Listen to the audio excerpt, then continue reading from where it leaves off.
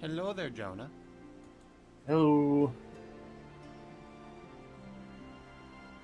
What's up? Not much. Oh, and there's a Pikmin. So yeah, you did read what I was what I I did. post.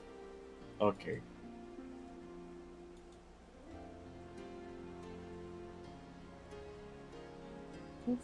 What? Okay, that was weird. And just in time, there is also a kitty on my lap. It is the CC. Yep.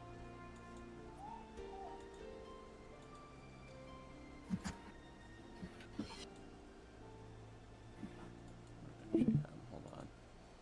Before I start sharing the screen.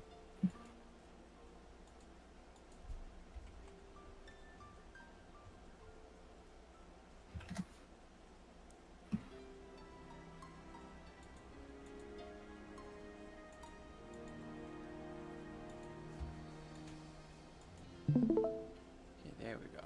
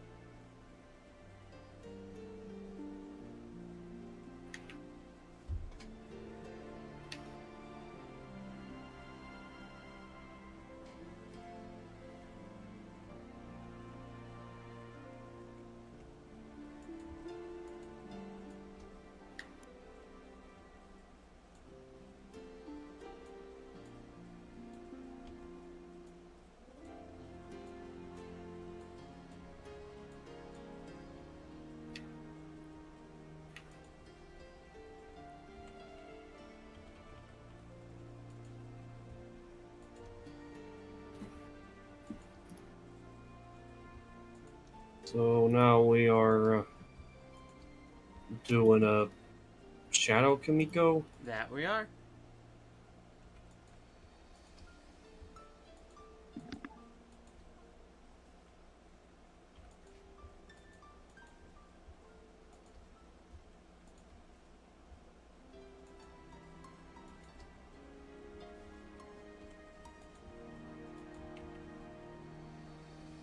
Cece.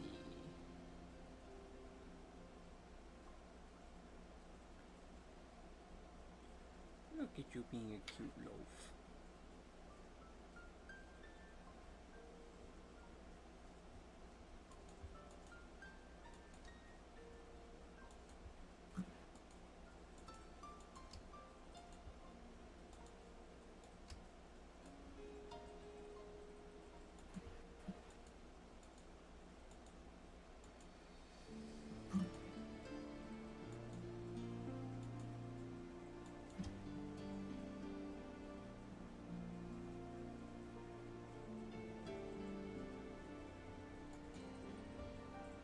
How's it going, wonderful people? It's going good. Hello there, Lady Karatera.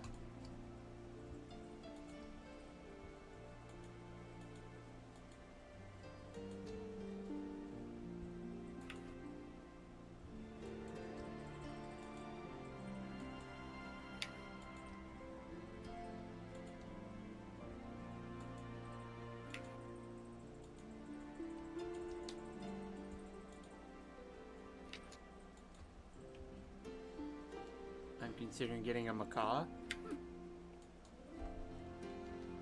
Okay. They're beautiful birds.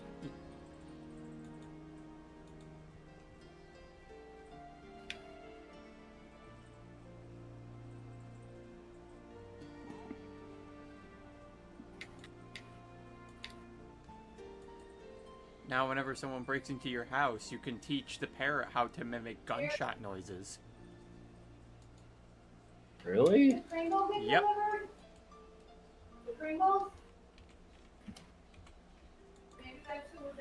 I remember Lamakos telling certain people, "What the fuck?" Yep. You can get parrots to do that. It really amazes me how those birds are very intelligent to actually speak human. Where's the kitty? I could share my hot dog with her.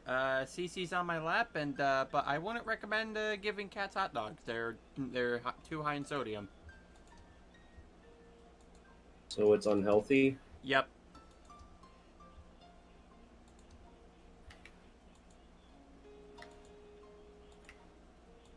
Yeah, but don't worry, Cece's on my lap. She's here. That's good.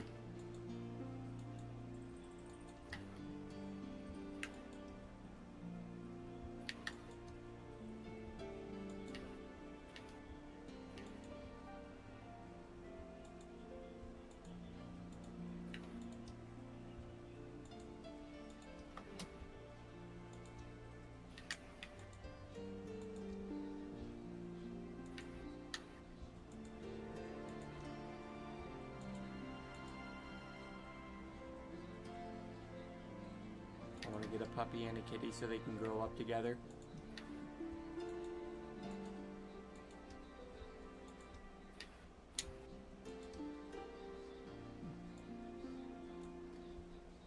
I mean, dogs can in fact befriend cats. That is true. I have seen some videos where cats and dogs are good friends. Like dogs and cats living together, peace and harmony, mass hysteria. Alright. So, now with that countdown done and over with, so, hello everyone, it is I, Realm Wars, a PNG tuber who predominantly does artwork, and welcome to day 10 of the lore-a-thon. We have finally done it. We hit the double digits, everybody. We did it, people. We're making and now it. award is going to the Shadow Realm. Yeah, apparently, yep. But, so yesterday we decided to do just a simple rep sheet touch-up day where we kind of just went through a lightning round of characters that we haven't finished sheets for and just started going off from there, which I know next time we end up doing a reference sheet session specifically, that's just going to add more characters for us to do. But you know what? That's fine. That's fine. The lightning round actually went pretty well last time. Character, of course you get a hug. So, for today, on the other hand, we're going to be stepping into some different territory here, because here we're going to be talking about a villain, because we haven't actually brought up one of those guys yet. We've mainly been talking about our protagonist and his supporting characters. But this time, we go for a bad guy, and what better kind of bad guy than our main character from a completely different realm, that being the Shadow Realm. Not the one from Yu-Gi-Oh! I have heard that joke many times. In fact, if I hear it again, it's a quarter in the jar. Alright,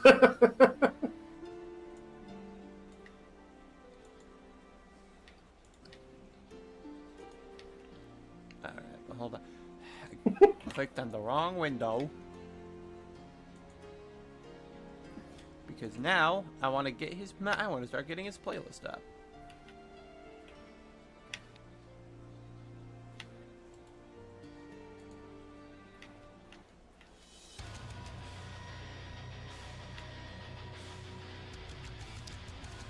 And tone has been set. So, everyone, meet Shadow Kamiko. I have not gotten him colors yet, but in case you want to know what his color scheme is like, here you go. He's quite the ugly fucker, isn't he? You're one ugly motherfucker.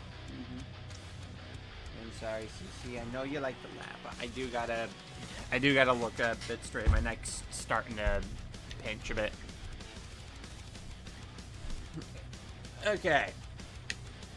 So, Shadow Kamiko, hailing from the Shadow Realm. In fact, he is the general of the Shadow Realm army.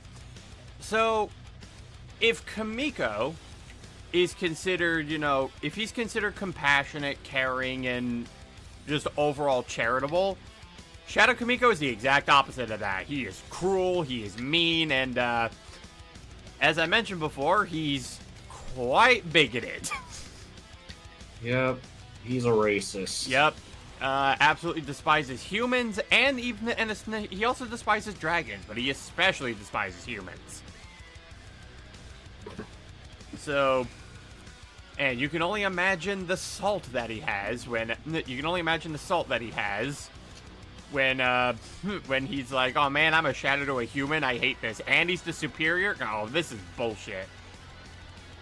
God, he just hates everything. Yep. What usernames have you used in the past, or have you always been known as Realm Wars? I'd say I've always been known as Realm Wars. Like, I've never really, went by any other kind of name. Well, wasn't there one different name you should go by on DA at one point? I think so, but, that was more so... I ended up more so using that as, as an NSFW one for a good long while, but then it's after that, I decided to just change my name, and then DeviantArt decided to be DeviantArt and just became incompetent at everything. Ah, right. Daily reminder to people, if you want to be artists, don't go to DeviantArt. There are much better sites to promoting your art other than DA. Unless you can handle with these certain a-holes on DA. Honestly, I wouldn't even say that's worth it. I mean, I have dealt with my share of a-holes on DeviantArt, yet I still tend to use it for my artwork, because I can't think of any other good places to do it. Yeah, well, Character just posted one, Tumblr, and you know what, I can agree to that.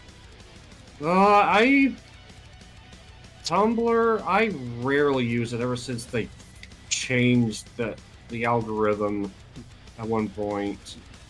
Well, sites are always changing algorithms. They're saying, oh, we're banning NSFW artists because this kid found porn on it or something. It's like, that's not how you fix it. Well, I think it was also just because of the company that was owning them at the time, and they're just like, oh yeah, we're gonna get rid of this stuff because, for the kiddies. It's but no. No, Tumblr is not made for kids. You're dumb. But anywho, before we get off on that tangent, so Shadow Kamiko, as I mentioned before, like he has a much brash personality compared to Kamiko, and it's a lot of the times because he is in fact a shadow from a completely different world.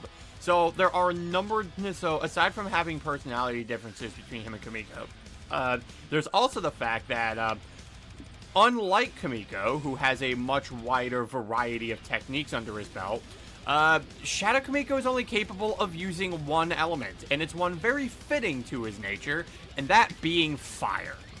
This man is all about the fire. He casts Fireball at 9th level, and it's going directly into your face. Make a dex save. Oh, just like me. Yeah. 'Cause I got firepower. Yep. And in the case of Shadow Kamiko, he's also got major anger problems. Which is why Amara loves to troll him. Yep. Like, just the tiniest thing is able to set this guy off. So, he's touchy.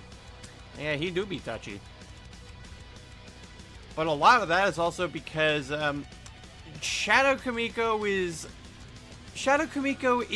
a cautionary tale about what happens when you decide to put someone on too big of a high horse. So, well, more of a high pedestal. So, back when the Shadow Realm was being ruled in a much different fashion, because the Shadow Realm had a much more aggressive leader during the time, and their whole thing was that essentially the guy was essentially just a warring conqueror. And by the time and before like the current Shadow Czar ended up taking over, they ended up taking Shadow Kamiko, and they started trying to mold him into a general that is worthy of the Shadow Realm. And boy howdy did they end up doing that, much to what would eventually become the next Shadow Czar's biggest regret. Because essentially they now molded an absolute psychopath into leading an army. Oh, hello there, Killer Shadow. Hello. Yeah, first time chatter, like, nice to meet you. Yeah, welcome to day 10 of the lore-a-thon. We are talking about one of the antagonists of the Rise to Superior, that being Shadow Kamiko, the shadow version of the blue guy that you see right here. This is my opposite dude.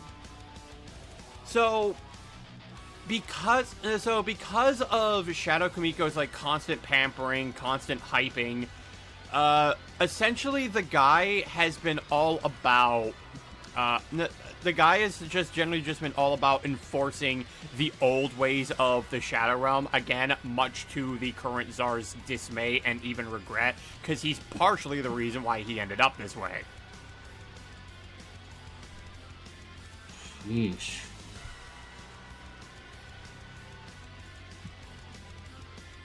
Yeah, it certainly has been a while, Killer Shadow.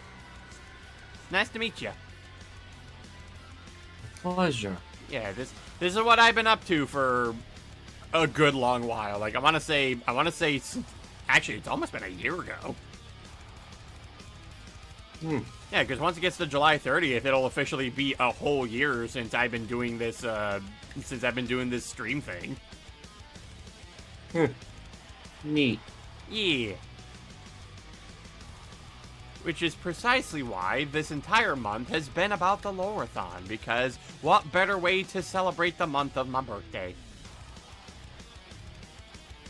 How old are you gonna be? 31. Help. Dang. It's the circle of life. Well, why'd it have to be a simple shape like a circle? Make it a hexagon. Or an octagon.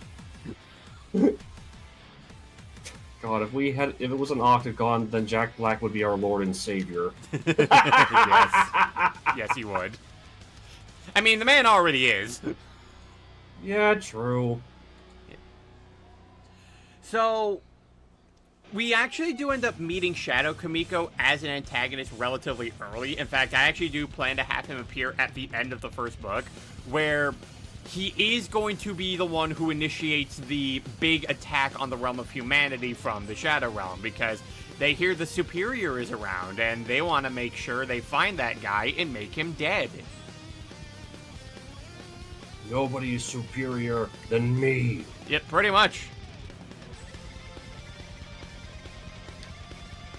His ego must be very sensitive. Oh, his ego is massive. I mean, again, you know, I know what happens when you end up pampering someone too much, that they end up believing their own hype is just greater than others. But he also is... But the other thing about Shadow Kamiko is that he because of the differentiating life between him and Kamiko, he absolutely lived a much different kind of life to Kamiko, where Kamiko lived a much more humble life. Shadow Kamiko does not. He ended up living a much more pampered one.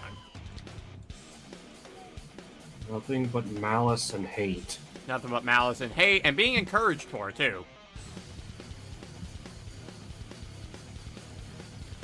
But one thing I will also mention as well, just a rather interesting detail that I have for Shadow Kamiko personally. So, there's not a single point in the manga will he ever actually be referred to as Shadow Kamiko. Shadow Kamiko is just a name that I've made for him, specifically for audience convenience, because it's like, I mean, the audience has to know this guy is something. But throughout the actual series itself, everyone will just simply refer to him as the Shadow General. Because that's what he be. He be the general of that army.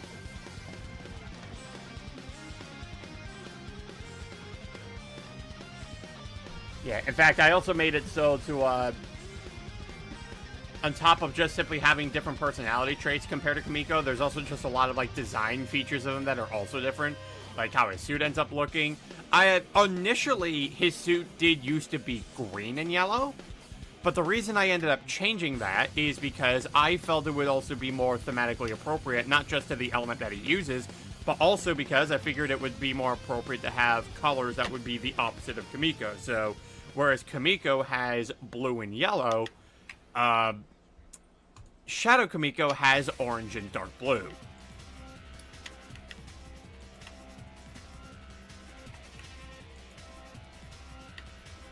Back then he was green. Yep, that's what I said. Oh, sorry, I zoned out. I get distracted too easily, and I just zone out for a minute. It's hard. Could you say the Zenla Zone? The Zenla Zone? What? It's a new game by the Hoiverse. I never heard of that. Well, I'm sure you've heard of games like Genshin Impact and Star Rail. Genshin Impact, I do. Star Rail, no. Yeah, so the Hoiverse are the ones responsible for those games. Oh, okay. And they recently came out with a new one, and man, the animation is really good.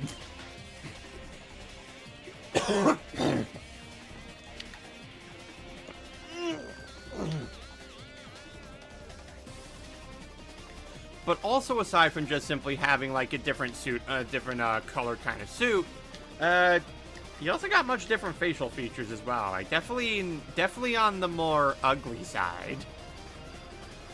Oh, yeah, I did notice a few facial features.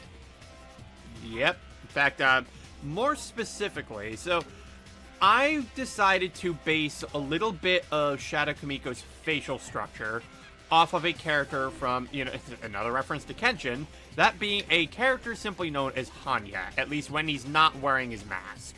Because... Hanya. Yeah, so, Hanya was a member of a ninja group known as the Oniwaban. And, his greatest specialty is being a master of disguise. And part of what he did to, obtain that kind of skill was he did a number of modifications to his body. That being including crushing his cheekbones, burning his eyelids, and even breaking his nose off. Yeesh. And the reason he did this is so that way his actual face would be flat enough so he could wear anyone's face over it, and it would just fit his disguise perfectly. The guy also burned his lips off too. Why would he do that? Because again, so he could fit any face above his own, so he could fit the Master of Disguise role perfectly. Ugh. And yeah, he looks pretty gross. And you know what? I figured, you know what? That's the kind of face that I feel Shadow Kamiko would have, because that's a face not even a mother would love.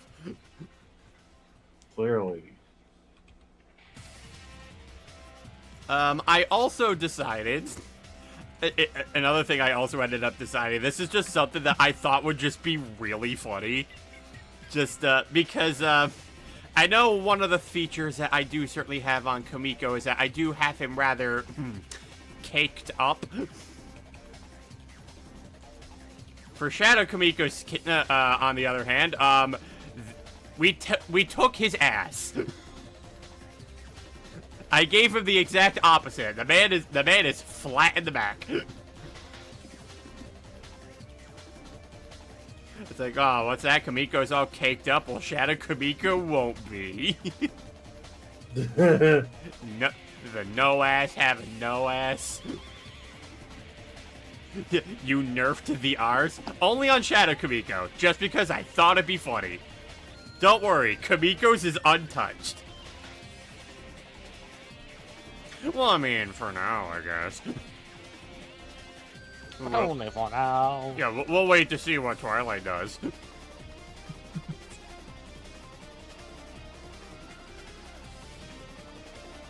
Give him the snake treatment. I swear, any company that's not Konami that handles me, they always reduce my ass. Right in. Squeeze my hug.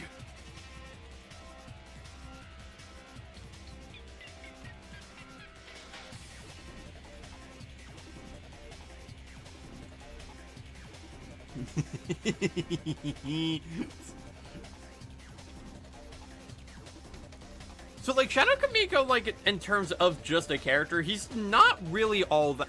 Again, he's just not all that complicated. He's just a straight-up awful guy. Like, he's just not a good dude that you... He's just not a good dude that... It's like, you may probably think to yourself, like, you know, there's no way a person like this would ever want to redeem themselves. And you know what? You're absolutely right, because he's never going to be redeemed. He's too awful of a person. And I don't want that to happen. Because this is just one of those cases where, because I know everyone likes their more complicated villains. I know everyone likes their more compelling and possibly antagonists that are able to turn over a new leaf. But I also think at the same time that kind of mentality has also clouded a number of people's judgments when it comes to how some people are, and way too many times.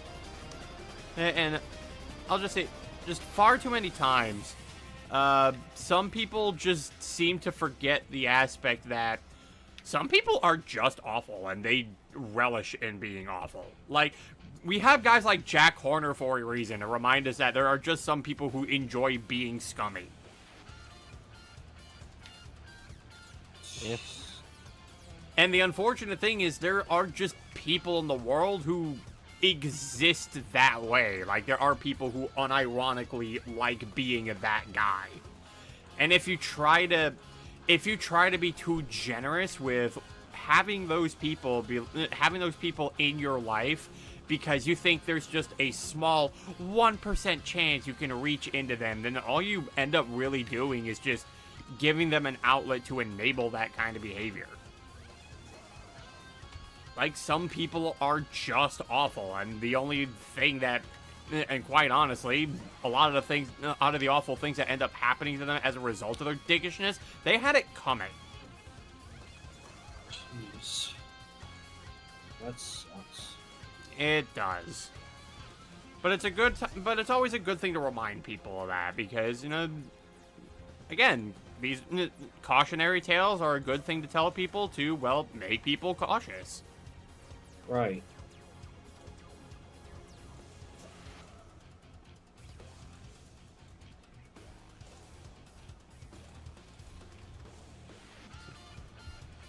Oh yeah, this is Ghost Rider's theme from Marvel vs. Capcom. How appropriate, cause fire. Fire. Crossfire. Now, if I'm actually gonna go. I'm gonna quickly go back to the debut stream because I do in fact have 2 headcanon voices for this character. Just the ways that I'm like, okay, so this is 100% how I would expect this character to sound if I were to cast a voice for them. Let's see where. There you are, debut stream. It's time to mute you.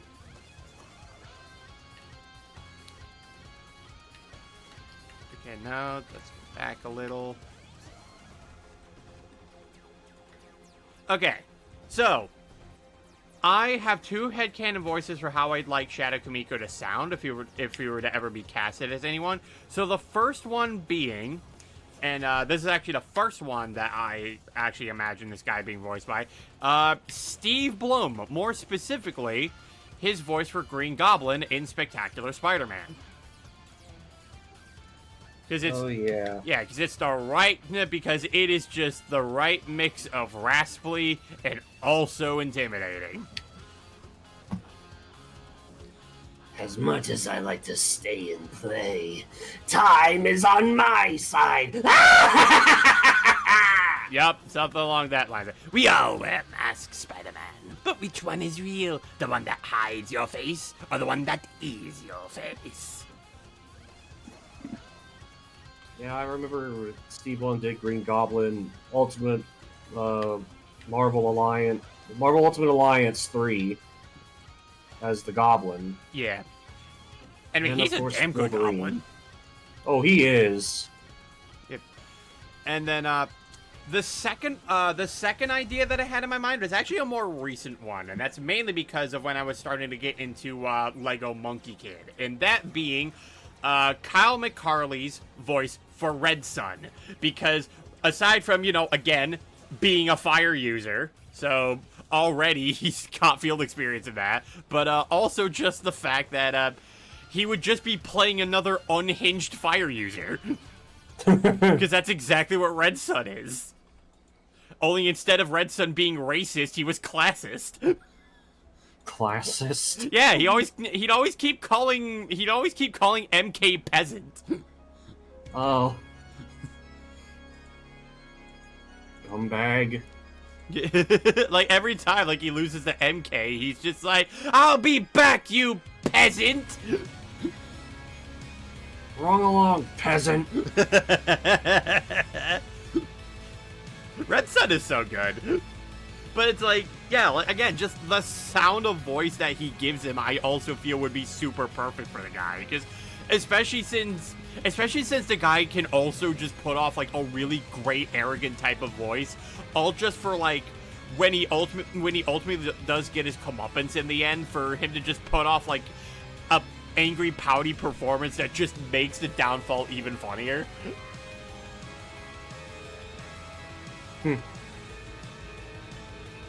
So like either one of them I think would be super fitting for Shadow Kamiko. Okay, we're actually almost done with this, and we also got the Ultra Kill playing. Say, get ready to die! I'm going to Ultra Kill you! You better get ready to die.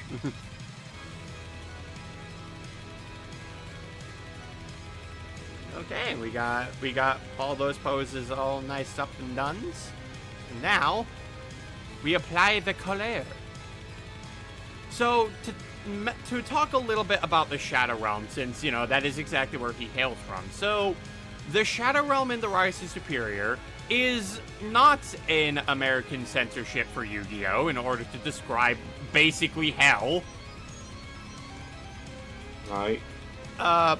So the Shadow Realm here is actually what... excuse me. The Shadow Realm, specifically, is... It is essentially, say... Think of it like, say, a mirror world, where everything that exists in the Shadow Realm is generally the opposite of what we have. Like, whereas, like, our world is generally filled with, like, all sorts of life, the Shadow Realm is a bit more on the barren side. Like, it's very decayed. Wastelands practically take up the entire thing. And, essentially, for the Shadow Realm, every single thing that exists here also exists there. Only, it exists as the exact opposite of that. So, whatever kind of person that you are, whatever your shadow variation is the exact opposite of that. I don't want to rename the layer. Stop it. And in the case of Shadow Kamiko, it's like, yeah, you guys know how he's the exact opposite of Kamiko. I've already mentioned that at the beginning of the stream. Up, and here comes an ad break. So I shall see you guys after the ad break. Unless you wish to subscribe, that is the only way to get rid of them. Indeed. Yeah, but until then, I shall see you guys once it is over, and I will continue talking about the Shadow Realm once you people come back. There isn't too much left I have to do with specifically these poses here. With these poses here, I just simply have to get the color in, and then I can start working on faces. Because working on faces is fun. Get to see the numerous different expressions that this guy has, and boy howdy does he have expressions.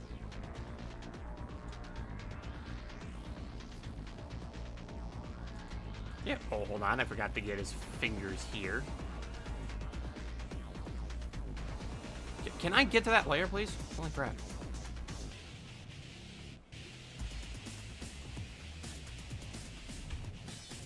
Alright, we got less than 30 seconds, and you'll be back from the ad break, and I will have you once again. Oh, actually, let me get this shoulder guard.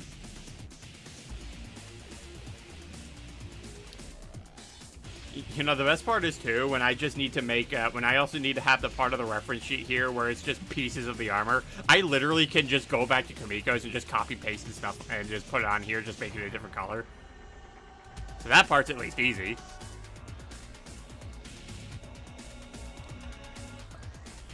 Alright, welcome back from the ad break, everybody.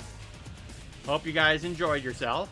Again, if you end up not being a fan of the ads, the only way to get rid of them is to throw a subscription. Tier 1 will be something that's perfect. Tier 1 is something that'll work perfectly fine if that is what you're okay with. But only subscribe if you really want to. If you're also wondering about all the rewards that you also get as well with it, you can get access to some Tier 1 emotes. You can, again, it allows you to skip ads completely, and also, it allows you, for the channel points that you earn, you actually get a multiplier on the points that you earn. So you do earn more channel points if you are subscribed to your favorite content creators.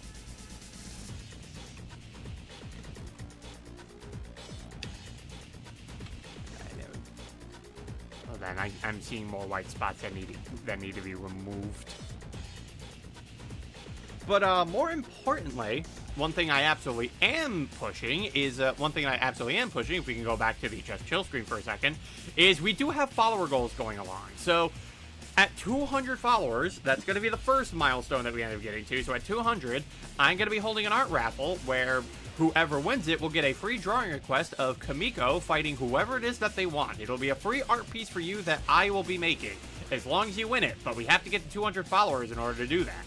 We are getting there, though. We're, if I can take a look, we're 33 away from that total.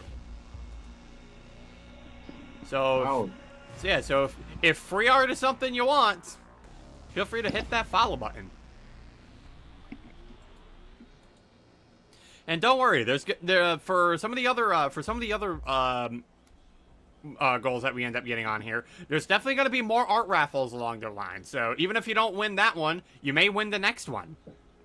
But we gotta make those numbers. We gotta make the goals first. Indeed. Gotta make number go up. We gotta make number go up.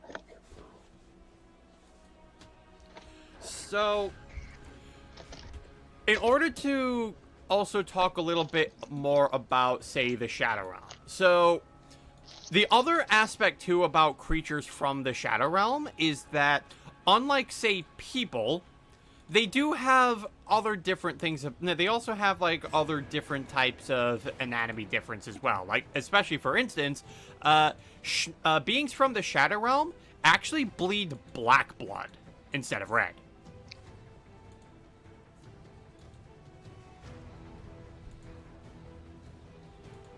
So yeah, anytime you see Shadow Kamiko bleeding, that blood's gotta be black.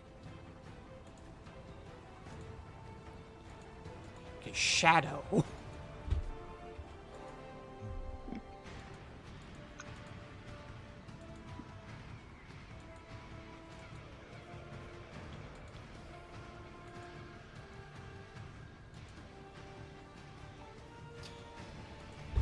Oh, hold on. Don't want all those lines there. Don't want to. Yeah, don't not wanna all select the outline. lines. Yeah, no. That's not what I'm trying to turn blue. Abu di Abu Dai. Oh, wait, hold on. Just want to grab one more thing. There we go. Oh, because I'm on the wrong layer. There we go. Now, there we go. Now, make it blue. We made it blue. Except some parts. Some of it's still white. We gotta get rid of those. We don't like those.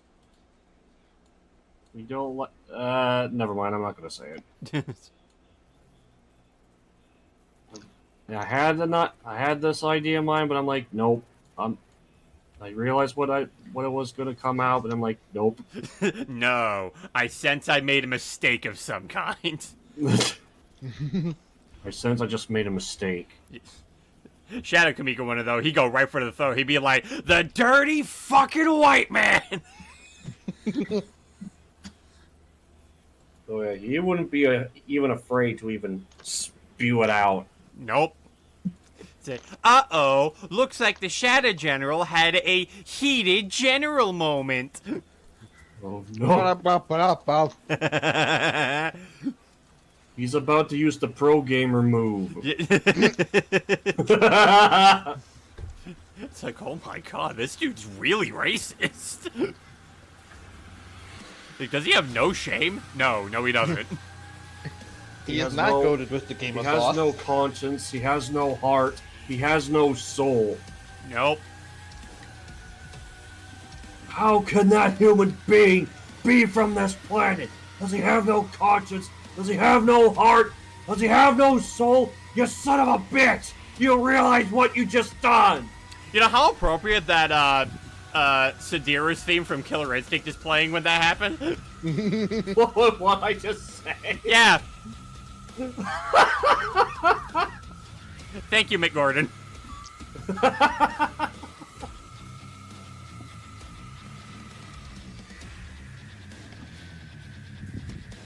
Yeah, Shadow Kamiko does not want to be your friend. In fact, if you're anything other than a Shadow, he will discriminate you. He does not like you. He hates you very much. And if you're a human, he hates you especially. What's he gonna do? Label you as an outsider? No, he's gonna kill you. Oh, that's even worse. Yeah, also, just so you know, he is not above killing women and children. So wait, he doesn't like killing women? No, I said he's not above doing it. Oh, I heard it wrong. So he does kill women and kids. Yep, in fact, he does so publicly. Now that is just cruel. Yep, man's evil. Yeah, he's straight up evil. Like, he does all the things that Hirohiko Araki would do with his villains to make them as hateable as possible. I mean, isn't that the point of a villain? We're supposed to hate them? Oh, yeah? Like, especially in the case where you really want a guy on an antagonist to be super hateable. Because, like, I mean, hell, one of the first things we see Dio do in JoJo's Bizarre Adventure is kicking a dog. Yeah, that guy could go to hell. Yeah, then after he got beaten up by Jonathan, he's just like, all right, you beat me up, I'm gonna now throw your dog in the furnace, and now it's dead. Okay.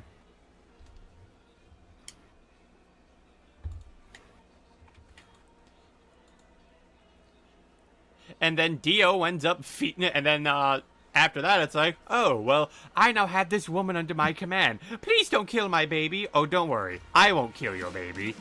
You'll kill your baby. Basically just like, oh, I'm not gonna do this. You are. Yep, and he does. He forces, he turns the baby's mother into a monster and forces her to eat her own kid. And he does that just because he wanted to. Not out of revenge, just he... Nope, he did it just for kicks. Now that is someone who just does not give a shit of what they do. Yeah, it's like, you know, Wiz, we've had some outright bastards on this show before, but I think Dio takes the cake.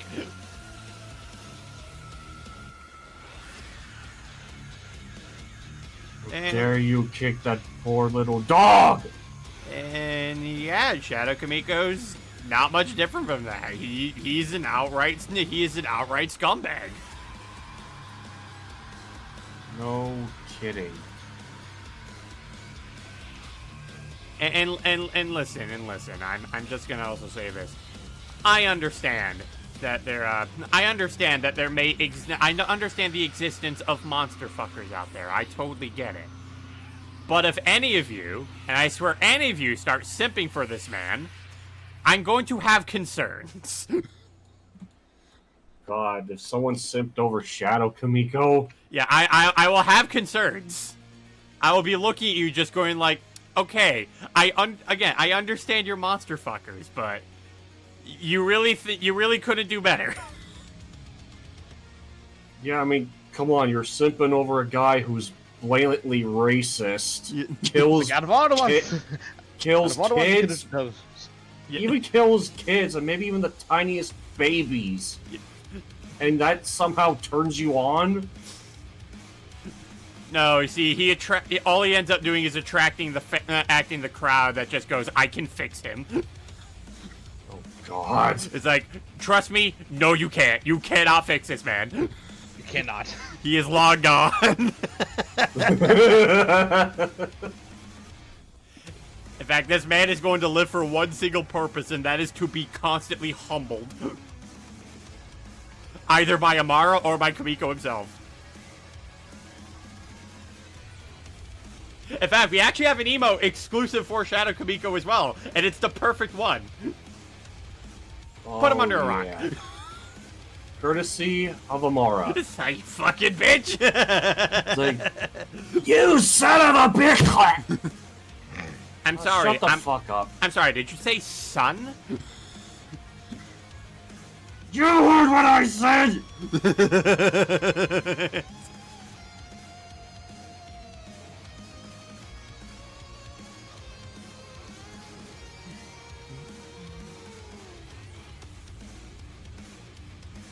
It's like, no, I don't think you quite understand, General. You call me son. Do I look like I would be someone's son to you?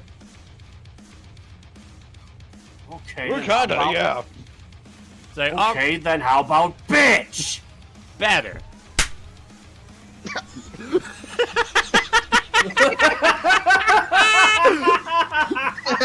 That man just laughing across the room. Yeah. Did you just seriously... Did you just call me sir? Okay, how about bitch? Okay. Yeah, it's like, that's better. Just slapped him. Listen, a slap from Amara would probably send you through 3 buildings. And just... Like, holy shit! So there he goes. Like, you gotta piece it.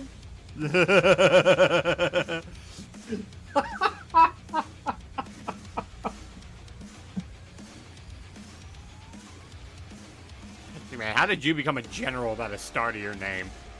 Oh, you bitch. You whore. So you think I didn't earn this title? You think I didn't earn this? You didn't think I earned this rank? I'll show you exactly why I am the general of the Shadow Realm. And then just gets grabbed by Amara and just gets tossed around like Loki and Hulk. This. I will not be bullied by.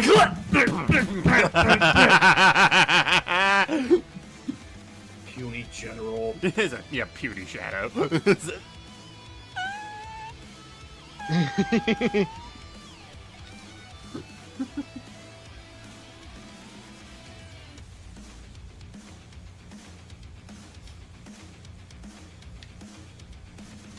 It's like, Amara, don't you think you're getting to the point where it feels like you're kind of bullying the guy? You can't bully a psychopath. They have it coming.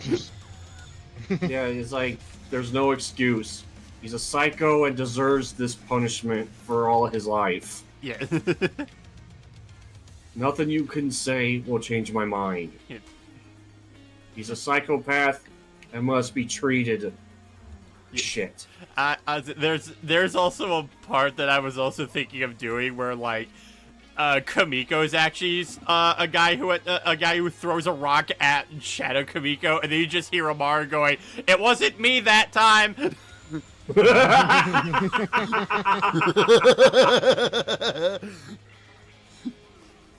For once, that was not me. Yeah.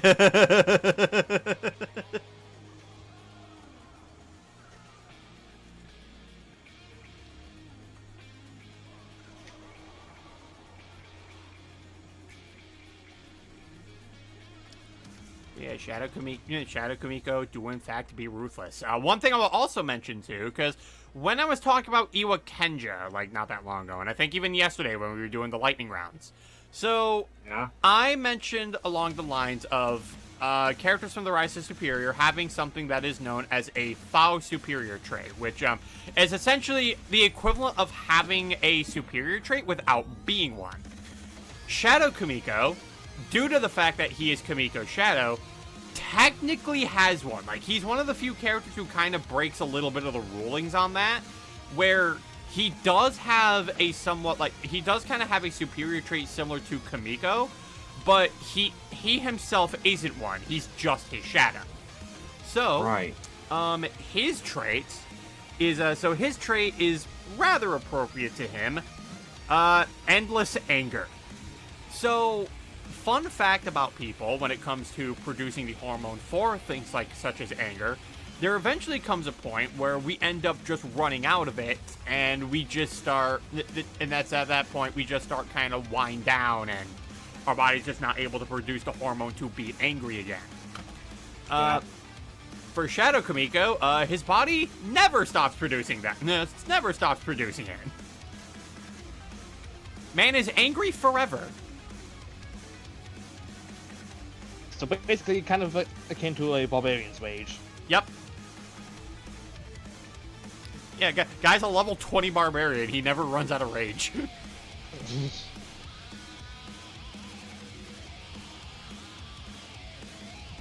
But you're probably also wondering, so what exactly does he benefit from doing that?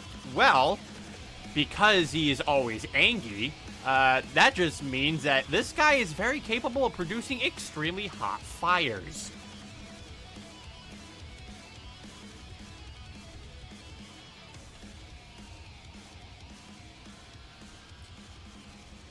So, consider the fact that the man is an absolute psychopath and is only capable of using fire and has anger that never runs out, so his flame continuously goes hotter. Yeah, that's what you're dealing with here.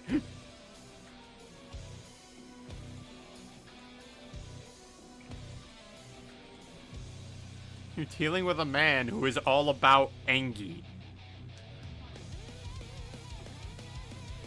It's not even a case of like, don't talk me Engi. It's just more so, I'm Engi, now die.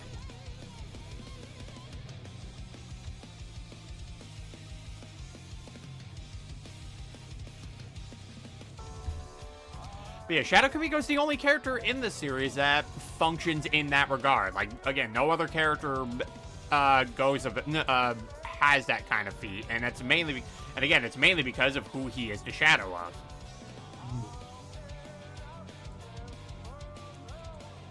So he is an oddity. An anomaly, one could say. Don't tell Miguel O'Hara that.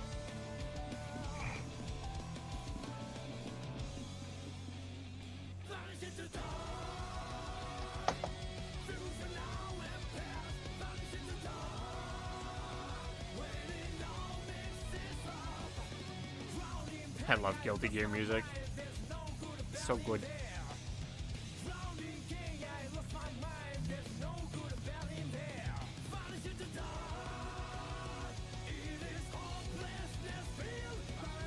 And again, this man has no ass. You know what? That's probably another big reason why the man's just absolutely angry. Because of who he's the shadow of, he had to lose his ass. He's like, God damn it! God damn it! Why do I have no ass? It just looks at Kamiko. Fuck you. No ass, having no ass. Yeah. Like Kamiko's I have something that you'll never get. What?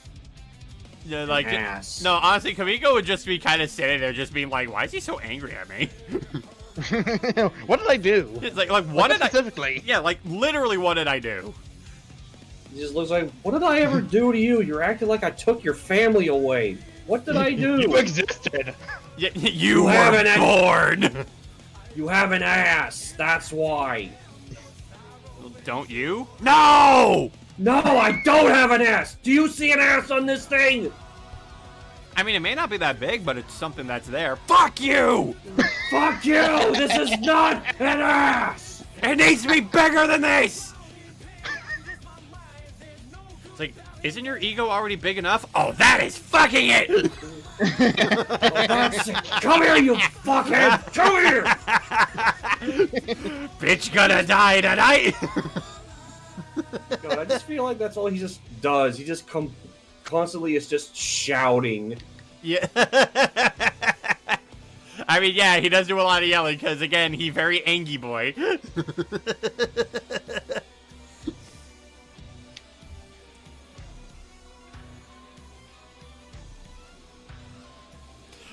Oh, God, no. You know what I'm imagining now, and that would be absolutely hysterical?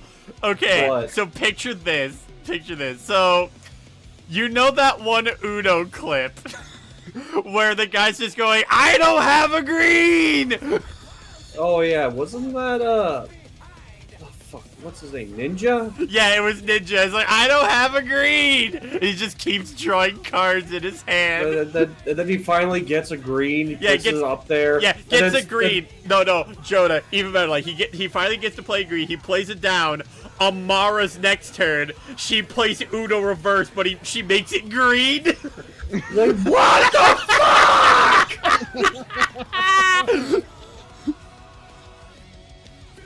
I don't have a green.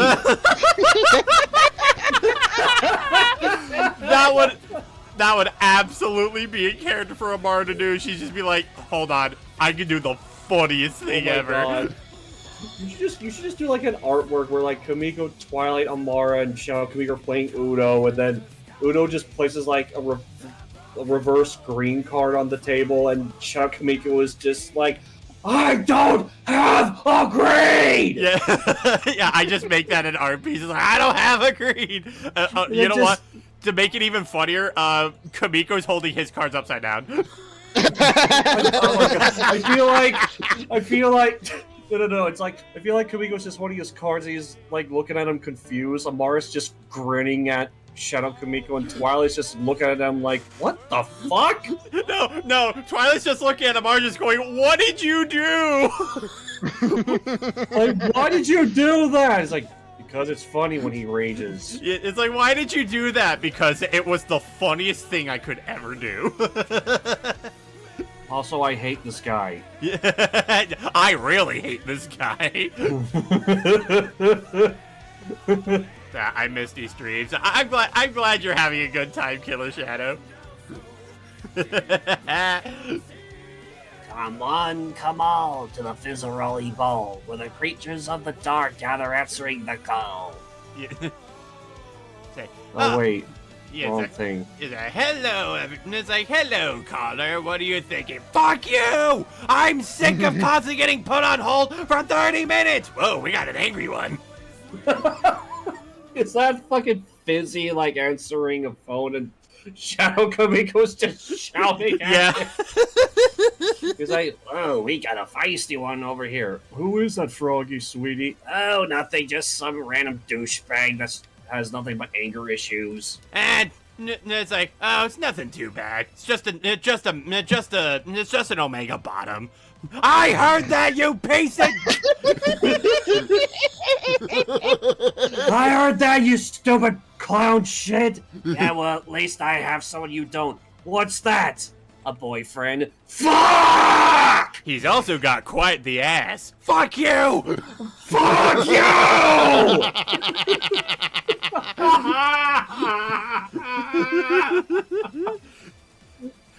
Listen, I feel like this is just gonna be a Highlander stream, just us constantly just shouting as Shadow Kamiko. Listen, Crafty may not appreciate the no-ass comments, but you know what? When it comes to Shadow Kamiko, I'm like, you know what? Go all in. I need this ass! Well, you ain't God, getting why it, does hon. No, why did it sound like it was trying to do a Gilbert Godfrey infraction? Don't let me get started on your weird kinks. And that... You keep talking about wanting to ram Jasmine's ass. She's 16! So then after the Uno game happens, it's like 2 hours later. I've come to make an announcement. Amara's a bitch-ass motherfucker. She constantly puts green cards on the fucking deck, and she keeps saying her ass was this big. So I'm going to make a post on my Twitter.com and say, Amara, you have the smallest ass in the world. It's the size of this walnut. A walnut still bigger than yours. Oh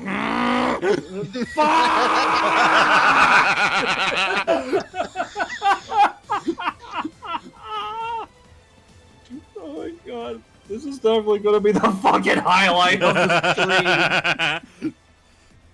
Listen, you can't bully a psychopath. They had it coming. If there's one thing you can take away from this, it's like, if you're worried that we're bullying the psychopath too much, don't worry. Psychopaths can't be bullied.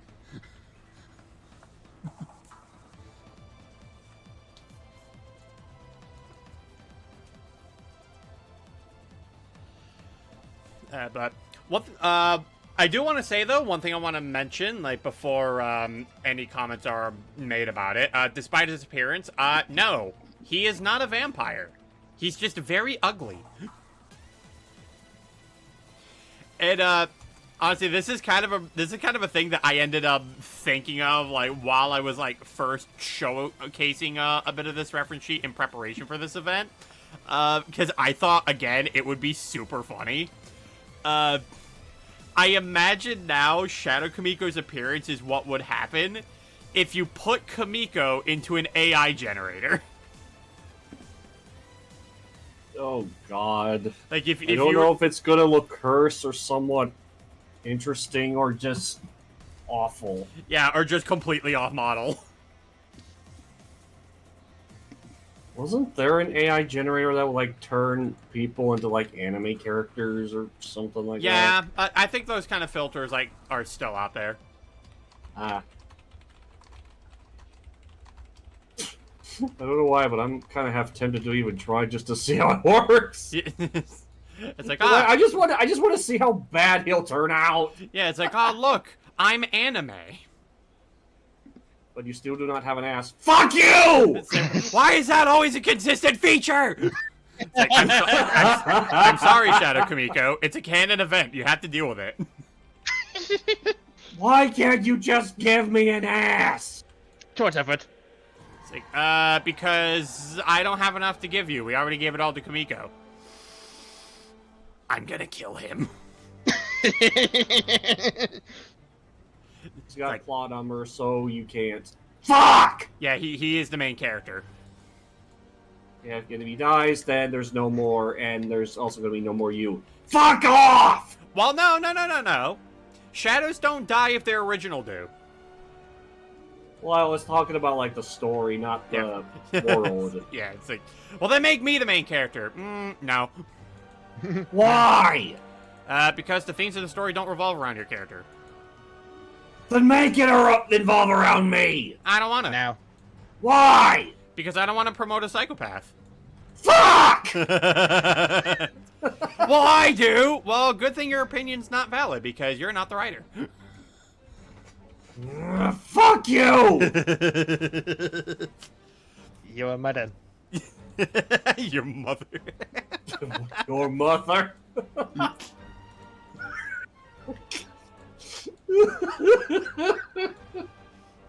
Hey, Shadow Kamiko, check out this gun Mario. Oh, sweet. What is it? Ah! Why do bullets hurt me? Because you're not bulletproof, my guy. You use fire, but you're not bulletproof. I never made you that way. I thought this armor was supposed to withstand anything! Well, yeah, that's why we didn't hit your armor. We hit you in the arm. Fuck! Like, yeah, like the darker orange part. That's not armor. That's latex. You're basically in a giant onesies. I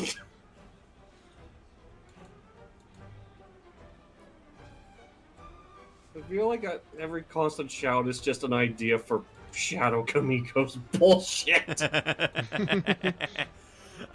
It's also going to be also I'm certain by the end of this, a lot of us are probably gonna have sore throats the next day.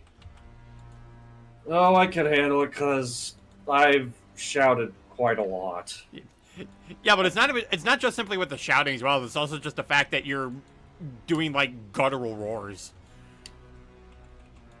Because when you do rasps, it's like that. Because when you do like raspy voices for a long time, it does scratch up your throat.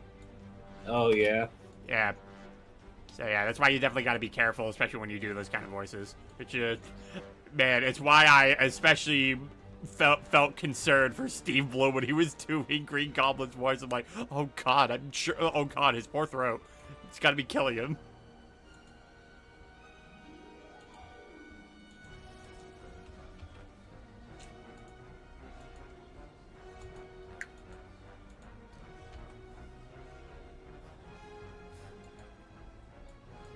You know what? There's just got to be one day.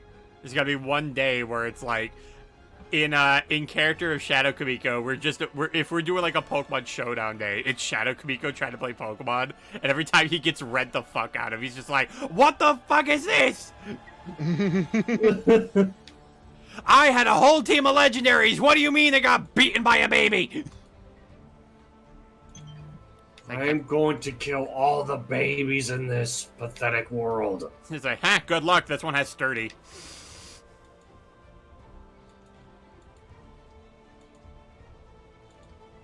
Like, Shadow Kamiko is the kind of guy who would look at the fear strat and have absolutely no idea how to counter it because he didn't put any ghost types on his team.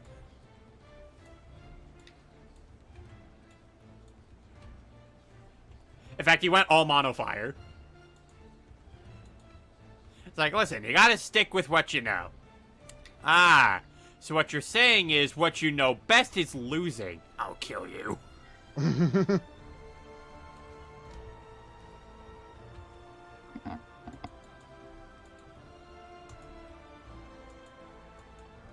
That being said, if you also wanted another big reason to hate Shadow Kamiko, he's probably one of Chrome's biggest bullies.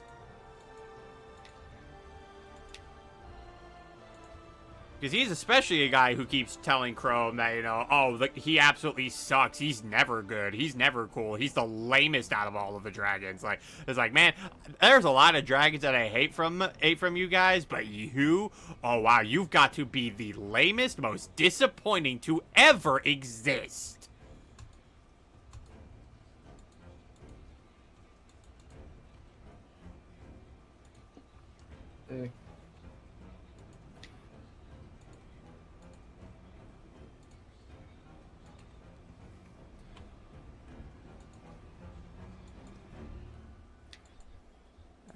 So for those of you who are so any of you people who are coming here who are new to these things, when it does come to working on reference sheets, now I know typically you don't want to shade reference sheets. That's something that I do know you don't really want to do, because it's very easy for people drawing your character to think that shading is just a part of the character's design. The thing is, though, I like to try to do it for at least one of the standing poses, just so that way there's at least a way to show how lighting like reflects off of the character, and then then for the rest of them I just leave them as flat.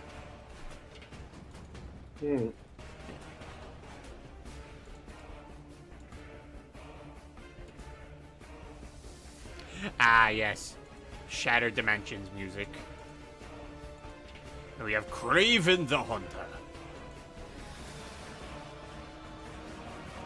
It's like, where did you come from? From Mother Russia. By way of Mother Africa. Wow, 2 moms and still so ill-behaved?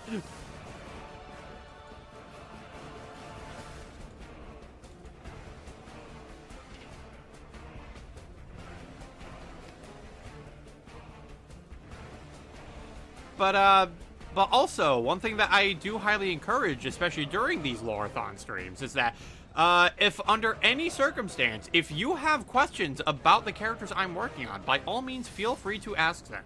And even though Shadow Kamiko is currently the subject of this stream, if you want to ask about any of the other ones that we've covered, you're more than welcome to do that as well. Like, the ones that we've talked about are, of course, Kamiko. We've also talked about Twilight, Chrome, Amara, Riona, and Iwa Kenja. Like, we talked about all those guys already before. But also, one thing I'll also mention is that these streams do in fact have their VODs uploaded onto my YouTube page. But actually, I want to know, do I actually have Nightbot linked to give him my YouTube? No, I don't. Thought I did. Whoops. Yeah, hold on. Let me see if I can quickly do that. Because all of my VODs are, because all the VODs are in fact available on my YouTube channel. They are quite lengthy watches. So that much is, okay, yeah, I have one for Twitter. Okay, yeah, I didn't put one for my YouTube. Okay.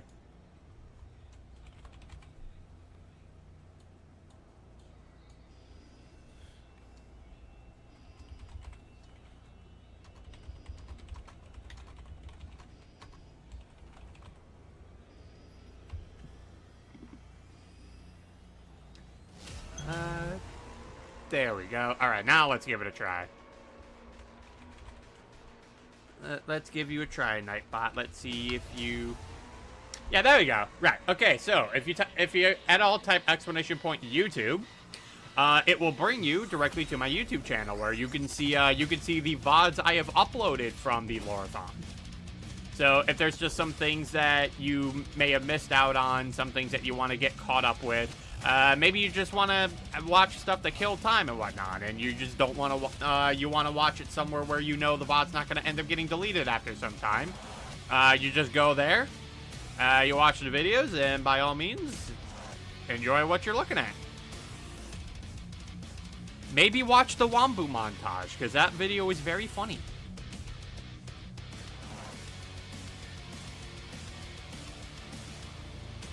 I also consider it the best Pokemon Unite montage I have made.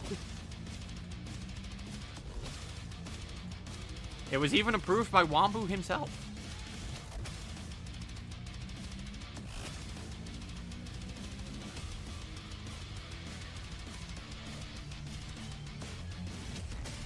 We'll do when I get the chance. Alright, sounds good. Like I said, they're going to be lengthy watches because there are some of these streams that did end up going on for quite a long while. So it is something that's, you're going to be going through quite a bit of, you're going to be going through quite a lot of content. But, you know, if you got that time to kill, then by all means, hope you enjoy it. That being said, if you are looking, if you want to look at the stream schedule that I have for the remainder of this month, it is on the left side of the screen. So, today is the 12th, so we're doing Shadow Kamiko stuff. So that means tomorrow I am going to be off because that's going to be in D&D night. I'm going to be doing some Ravnica Trail Dragons over on the Spiffy Needle Geek. So I won't be holding a stream that day. I will be I'll be using that time to let myself rest and relax a little bit, play a nice game of D&D. But then on Sunday, we will be going over another character known as Hiyashi, a character who he's been a part of a number of different characters, quite a few characters' backstories that we've talked about so far, mainly Iwa Kenja and even Riona's, especially Riona's. So you'll be able to learn a bit about the hype with that guy.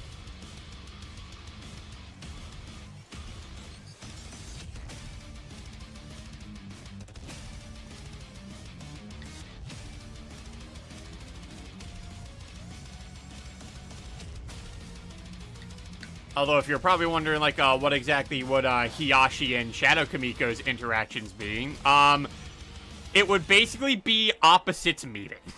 Whereas Shadow Kamiko would just be, like, super shouty and yelly all the time. Hiyashi would just kind of shrug away at it. It's like, why can't I piss you off? It's like, go on, keep trying. But you know, Mara can never do it.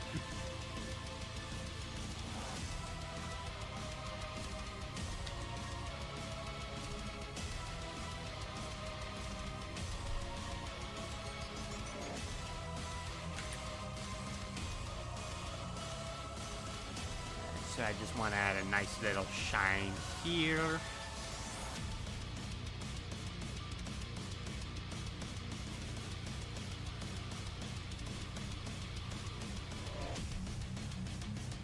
But yeah, just like Kamiko's suit, these purple glass, the purple glass on his hands can in fact project a shield. He just has to send a little bit of magic into it, and then bam, the shield pops up.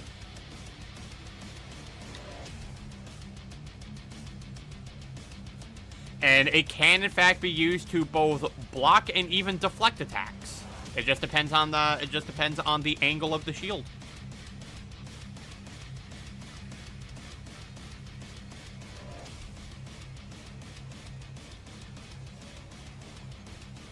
So yay, trigonometry.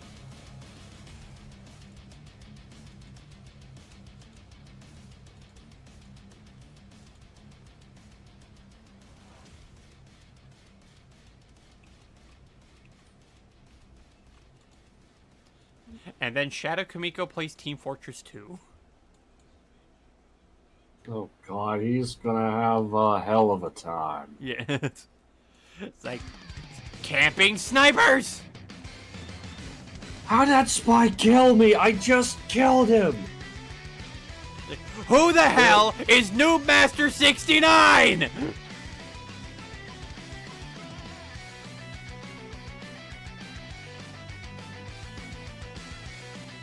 Why did I just picture him running out of MP right when he needs to shield?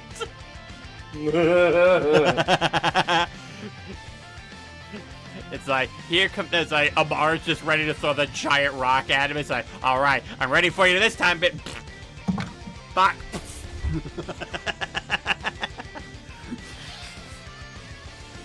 But, no, so something about Aura in the Rise to Superior is that, so...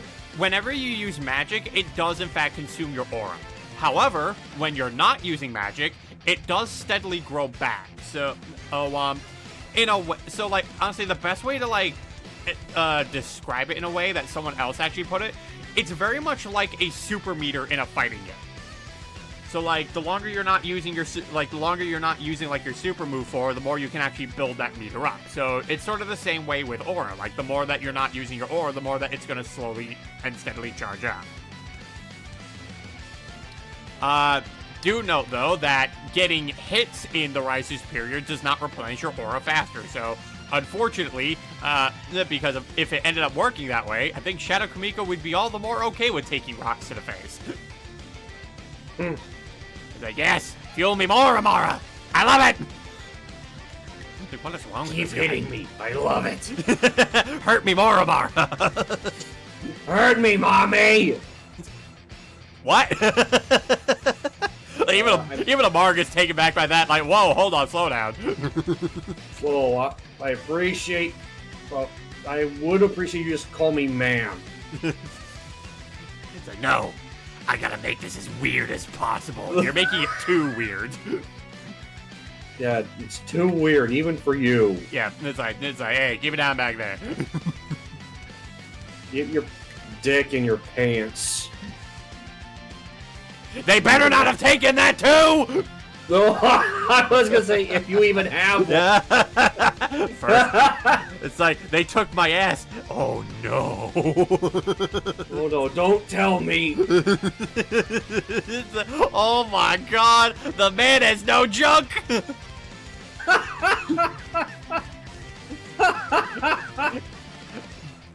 Man is assless, man is junkless, man is fatherless. Holy crap, you got it all, boy!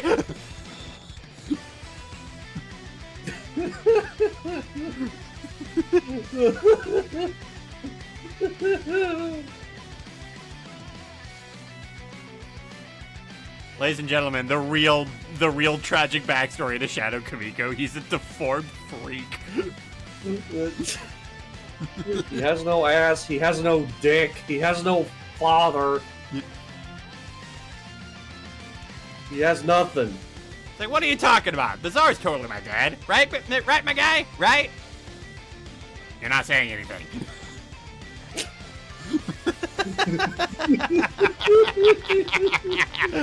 Why are you not saying anything? You're being eerily quiet. Say something! You. God damn it, say something! Okay. Oh, and it sounds like Dindins is ready for me. Alright, you go enjoy that. But like the shadows, I was just like, you are an asset. Really? That's all you gotta say? What do you mean by that? Like, there's nothing more than that? Seriously? Come on, I deserve more than this! Like, I am your general. You appointed me to this. Don't walk away! Don't go back in your room and pout!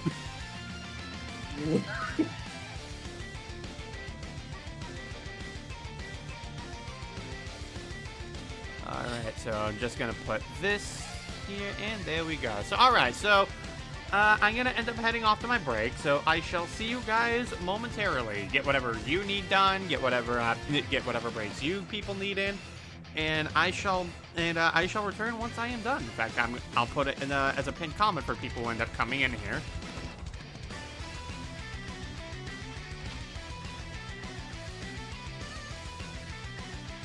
There you go, and pinned.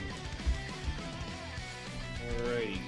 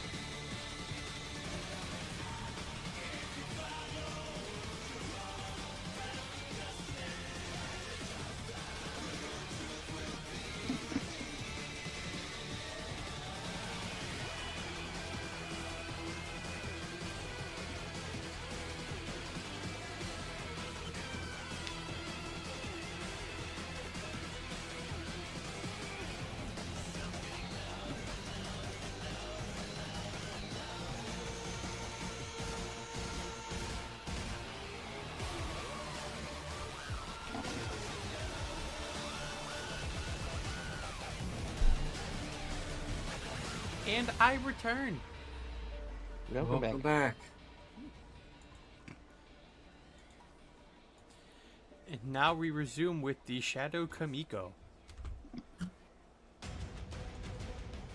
Nice.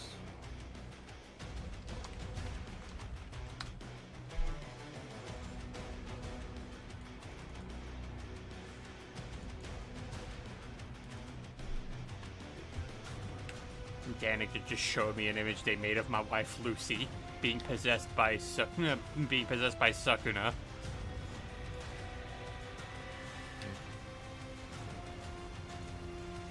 It's like Sakuna, more like suck at these nuts.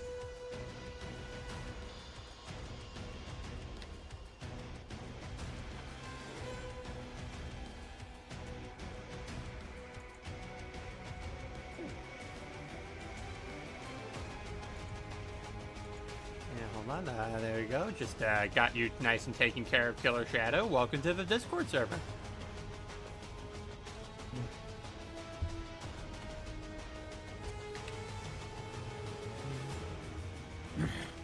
So, anything happened while I was gone? Not much. Okay, cool. I just made myself food. Yeah, cool. So in other words, Shadow Kamiko still has no ass. Nope. God damn it!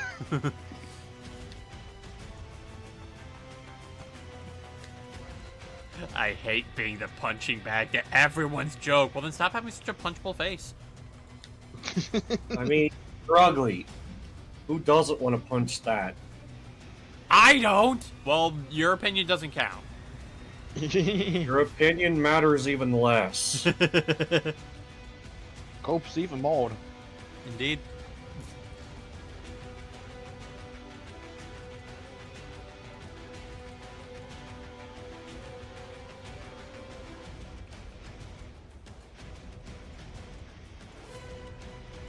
Now, I will say, though, as much as, like, we have been making him, like, the butt of the joke, I will say, like, especially, like, in terms of, like, say, combatant skills, he is one you don't want to underestimate. Because, in case you haven't noticed, those are claws. He can both slash you, as well as burn you at the same time. Like, as quickly as he creates a wound onto you, he can also cauterize it.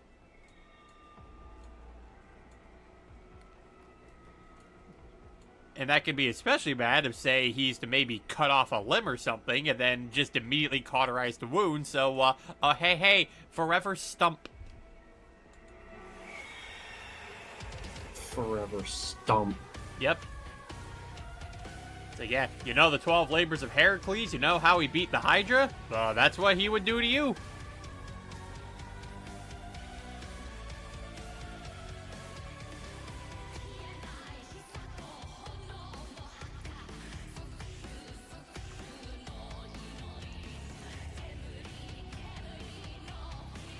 More Killer Instinct. Thank you. Thank you, yeah, thank you, Killer Instinct. And Mick Gordon.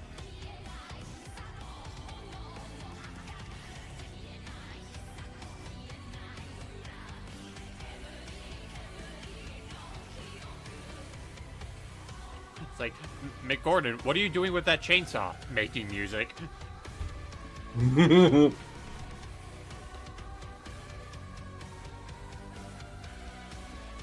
Like, Tchaikovsky cannons aren't a musical instrument. Yes, they are, and I'm going to use 21 of them. Tchaikovsky, no. Tchaikovsky, yes. Tchaikovsky, always yes.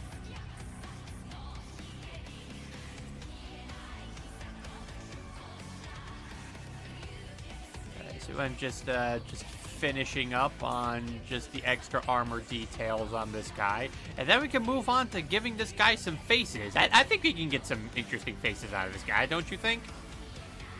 Mm-hmm.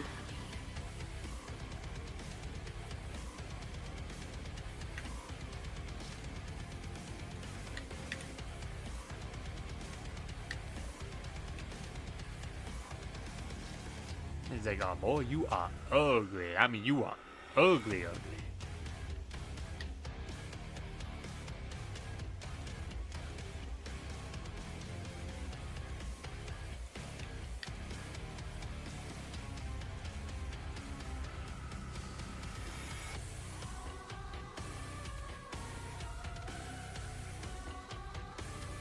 But also, you know, since Danica decided to grace me with that wonderful image, though, that is still my wife. So, that is a retweet for me.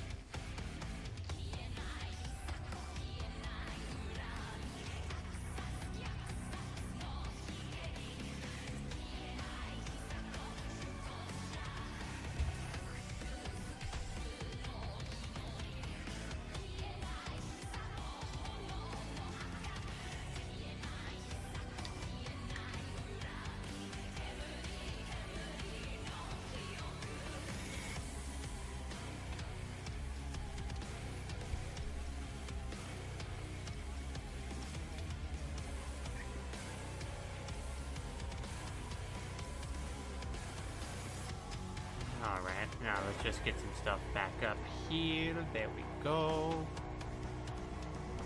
Okay, now that I am done retweeting my wife, now to go back to no one's wife. At least I hope not. What do you mean he already became a Tumblr sexy man? God damn it. I was trying to avoid that.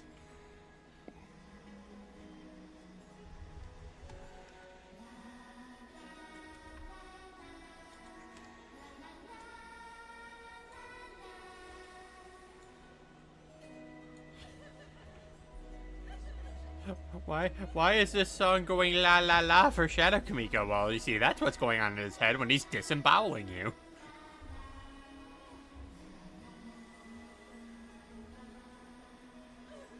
It's like, finally, killed another filthy human. It's been so long since I got my last one. And sir, you killed one 5 minutes ago, and now it's 0 minutes ago.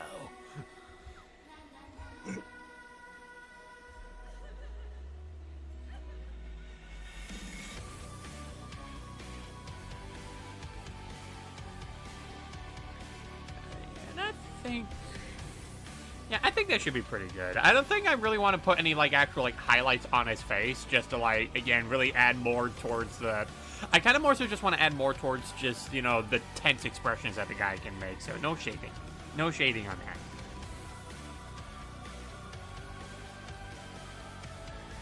But instead... time to make the faces. Starting with the circle. That may be too big of a circle. I don't want it to take up too much.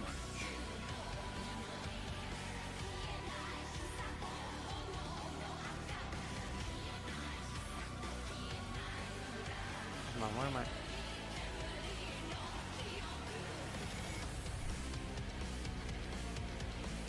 I was gonna say, like, where am I drawing that circle on if it's not letting me make anything invisible? Like, that bothered me. That bothered me for a minute. It's like, if I don't know where I'm drawing on stuff, then it's all that ends up doing is causing confusion.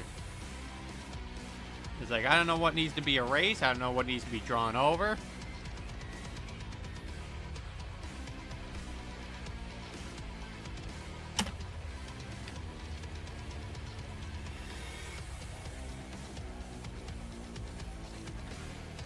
And then Shadow Kamiko meets his worst enemy, Dante from Devil May Cry.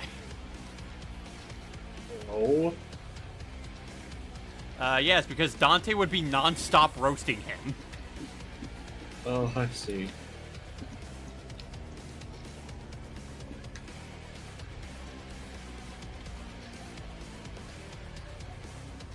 It's like, you can hide that body, but that smell? Ooh, there's no covering that.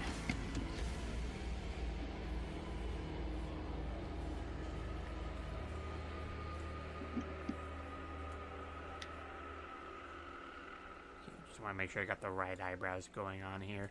And now, since I do have off work today, that means I can do a lot of expressions today. Nice.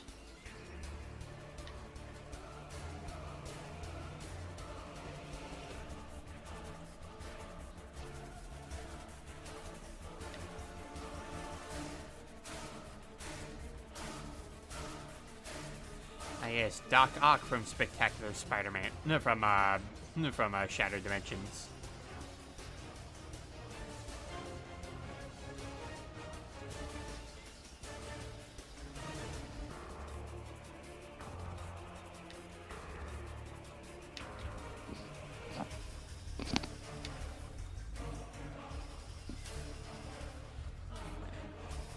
Not gonna require too much changing in the shape here.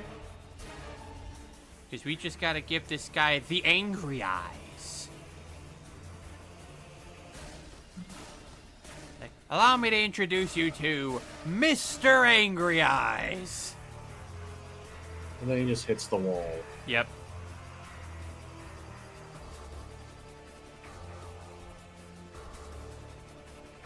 Who put this wall here? Amar just starts whistling.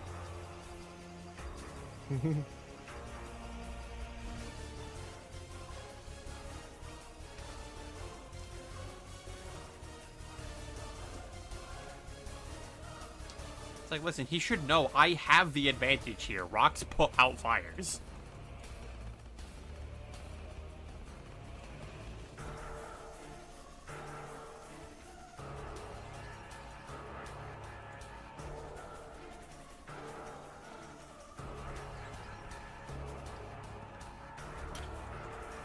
Ooh, Vanna got her first play of the game as Bastion. Yay.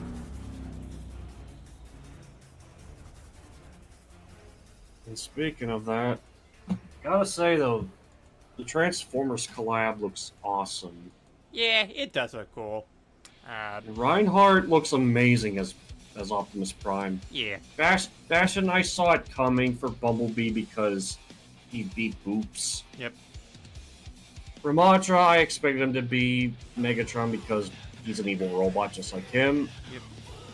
Iliari as a Kree or Arkree? RC. RC. Yeah, that's it. That was not what I was expecting. I was expecting it to be Echo. But, it works. Yeah. I kind of wish they went with her Prime design, though, because if they got, like, all the variations of RC, I think her design in Prime is, like, the best they've ever made and done with her.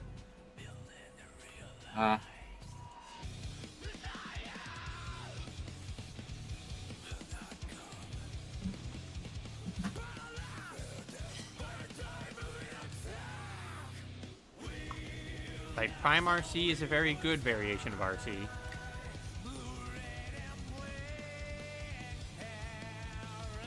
What other anime do you think Overwatch should collab next? Honestly, there's a lot they could do. Oh yeah, there definitely is. Already done Saitama, One Punch Man. They've already did Cowboy Bebop. They did Transformers, although that's not technically an anime, but still. Well, okay, still so Transformers is an interesting oddity because it originally was a Japanese toy line. Really? Yeah, I didn't know that. it was originally a Japanese toy line. It was actually the US that came up with the lore for Transformers. Ah. Yeah, and Japan just loved it so much that they just went with it. Fair enough.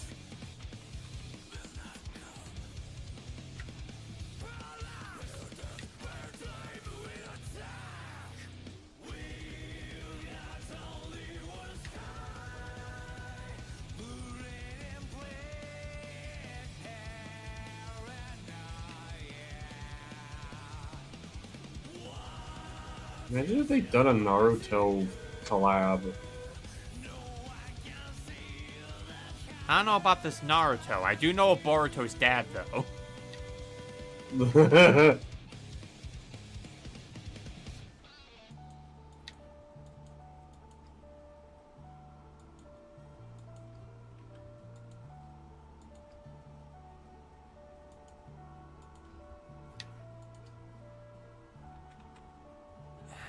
I'm just trying to get the head shape right here, because like every time I just zoom out, I'm just like, something about this just doesn't seem right.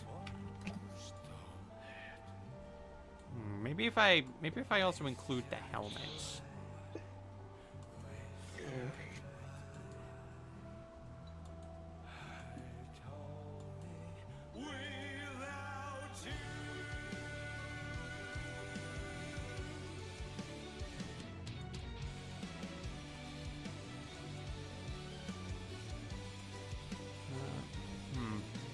Yeah, forgive me for my bit of silence here, folks. It's like, yeah, this side face, this face here is just constantly just.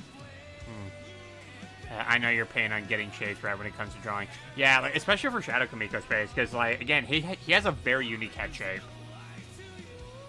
I mean, So is it different than the shape for normal Kamiko? yeah, because like I mentioned, like it's based off of how Hanya's face in Kenshin is, where like he crushed his own cheekbones in. Right. Yeah, so his face, like especially on the sides, is a lot more flat.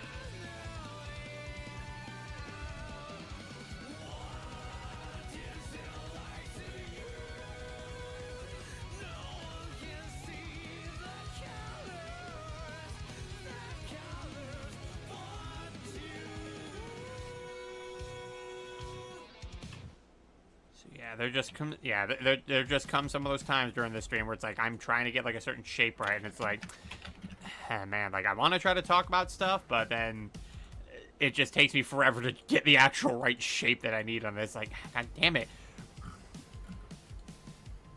give me the correct shape of you, sir. It's like, did you just call me sir? Nope, you're crazy.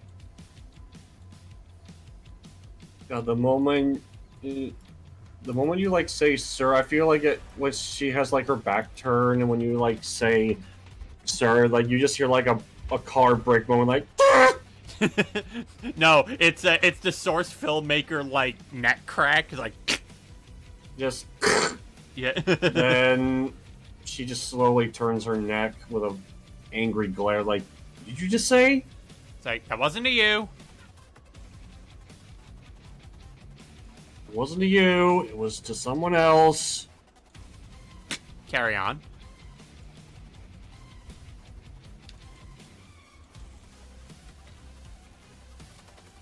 I feel like that's just her trigger word.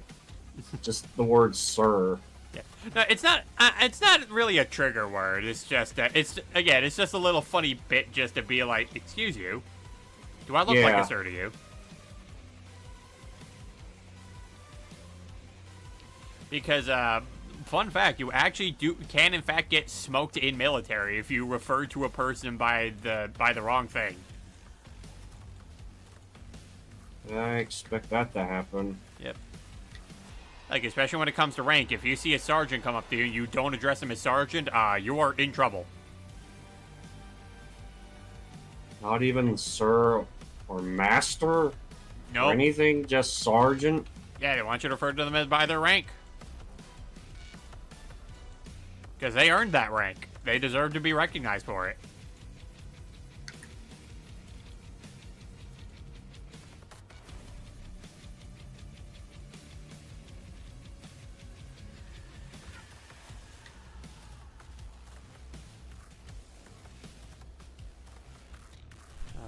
I think getting the helmet in place is something that I do think is helping a bit with actually getting the shape I need.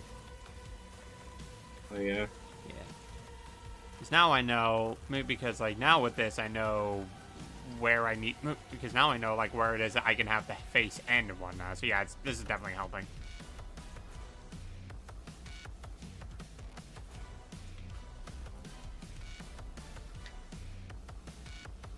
And then we just add another pointed ear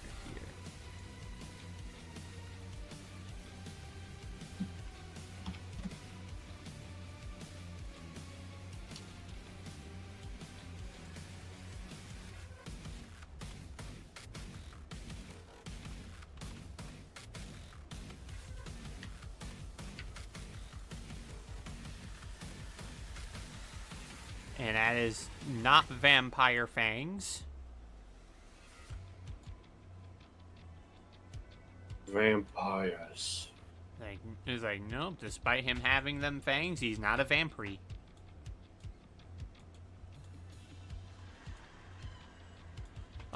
Cece?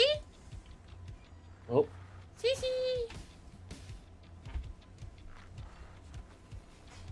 There you go, Cece. Love you. You're a good kitty. Where did she go? She went on my desk, and now she's back on my lap. Alright. Yeah, you can probably hear her going mew. That's her.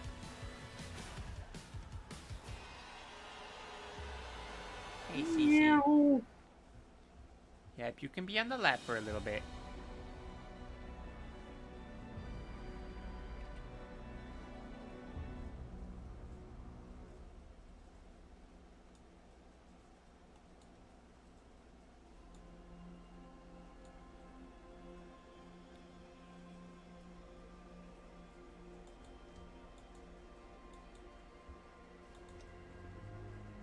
Just want to make sure I have the actual right wrinkles on this.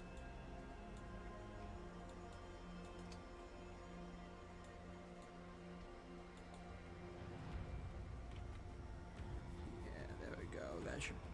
That should do it.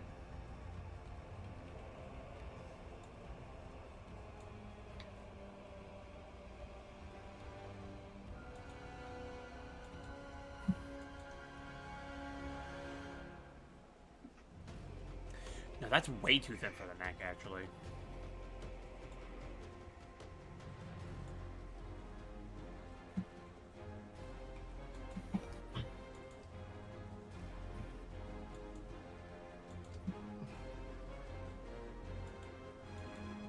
I think I just need to make the back of the helmet just a bit on the wider side.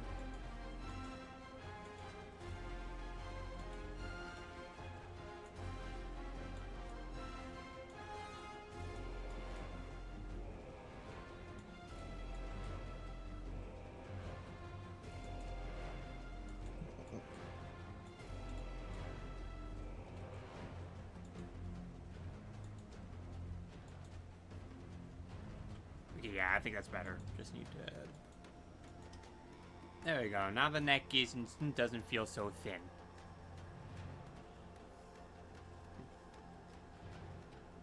And now to pet a kitty, because she's right here. Priorities are important, and kitty is on the top of the priority list. And don't worry, Cece could totally solo Shadow Kamiko.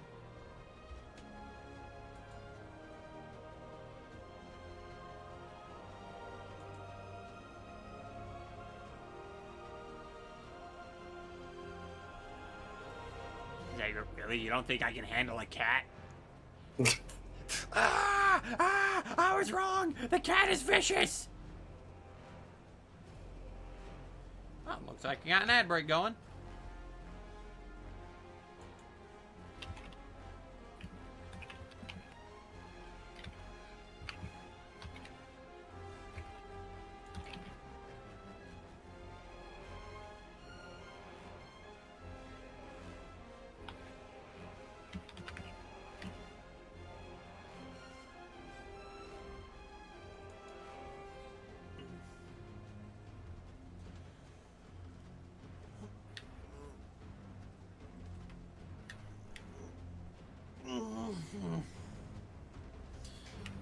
Just had to get that stretch in there. Holy crap.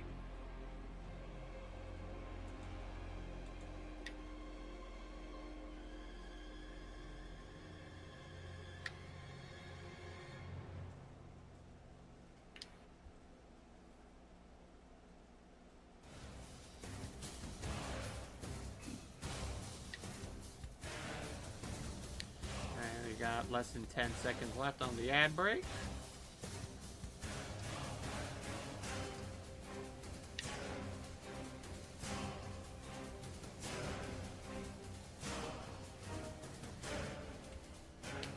And welcome back, everybody.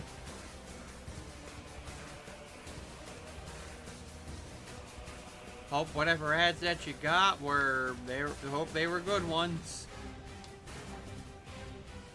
Hope you enjoyed the carnage during today's halftime show.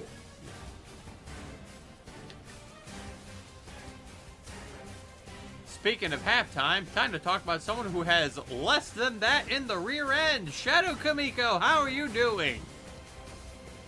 I fucking hate you guys. Why am I a guest speaker on a subject like this? It's like, well, you were booked for a very exclusive event. And who's the one who Oh, she fucking would. That just cuts to Amara just laughing. Like, she's just viewing this entire thing and she's breaking down laughing. Yeah. Yeah, ads for days. I mean, ads for days. Unless you subscribe, then you get no ads for days. Yep. Yep, that's the only way to remove the ads from your favorite content creators, but only on the Twitch.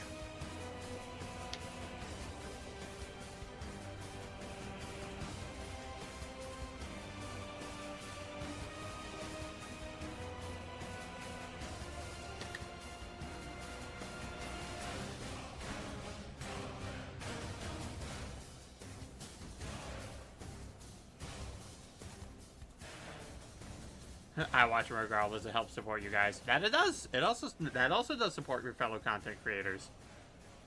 Mm-hmm.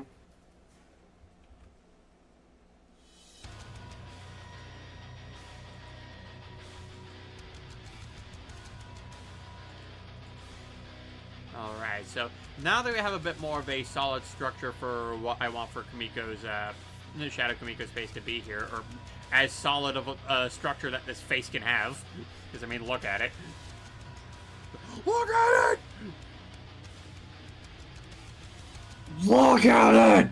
So, in terms of, like, the kind of versatility that he has with fire magic, it's very similar to what Kamiko can essentially do with fire magic, or just about anyone can do with fire magic. Like, he can light his hands on fire, he can shoot fireballs, he can emit explosions from both his hands as well as his feet.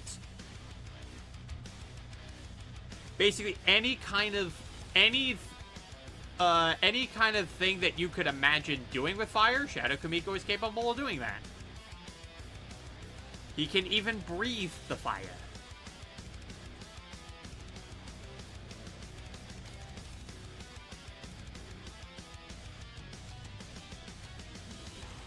And because of his mastery over fire, his aura color is in fact red.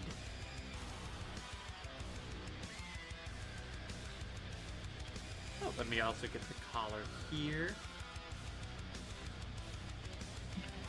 But also because he is naturally good at fire, he also has a special thing that most fire users typically have, and that's also having a resistance to fire. Because, you know, if you're around it enough, you tend to get a bit of a resistance to it.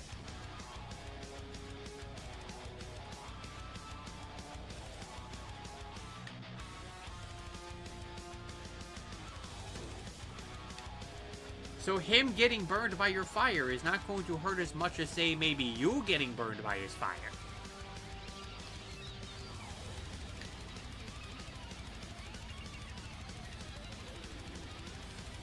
But in terms of, like, say, his reputation as a general, it's very mixed with his troops. Because while some of them 100% are by his order, there are some who are a bit more loyal to the current Tsar in position of it, and sometimes they even look at what Shadow Kamiko does, and it's like, dude, this guy's straight up a war criminal. Like, I don't know if I personally feel comfortable taking orders from a guy that some of the things he does is kind of fucked up. Yeah, and it's not a bit too touchy. Yeah. Well, not even just touchy, just more so just the fact that it's like, I'm sorry, you want us to kill how many children? It's like, well, they're human, so I don't give a shit. Do not question my authority! It's like, I am your general, I give you the orders, you carry them out. That's how it's been, that's how it's always going to be. And you best start getting used to it. Unless you want to end up as one of them.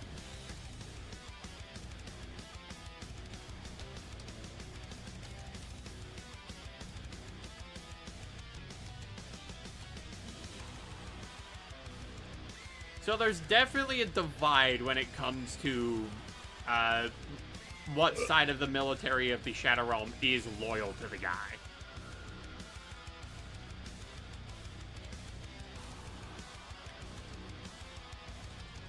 In fact, the only one that even has any amount of sway over Shadow Kamiko's actions is, in fact, the Shadow Czar.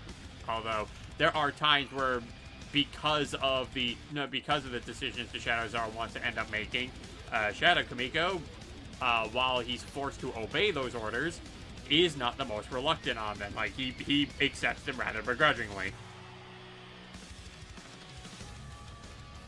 It's like, come on, we used to kill humans for sport. Now all of a sudden you want to go soft on them? Yes. Like, our world has spread too much. No, our world has spilled too much blood. Some not even involved in our affairs. Bullshit! They're not involved in our affairs. Our militias are not only just against those dragons, but the humans are siding with them as well, which means those humans are on their side. And except those humans are not fighting. They're not fighting yet. You're going to justify a genocide off of a mere assumption.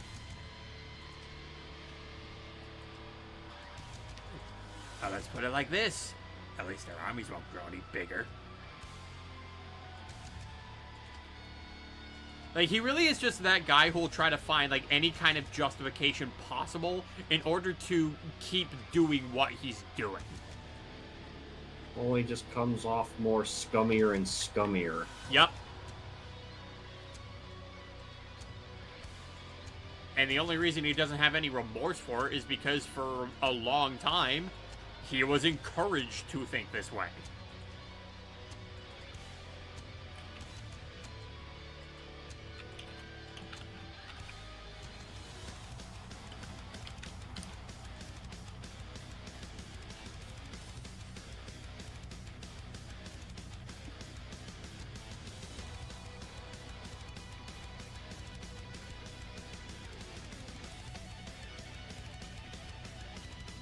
No TV and no beer make Homer jumpy. Go crazy? Don't mind if I do!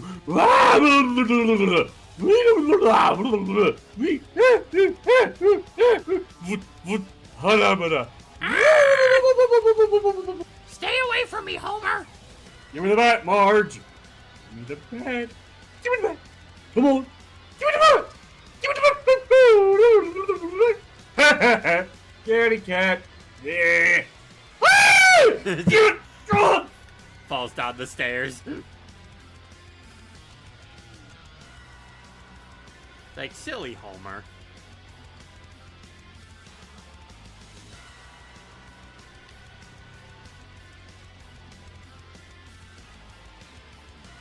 So now that we're getting the line out slowly done with it. Oh, Cece. See? Yeah, you okay, Cece?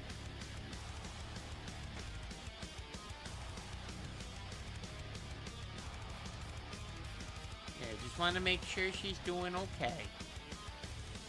Okay. Kitty is doing alright. Yeah, she's doing okay.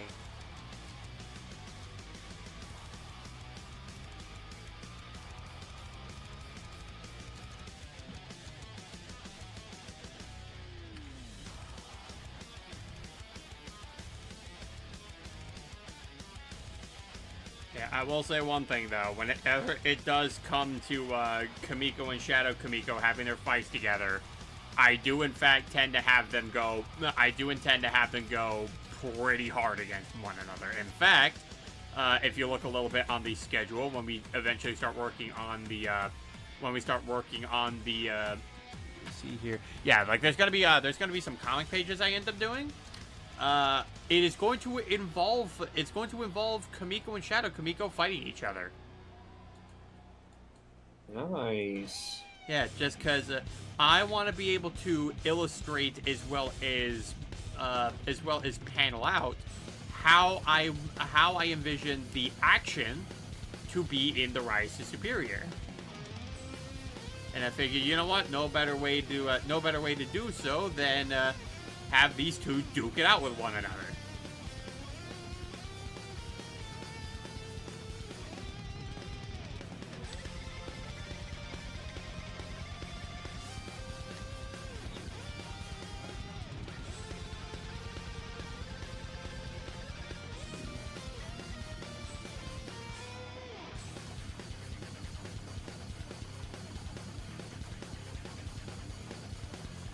How you feeling, Cece?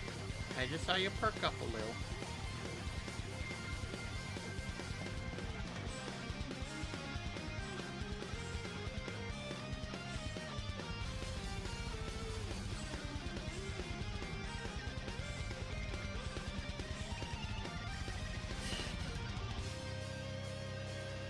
And yes, Shadow Kamiko does in fact have eternal Anki face.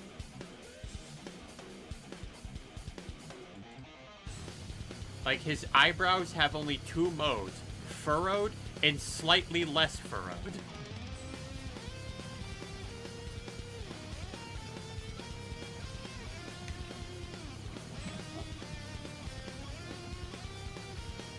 Oh, you want your chin scratched, Cece? Aww. I can't do scratch your chin.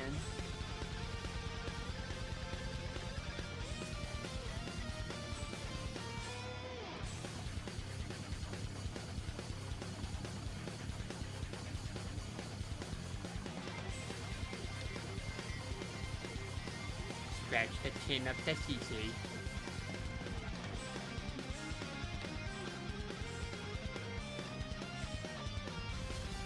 I could put on the mask, I know they did. Pet the girl.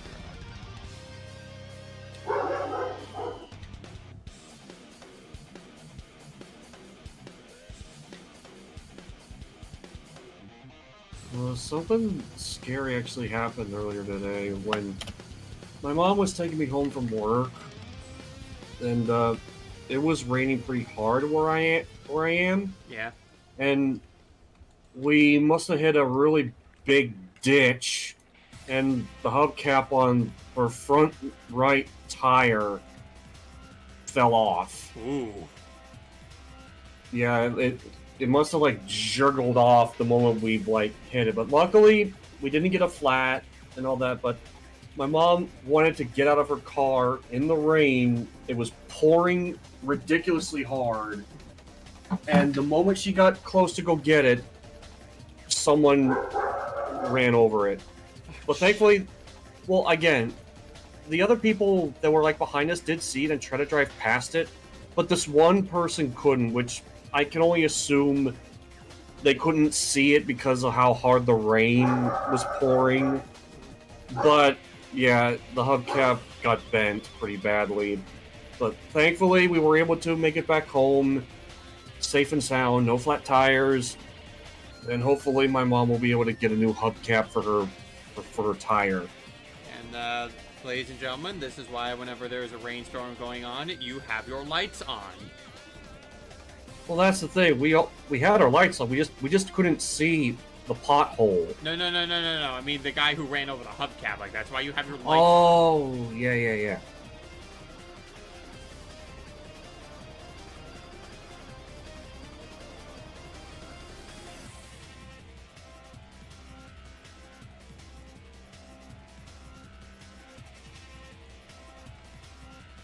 You know, God forbid your mom was like anywhere a bit closer to that side of the road. That guy probably would have hit her.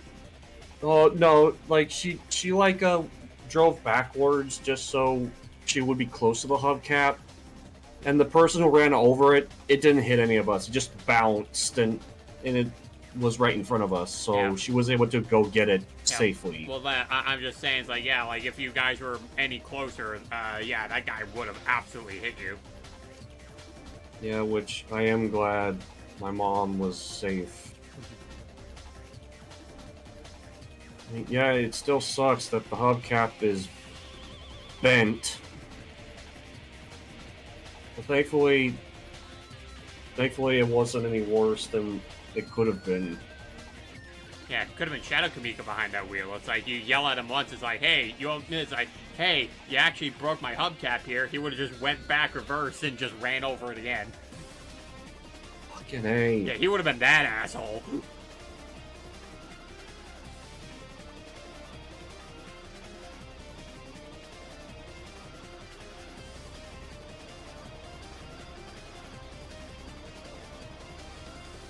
It's like Grinch night when like he's running over the field of flowers. One weekly gets up, nah, I missed one. Ding dong diggity damn it. He's like, got it. It's like, okay, that's just comically evil.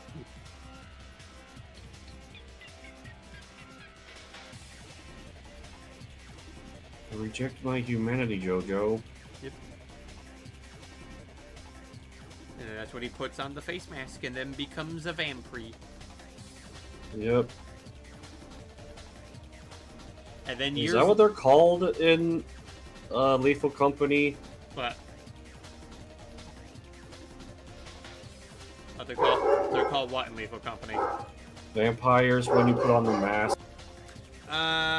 No, I think it's specifically the. Well, I think it's specifically the Stone Mask from JoJo that does that, which is where the line of "I reject my humanity" JoJo comes from before Dio puts on the mask. Oh.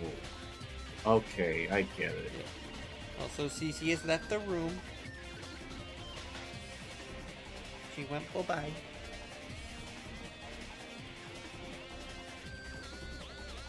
See you later, CC. And then years later, when Stardust Crusaders comes along, it's like, and now I have a stand!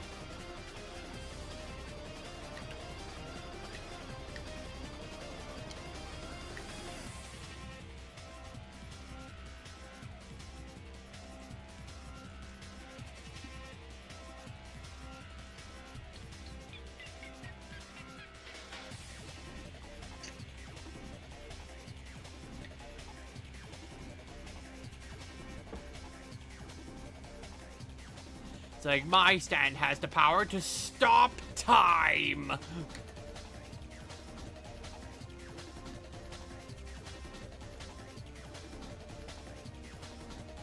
I can't leave. I can't leave. I swear, these freaking cutouts when you die in Lethal Company.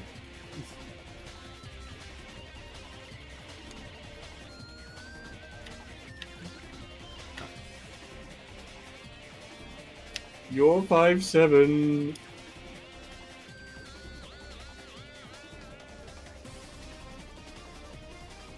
Famous last words. You're 5'7". You know, maybe I make some of my characters a little too simple because they keep running out of things to talk about with them.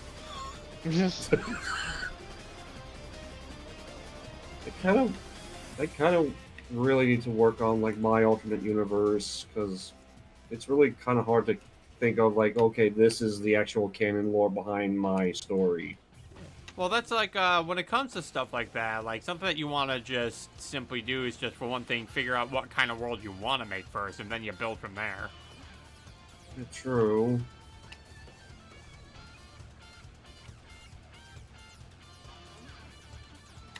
Yeah, because that's what I ended up, because that's essentially what ended up happening with the Rise of Superior. Like, I just had ideas, and I just kept building and building and building until eventually I just had a bit more of a fleshed out idea of what kind of world I want to put them in, as well as the characters I want to present the story with. Okay. It's just, man, some of my characters are just so on the simple side that it's like, man, sometimes I just run out of things to talk about because I literally talk about everything I can. And I don't want to bore the audience with stuff that they've already sat here and heard before.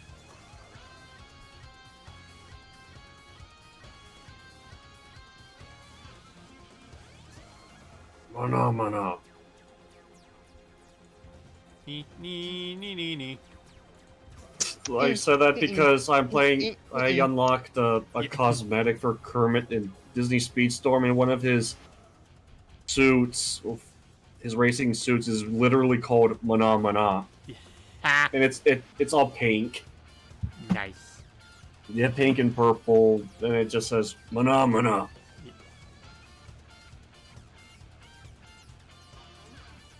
You go Pikmin here, I got your back on this.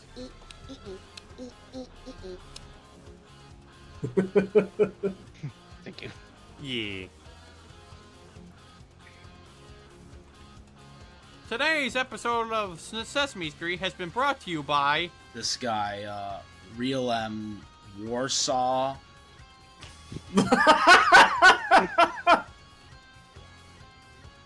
This lesson was brought to you by the number douchebag. That's not a number!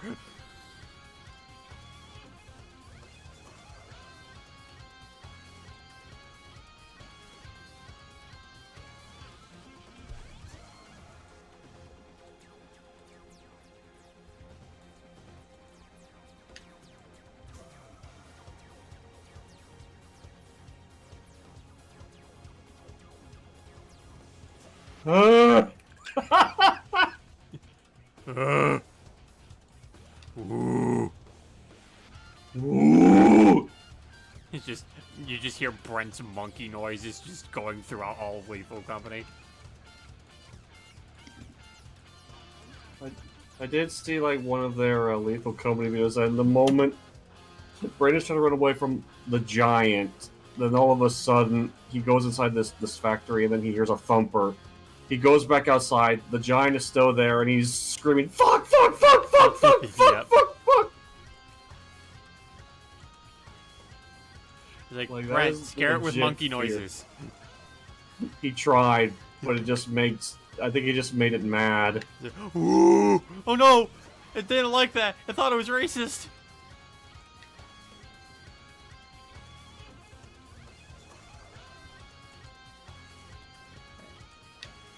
Now, one thing I want to say, a big differentiation between the helmet of Shadow Kamiko and regular Kamiko's is that, as you see here, he has a Durgan on his to show he's part of the Dragon Army, whereas Shadow Kamiko, appropriately, bears the mark of the Shadow Realm. Now, I originally did get the look for the Shadow Realms design from the Pokemon trading card game. If you've seen the symbol for dark types in the card game, it actually has a very similar looking format to this. Like, it has a bit of a circle up here, it has an arch on the bottom.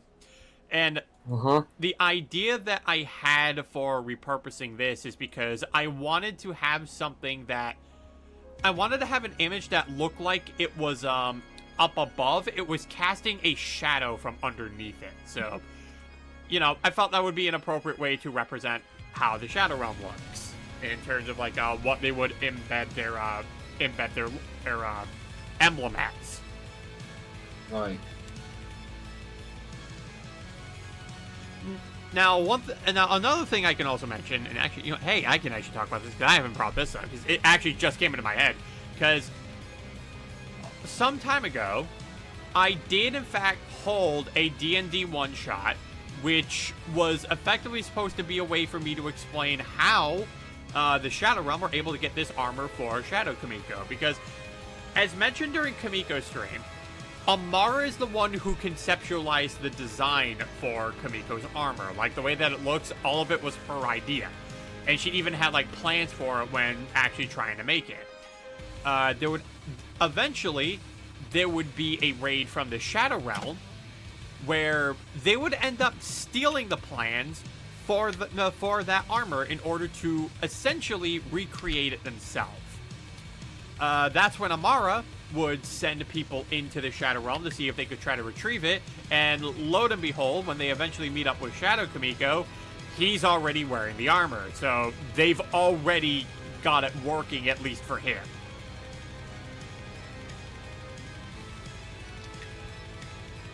And then once they end up encountering the Shadow Czar, he just simply gives them the blue sheets back. He's like, we don't need it anymore. As you can see, we already made the thing. So we don't need this.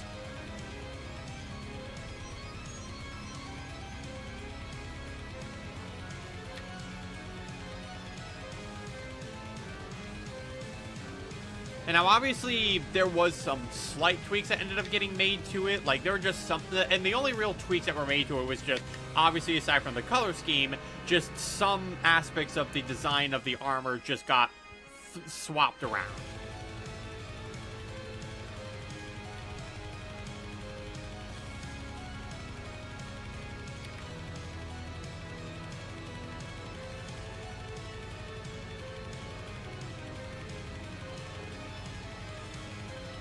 You know, just to better reflect that he is the mirror image of Kamiko.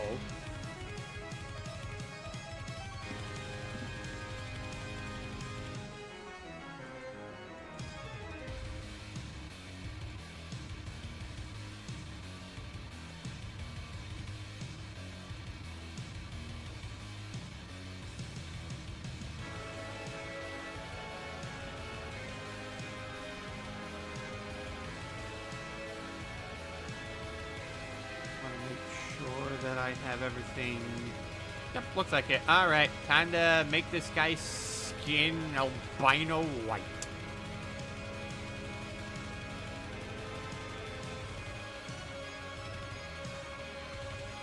And now for the eyebrows.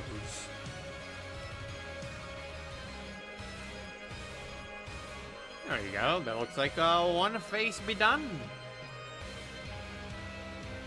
Now we move on to the next face. I think also just to make things a bit easier on me, I will have a separate layer with just this going here, so I know how I want to draw other faces from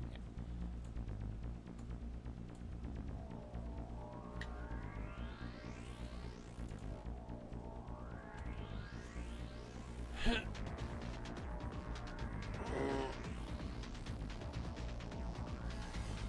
A Discord notification? But why? Oh, that's why. What is it? Oh, it's just another server. Hi, CC. Welcome back.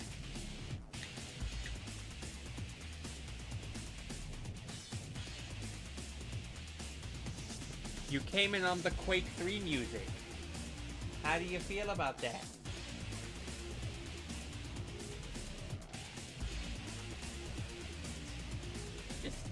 Standing there on the floor, just looking important.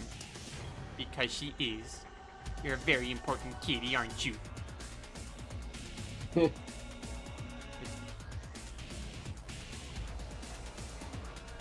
Oh, looks like there's an ad break in progress, guys.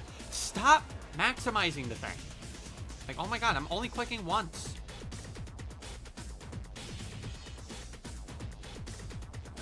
Now, I've drawn him with a rather neutral expression. Now to make him with an even angier face. Because he can get angier than this.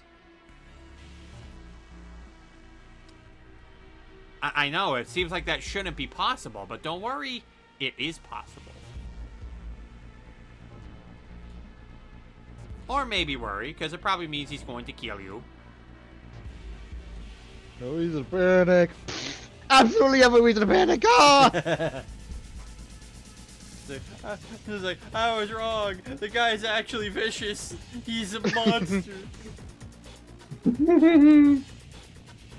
The guy's an absolute menace to society. Only to your society.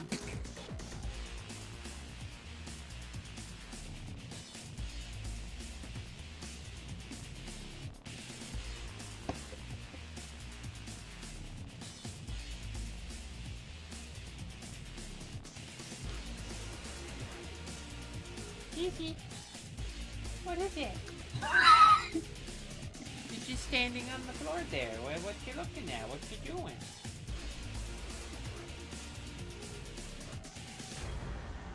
You just want me to look at you, CC? Is that it? You just want me to look? Yeah. Do you just want me to look at you? Well, I'm looking at you.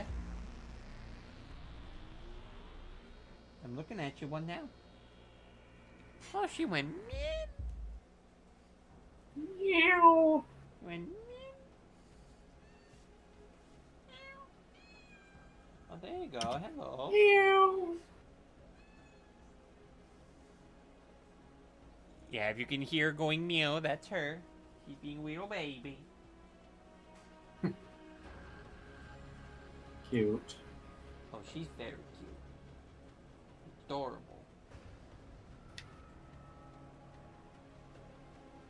And now she goes sniffer sniffer. Yes, you do. You go sniffer sniffer. Meow. You sniffing stuff. Oh. Oh, never mind. I thought you were going out, but it's like, nah, I'm staying in here. Meow. Yep, there you go. Yep, it's my kitty. It's Cece. Fun fact, Cece has her own emote on here. She does? Yeah, she does. Cool. Yep, that's the CC emote.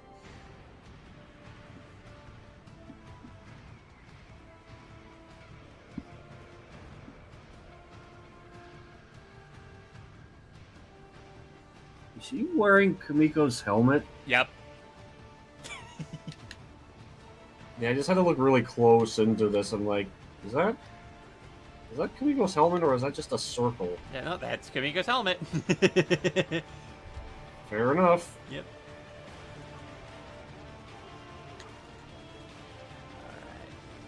Alright. Okay, Cece, well, if you'll at least be patient with me, girl, so I have to do some more artwork on this, because I gotta get this man looking angry. Bitch is always angry. Yep.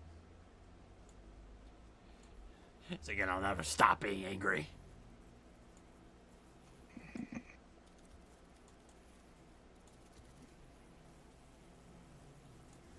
It's like, what if you killed every single human on the planet? Would that make you happy? No, I'd still be angry. Why? Because then I'd have no more people to kill. Then maybe stop killing them all. No. This Seems is, like too much effort. you give him an inch, he takes a mile. Yep. Guy's never satisfied. Yeah, well, people who are power hungry are never satisfied. Yep.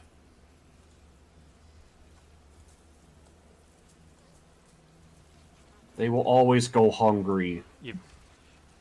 It's like, there. Are you happy now? I'm never happy.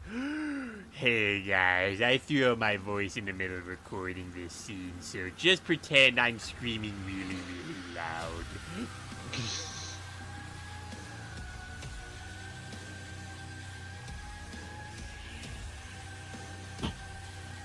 Reminder that Dubus Goopus is a funny animator.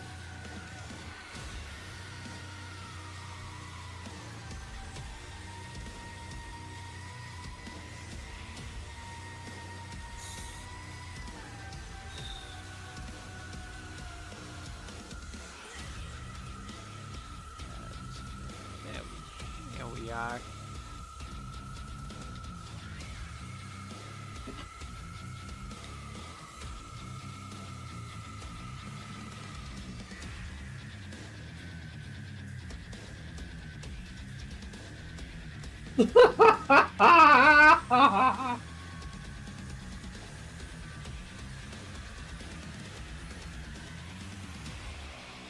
Hey, what's so funny? This lethal company shit. Yeah. He's like, you just find yourself laughing at something. Shadow Comedian's like, what are you laughing at? Your lack of ass. Ah! I really hate you guys.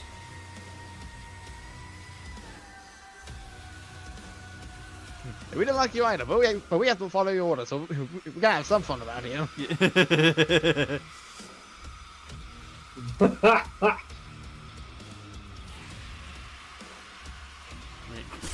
Oh, look, that private's guts are all over the floor. Could you clean that up? We'll discuss this never.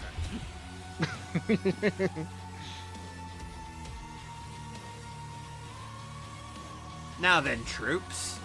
I hope this will be a lesson to you all as to why you do what I fucking say.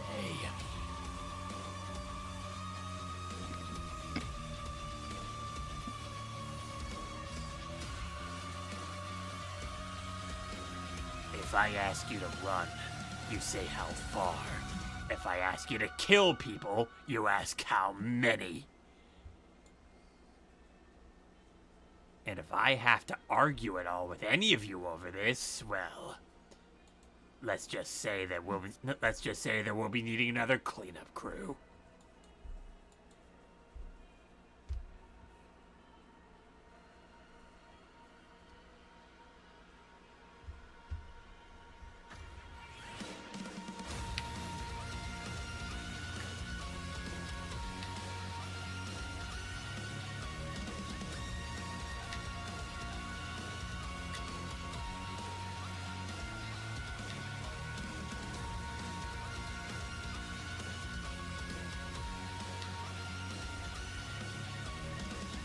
Why?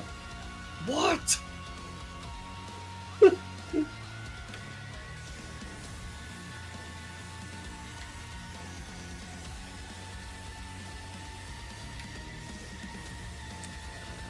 I'm gonna make this just a bit on the flatter side of things.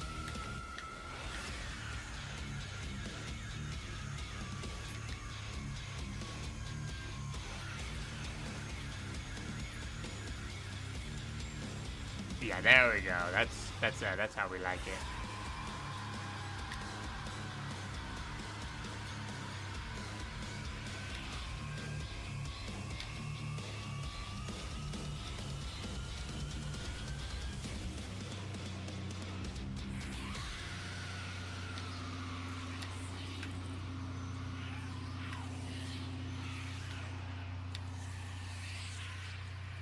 Yeah, there we go. Because I want his face to be nice and flat. Especially the cheeks. Which one's the top or the bottom? What? Yes.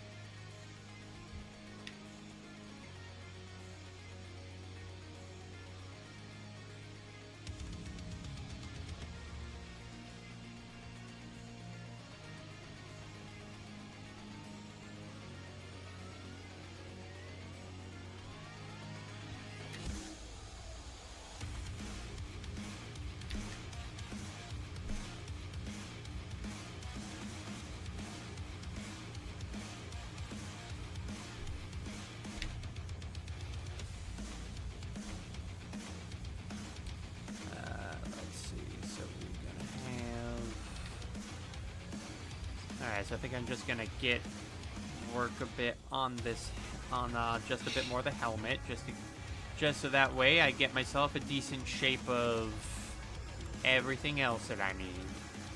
And so he looks his most angry.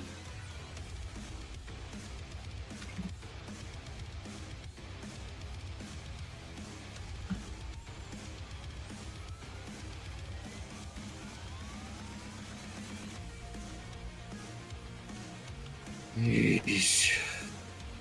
Which, by the way, I will say a fun fact. So with the one shot that I had, Shadow Kamiko being a boss enemy for, he actually did almost kill one of the party members. Oh. Yeah, Fireball is one hell of a spell. Mm.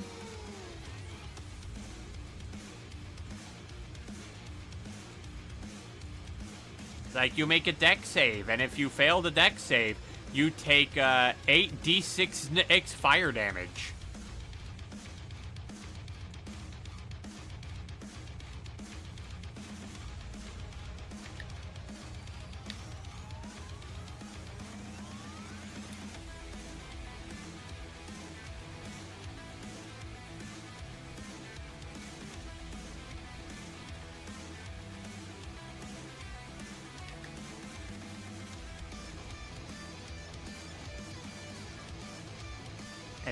And then we put Shadow Kamiko against the most one-sided match that he will ever be a part of.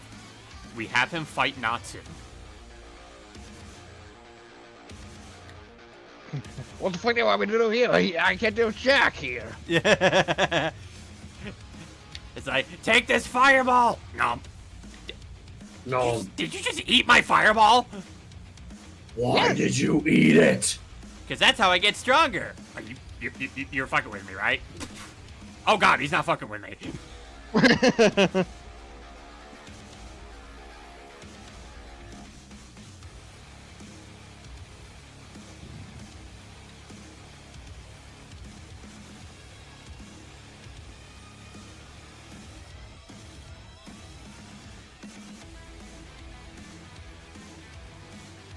It's like he's both human and a dragon. That means I hate him more than anything.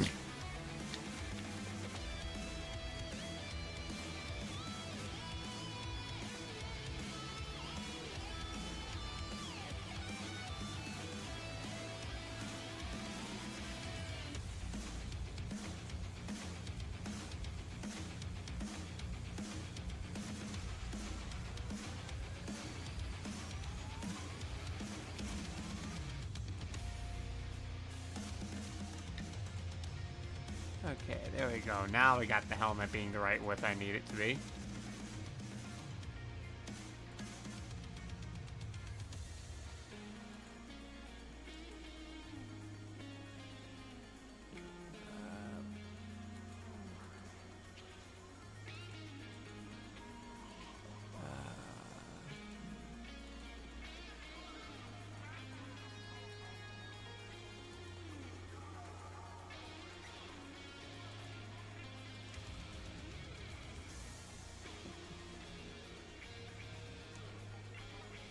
Actually, you know what? Might also be. Let me also try doing this. Oof.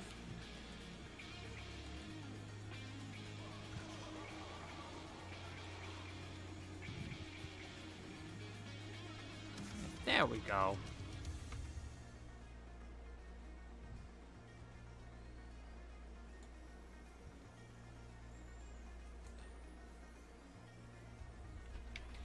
And I'll just make this ear bigger. Just so it matches how the other one looks.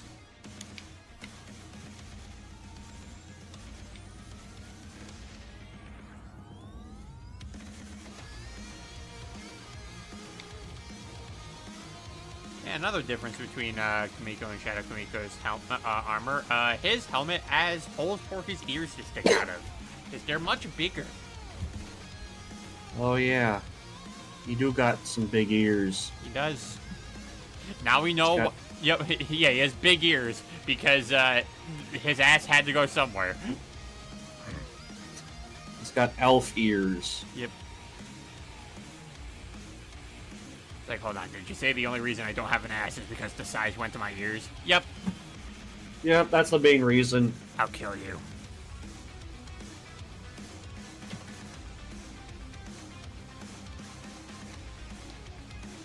It's like, is that all that you can say? Is that you'll just kill me? It's like, man, you need to get new material, buddy. Fine, how about I describe the way that I could kill you? Well, it'd certainly be a start to something.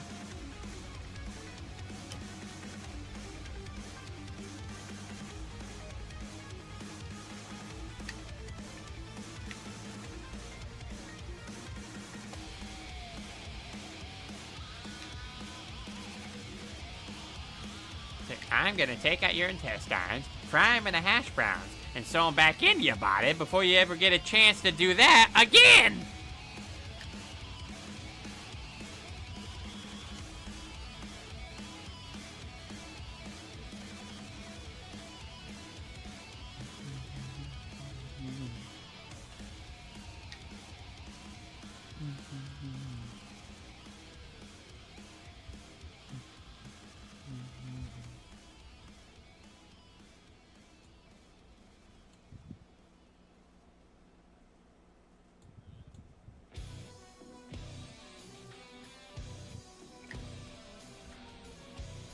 Okay, yeah, that's an angry face. This man angry. You will never find happiness again. Nope. You can try, but he never will be. He'll never be satisfied.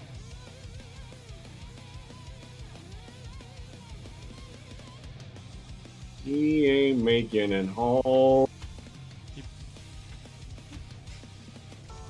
It's like, have you tried putting him in therapy? We have. He just killed the therapist.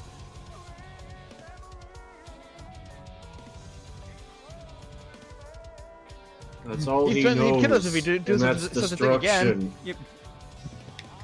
He only knows one thing, and that is just destruction. Yep. He is a flame of disaster. All right.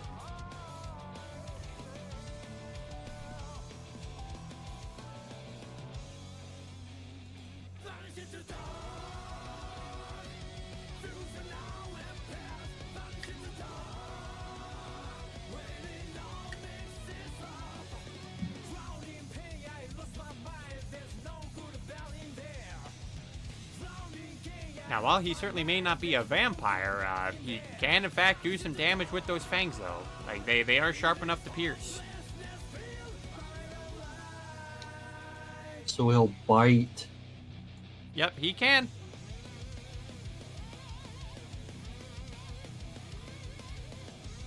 And he will in fact break skin. And bone. Yeah, if he bites down hard enough. And bone. Ham boning. Ham bone. Ham bone. Say that to TCR, he starts blowing a gasket. Damn it! It's supposed to be real graffiti, god damn it! Yep. Oh, hey, Shadow Kamiko, I just found another guy who is just as angry as you are. TCR. Don't you dare compare him to me. What? You're both pissed off at each other, you're both bigots, and you're never satisfied. And he's a human!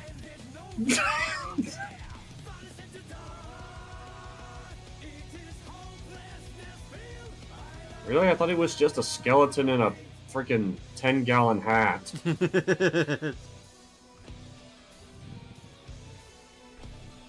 He reeks of human. Well, I mean, you know, when you really think about it, you're also rather different from some of the other monsters in the Shadow Realm. I mean, you're almost close to looking at human as to finish that sentence. I dare you.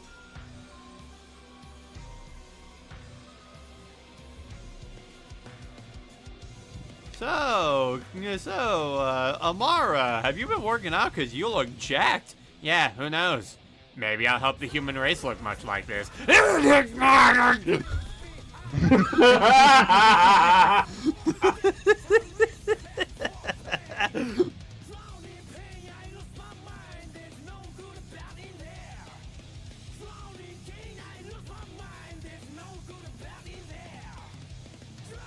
Like, that is how you repurpose a Team 4-Star reference. Like, well, Vegeta, now that we have the two to compare to each other, we can finally settle once and for all that kid is a super. Utter one more word, and no dragon alive will be able to fix what I do to you. So, Tien, have you been working out? Because you look jacked. Who knows? Maybe I'll be the next Super Saiyan.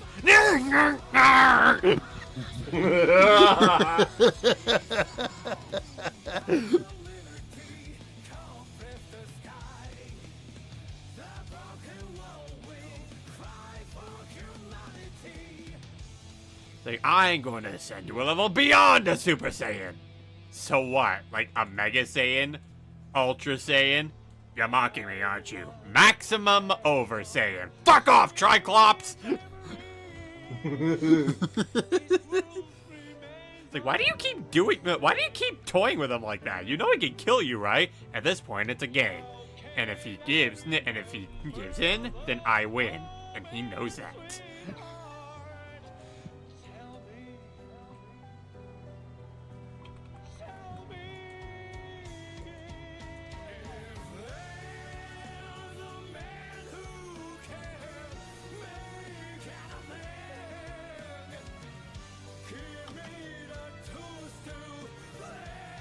The Dragon Ball Z abridged references are killing me.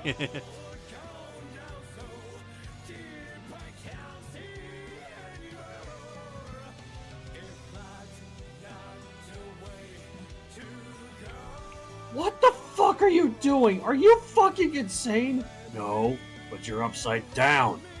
And now you're not.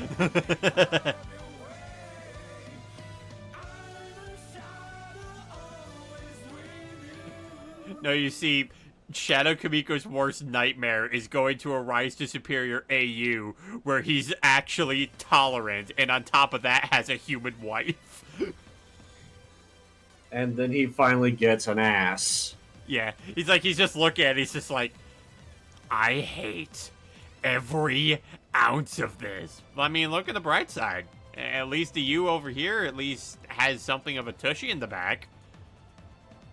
That price is not worth it.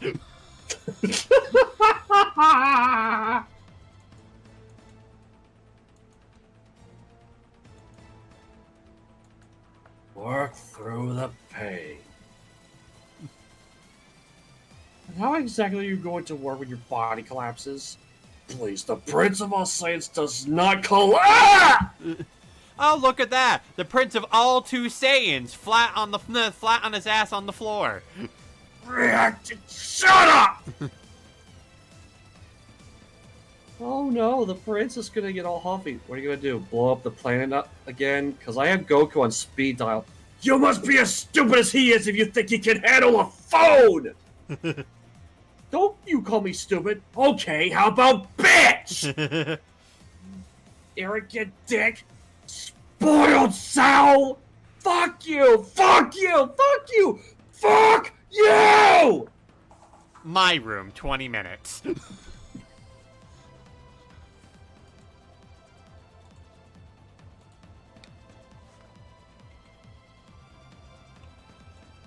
It's like, Vegeta, where's your condom? The fuck's a condom?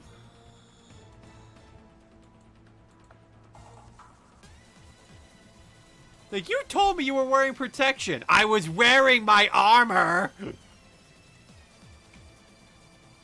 know, you're being bitchy than usual today. And not in a hot way. You got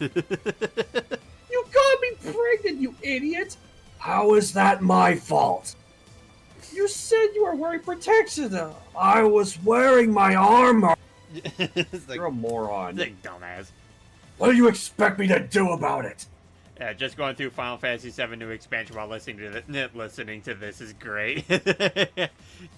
Become the Cloud Strophe.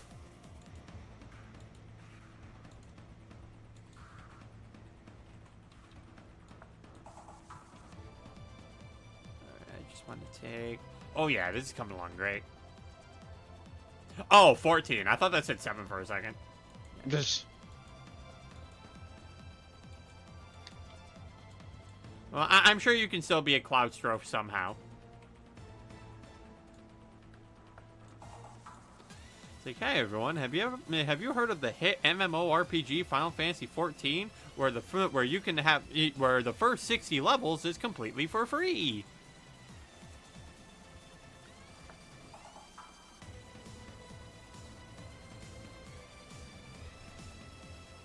Oh, so that's how old she is.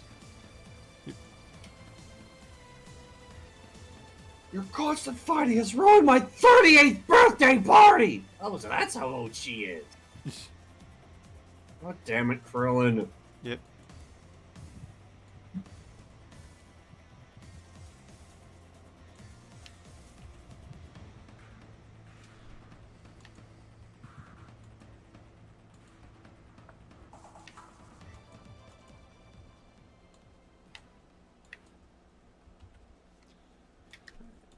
Yeah, it's coming along. He's got such an ugly face.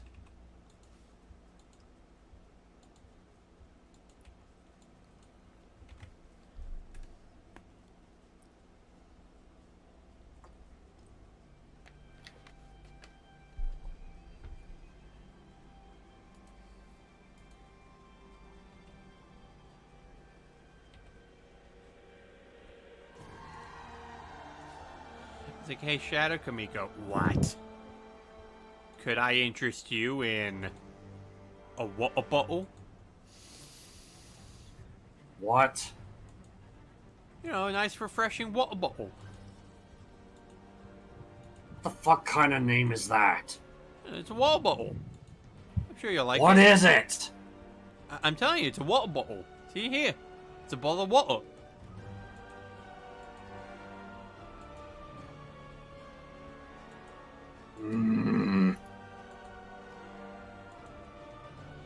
Just say water bottle like a normal person. Well, that's what I'm saying. Water bottle.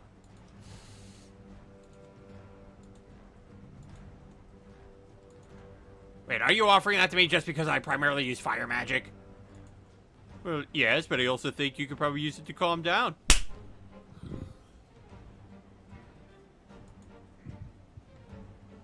What the fuck?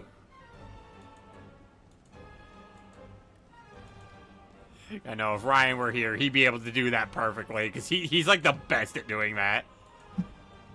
It's like, what the fuck?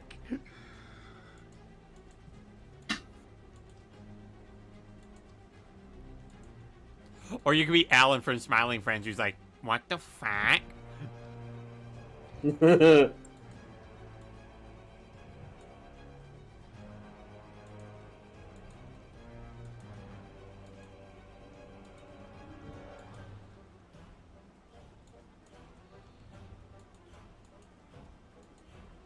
And then you have, and speaking of Smiling Friends, you have them predicting the future yet again.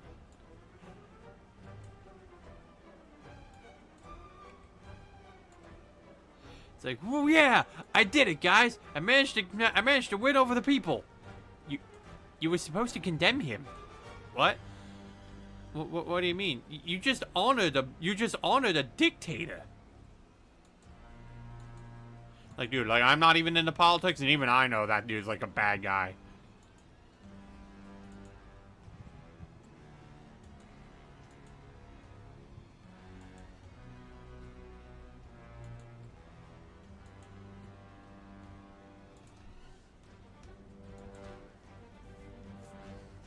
Aw, and Cece's now curled up in a ball. She's just sleeping on my pajamas. That's adorable. Yeah, like, not in the pajamas, on them. That's one sleepy kitty. Yep. Cats sure know how to do less. Indeed.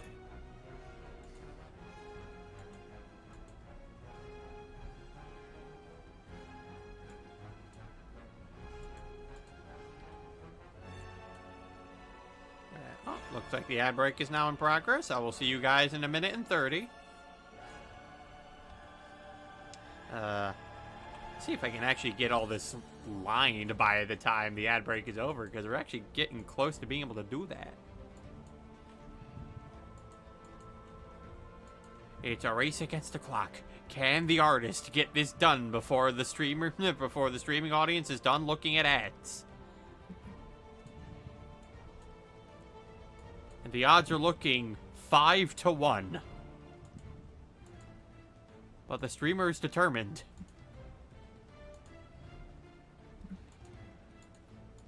There's about less than 50 seconds off on the clock.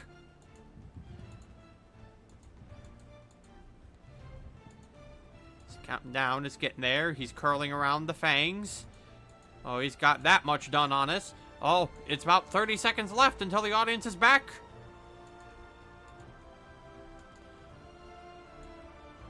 He's running out of time. He's probably not gonna make it. No, he's not even done with the lip part yet. No, unfortunately, I believe the streamer is gonna be washed. Less than 20 seconds remaining. 10 seconds remaining.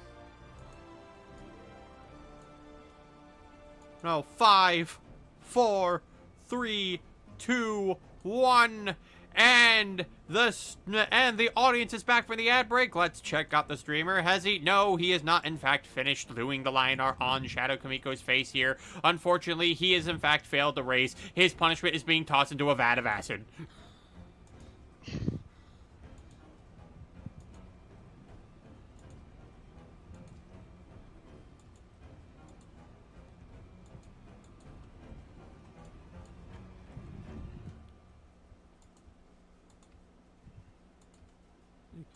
Mr. Edgeworth, you've been incredibly rude to me, and because of that, I find you guilty of committing genocide. You'll be thrown in a vat of acid immediately. Now I'm going to sit here and start jingling keys and wonder how I even got this job. So can we go to the mall now? Maya, I think we just killed a man. We might have, oh god.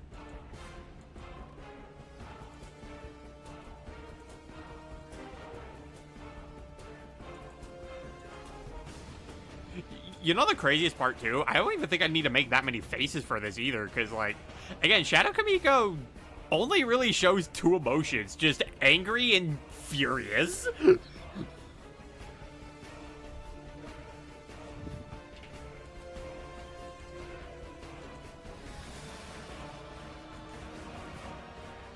So, like, I probably won't even need to show him crying much. Or, like, honestly, I feel like I could get, like, a good chunk of this already done by the end of the stream. I'd say at least maybe just the first page of it, because I'm probably going to do something similar to what I did with Kamiko and make, like, 2 different pages. Actually, I might not even need to make 2 pages for it. I might just save one half of it for just some of the things that he can do with fire magic. Yeah, when you make a character so simple that you can just fit everything onto one single reference sheet.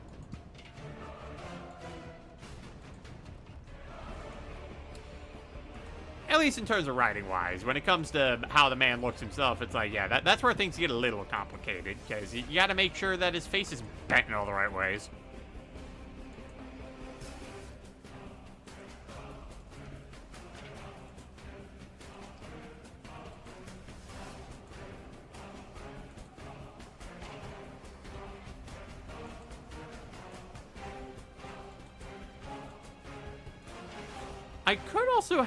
I also could have a thing on this reference sheet that shows that, you know, shadow creatures, anything from the shadow realm, like, has black blood on it, just to make sure that also gets established about him.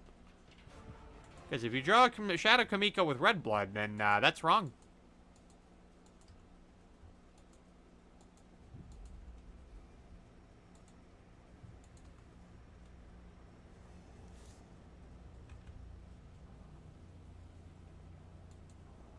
Yeah, there we go.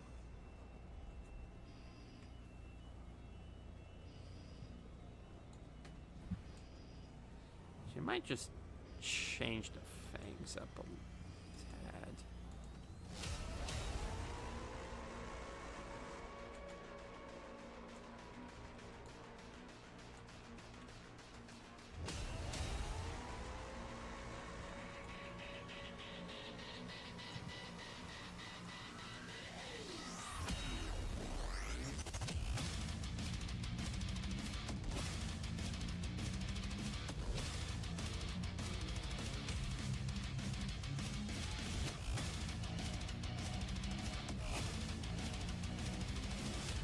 Yeah, there we go. We got something going here.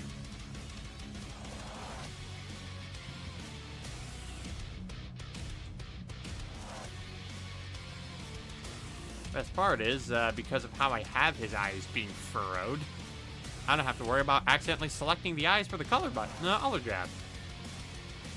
I am a genius!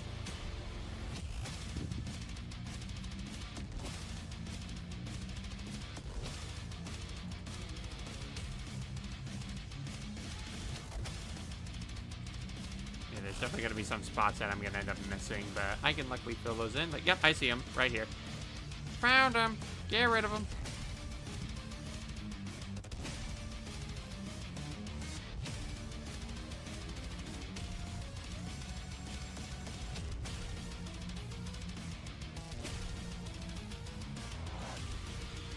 I should probably end up getting the ears too, because I don't want to miss those.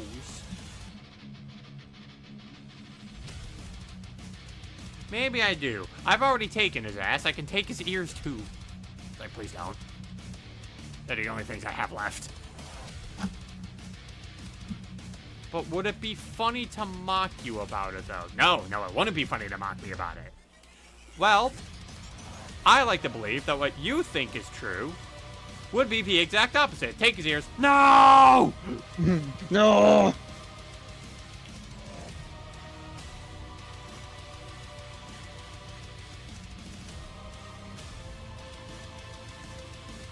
Like, who the hell do you think you are? Me? I'm your creator. I do whatever I want with you. And you have to do it because I'm the one with the artist tools.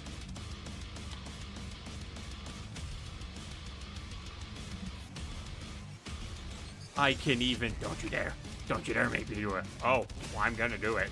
You wouldn't. I will. Don't do it. You know you won't. You know you shouldn't. You shouldn't do this. You know that I serve a purpose in the story. You know that I... Oh, but I'm doing it. I'm doing it because I know it'll be hysterical. No, please, no. No, no you won't. I will. Oh, I will. Shadow Kamiko, get in the bluey pajamas. No! Oh, shit. Just all the soldiers like, what the fuck are you wearing, General? Stop looking at me! What the fuck is a bluey? Dude, it's a really cute kid's cartoon, really. Like, here, check it out. It's like, really well animated, too. Oh, yeah, this does look really cool. Yeah. Stop it! Stop looking at this! It's awful!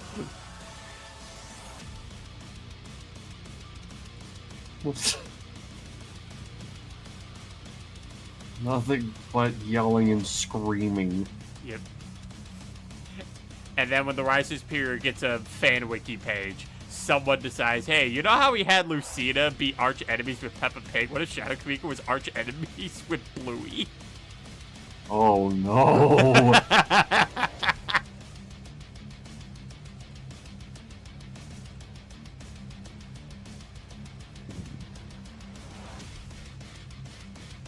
Listen, the rivalry between Lucina and Peppa Pig go very deep. Only those who have been there since the initial war between them will understand the bridal fury the two had for each other.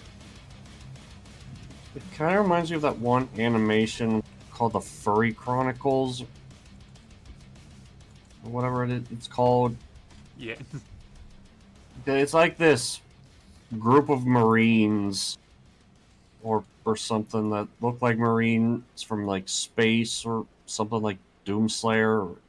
Again, I don't know. I don't have the answers for this. And apparently they're just like killing a bunch of these cringe furries. Yep. And Bluey and Sonic were actually in one of the episodes.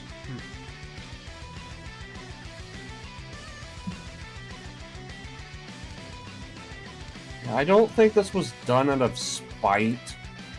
I think it was just a random, like, series idea. Yeah, well, I mean, hopefully it was better than the series that was known as Anime Must Die. Wait, that's an actual thing? It was.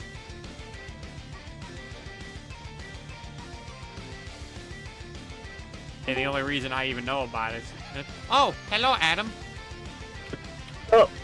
Hello, welcome Hello. to day 10 of the lore-a-thon. We're working on Shadow Kamiko. The man with no ass. Wow, that was sounds like a real hard nerf. and we know how Snake feels with that. No! Every time you keep duffing my ass. Yeah, and it's too bad. I believe he had a real hard ass nerf on Fortnite as well. That's it. I can't let anyone else utilize my character. Otherwise, they keep nerfing my ass. Colonel, help me out here. Colonel, where's my Wait. ass? I need more ass implantments. Ride it. Squeeze my hog. Maybe Otacon will help me.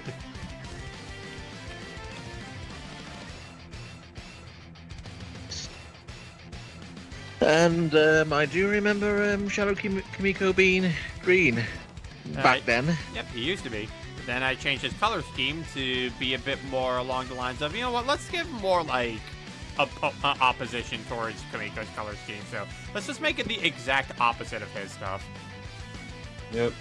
Oh yeah, just basically pick like the closest inverted version of Kamiko's color armor. Yeah, and then just, you know, just look for like the opposite color schemes and just be like, okay, there we go. In fact, that's actually how I ended up picking those colors too, because I ended up looking on the color wheel to see like, you know, okay, so what exactly are like, what are like the opposite of like, say, Kamiko's blue? It went to orange, and then I went to Kamiko's yellow, and it showed the opposite on the color wheel that it was blue. So it's like, okay, just inverse those then.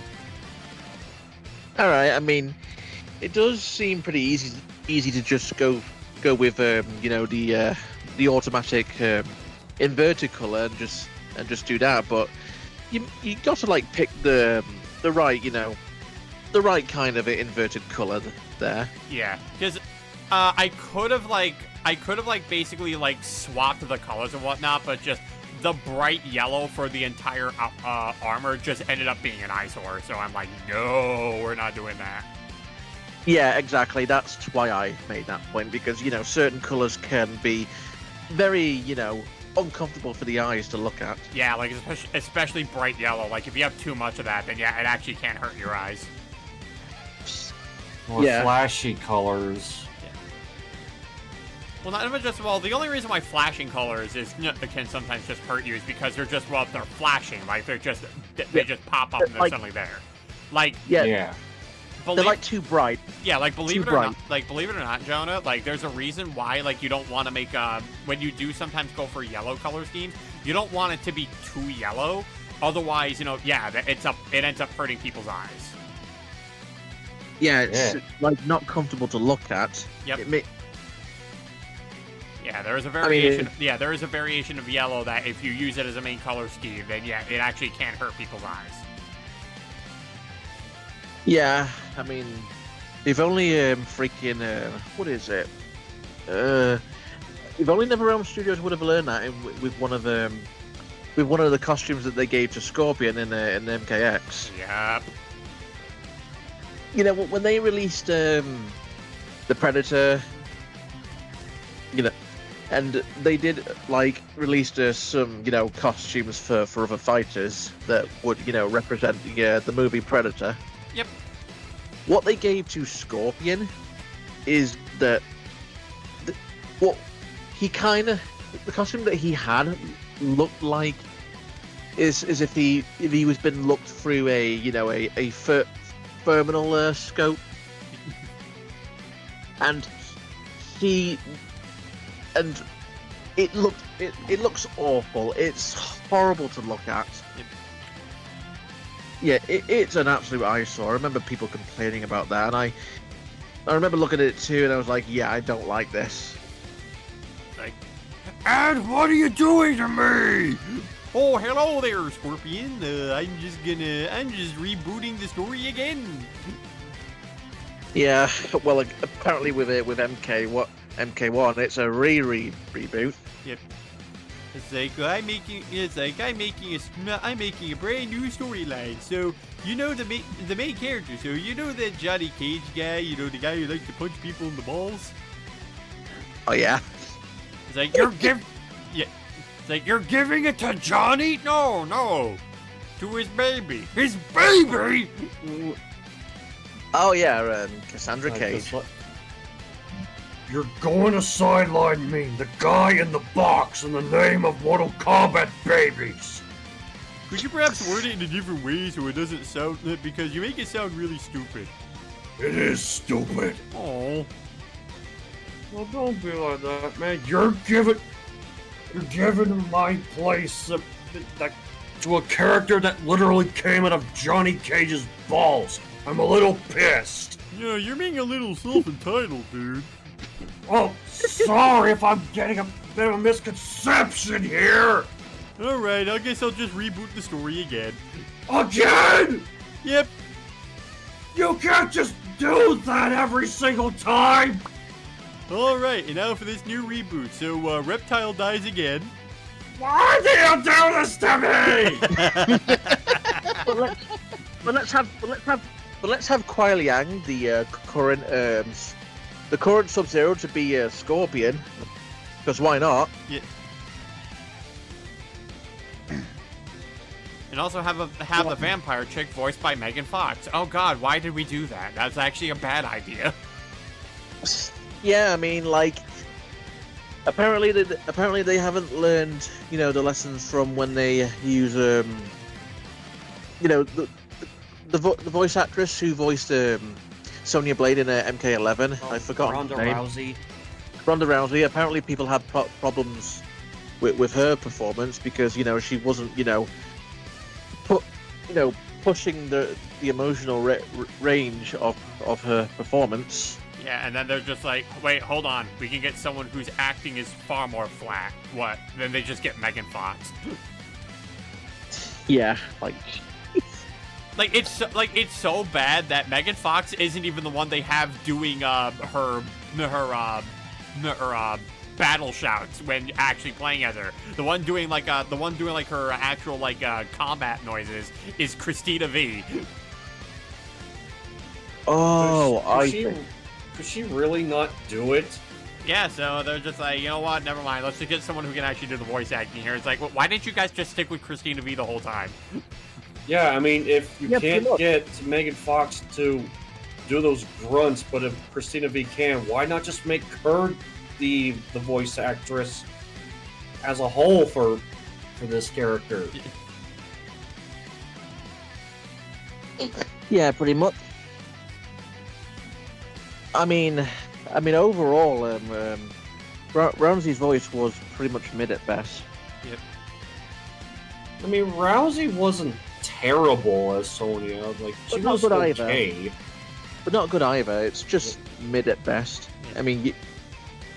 it's just that the tone of the voice she uses, it's just pretty much like for everything else or whatever the scene demands. Does anyone ever know that Mortal Kombat has a mobile game? Yeah. Yeah. I mean, I used to be in what used to be into one of them, but nowadays I don't. I just grow Because, bored of them. because I just found out that Spawn is going to be in it. E. Oh, cool. Okay, yeah, I just shared what I was talking about earlier with Scorpion's costume. I hate clowns. Oh god, that... What is he trying to be? Chameleon? Oh yeah, you see this? Yeah, this Yeah. is like the free costumes that they released alongside Predator. Oh Johnny god, Cage. why? Yeah, do you see what they did with Scorpion in MKX with this? Yeah, that's horrible. Yeah, it was horrible. Oh, Like, oh it was my not god. awful. It was awful to look at. I hate it. Like, it's gross. Yeah. It's like, listen, will you kill your opponent by fatality or by giving the real life player a seizure? I might as well go as blind as Kenshi, I guess. Yeah. And I need Center to guide me. Actually, did I ever tell you guys before that I actually did at one point, like back when I was like playing fighting games competitively, like did you know I actually at one point did face a player who actually was blind? What? Yeah, like I actually did. I actually played against someone in Smash Brothers who was like for real blind. And he won? Well, no, but like he was really good. Holy shit. Yeah, and that's because yeah, he plays exclusively by sound. Damn.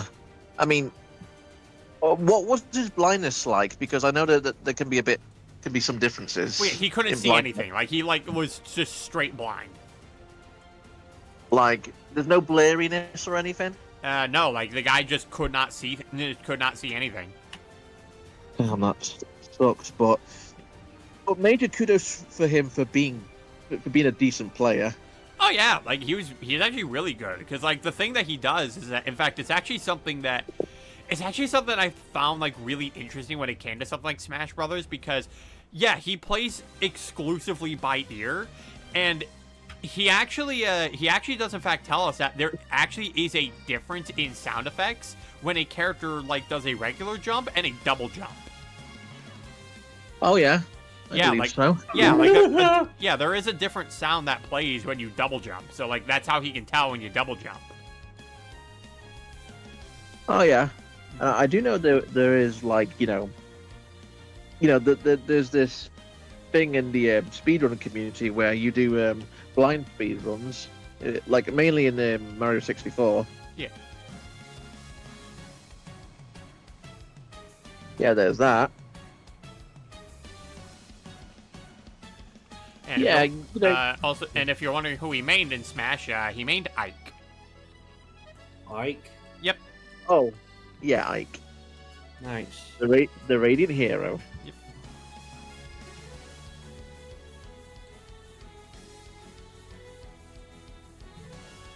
Wielder of the Holy Ragnarok. Yep. Like it. Yeah. That being said, though, there are times where if you do end up facing him, like, you do have to go to, like, very specific stages, because there are some stages where, because of the sound effects that they have, they can actually disorient him. Yikes. Yeah. Yeah, but That sucks. yeah, but still, like, I do think that's, like, I do think, like, just the fact that he's able to play like that is really cool. Well, major kudos to him. Yeah, very major kudos to the guy. In fact, I believe. And I In fact, if I'm remembering, I believe the name that he used when playing in Smash, I believe he called himself Blind Wizard. Oh, Sweet. I hope he's the pinball wizard too. Pinball wizard. Yeah, I mean, just as much as I do feel sorry for him for for not for his circumstances, I do hope he's having a good life. Yeah.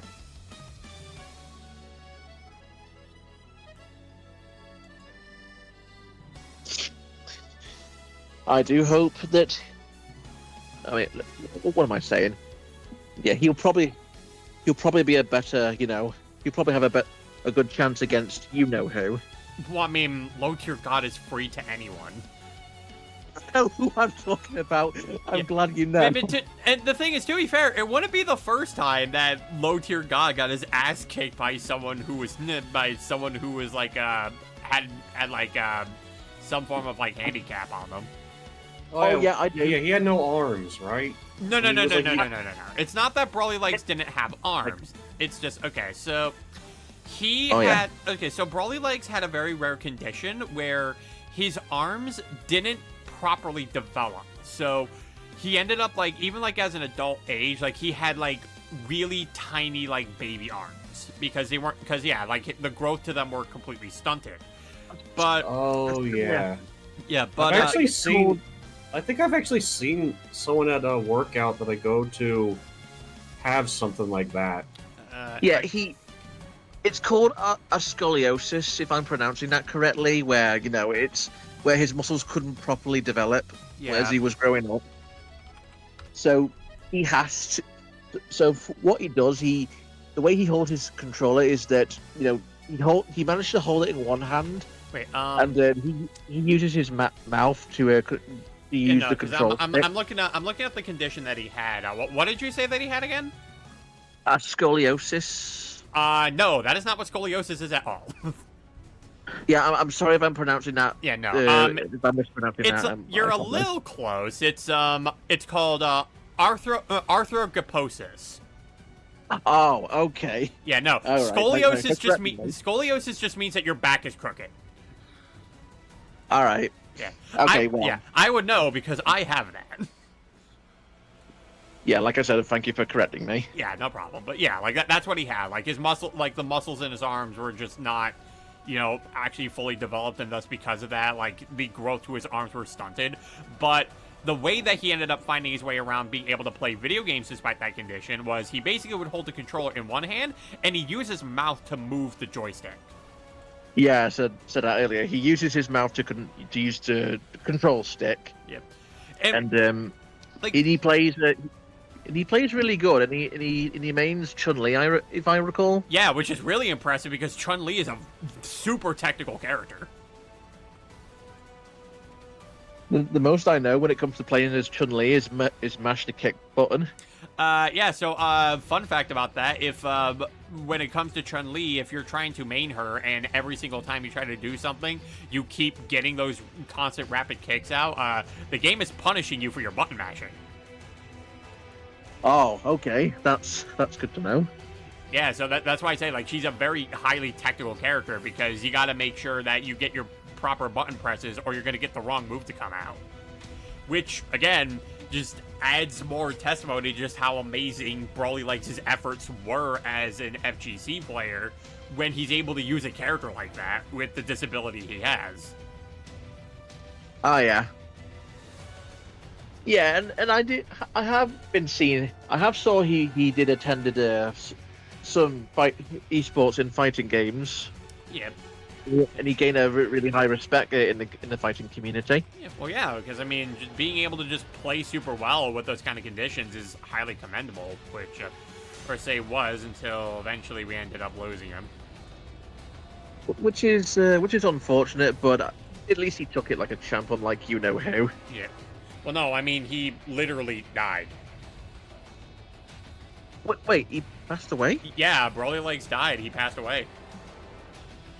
I didn't know that. Let's see. I think it was like a few years ago that he did. He died at 35, so really young. Yeah. I'm gonna look it up. Bear with me. Yeah. Oh wait, it was this year, Yeah, it Fuck. was. and it's literally a day after my birthday. Fuck. Some fucking birthday present. Well, yikes. Damn it. But yeah, like have you- like the guy like definitely left his mark in the community, and one that's never gonna be forgotten. Yeah, I'm never gonna forget it either, because the way he made a name for himself. Yeah, that's something that's worth remembering. Yeah, and even when like low tier God was like being the douchebag that he was, just because he was beaten by the guy, the Brawly Legs at least took it really well, because like when low tier God was mocking him, saying he was like some Krang ass looking motherfucker, he decided to change his Twitter profile to Krang from the Ninja Turtles. Yeah, he could. Yeah, he went so far as into comparing him to Krang from Ninja Turtles. Yeah, and then That's one of the insults he did, which I'm not going to go into. yeah, but then it's like, yeah, then it just as a way to get the clap back at that, yeah, Brawly Legs just changes his Twitter profile to Krang. Oh my god. I'm going to solo the low tier god in Street Fighter. Oh, God. Freaking Krang. What? All right, and we got ourselves an ad break going. Okay. Yeah, looks like You think you can beat my ass? I mean, it was amazing how he handled the controller as well, because this was like way before Microsoft invented the adaptive controller. Yep.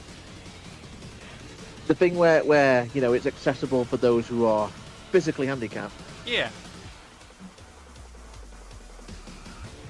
I do remember PlayStation made their own version of the adaptive controller as well. Now we need Nintendo to make one.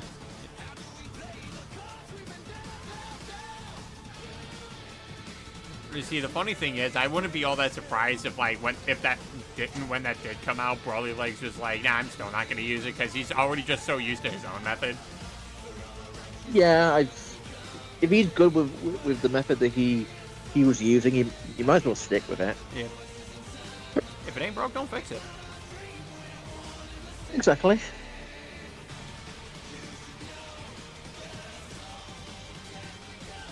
And the ad break is over. Welcome back, everybody.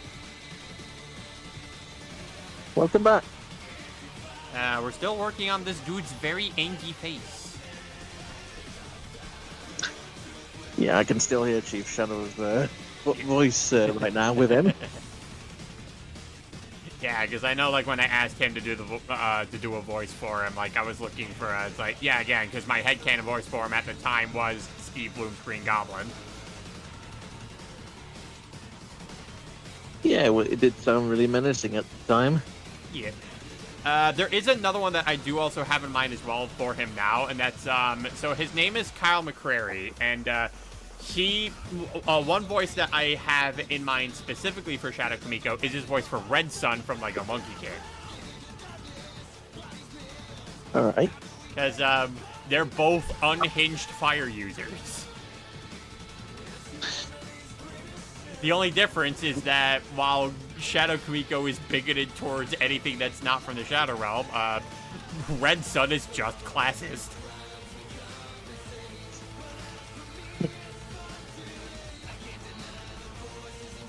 Like, he just calls everybody peasants.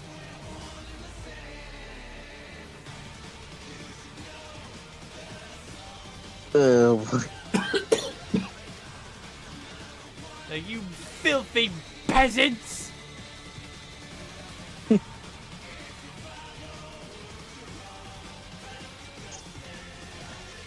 I bet he's thinking that Twilight is more of a peasant than ever where there was that time that, he got his backside handed to her. Yep.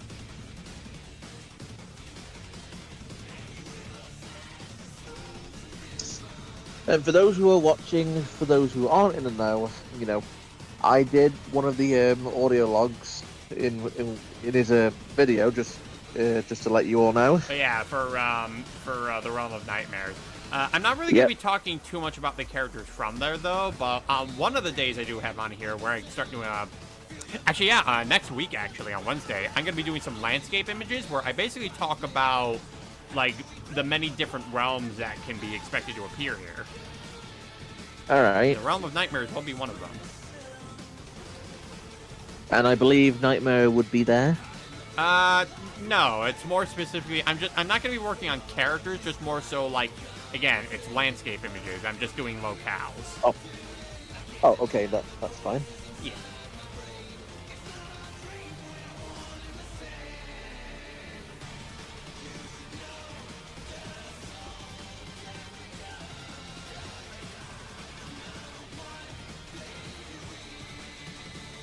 Why won't you die? Superior, son. Because I have something to live for, unlike you. You don't think I have anything to live for? My goals, my dreams, those are all I need to live for!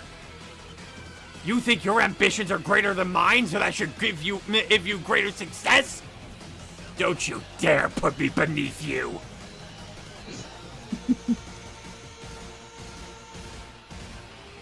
Like, your ambitions are just slaughter and murder. Those are the only ambitions I need.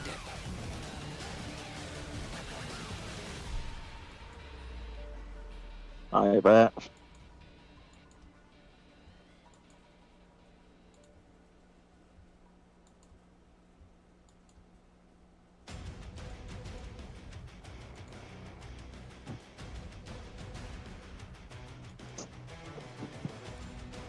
We make the helmet have shine. Ooh, shiny. Yeah, I mean, it is made of metal. Oh wow, Inside Out 2 is the third highest grossing film, passing Frozen. That's what I just discovered on Twitter. Inside Out has become so gross it even managed to outgross Frozen. Hey, Disney, are you gonna let go of the mandates you're trying to put on Pixar now? No. Apparently, I've been hearing that it's slowly almost getting close to bankruptcy. Well, according to one of our friends, yes. Yeah, well, hopefully Inside Out 2 changes their mind on that. I think it's because, and he also told us that Elon Musk is suing Disney after the whole "they're not hiring white people" incident. Good fucking luck, Musk. Yeah, he's going to need it. Like, Jesus Christ. Yeah, because, like, after hearing this, I'm just thinking, like, I'm not sure how Elon Musk take on Disney, because they're a really big company. He's not going to. He's going to perish. Because the guy's a fucking idiot. Well, considering he's already putting Twitter into shame. I mean, he's already been doing that. Like, ever since he got it, that's all he's been doing. Like, I don't think he's ever come up with a single good idea for Twitter. Yeah, pretty much. I mean, from what Ken told us, he pretty much had a team that pretty much already did ruin Twitter. Yeah. I was told that he was no in control of that.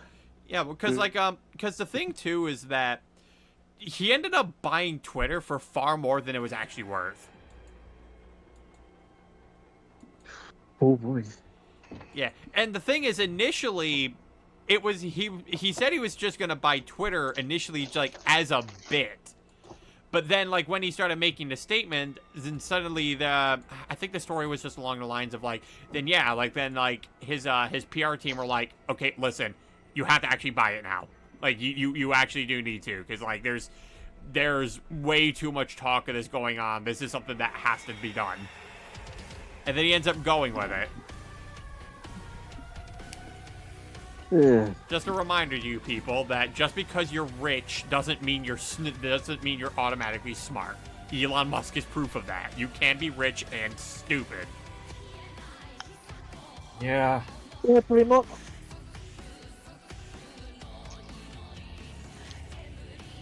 And I do remember him making us a really like a really brain rotted take on not long after the trailer of Grand Theft Auto 6 coming out. Yeah. What was that again? Like saying like he wouldn't, shoot a cop when he was playing the game, Yeah.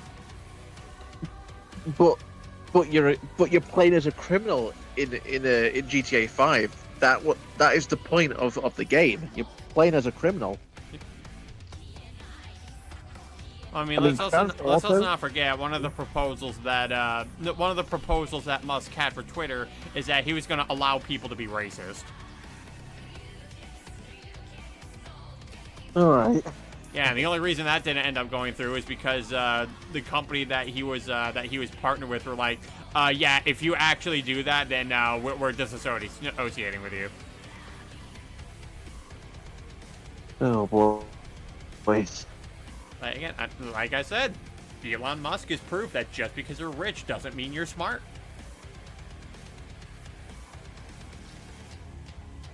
Having common sense, it's not that hard to get. You can get that for free.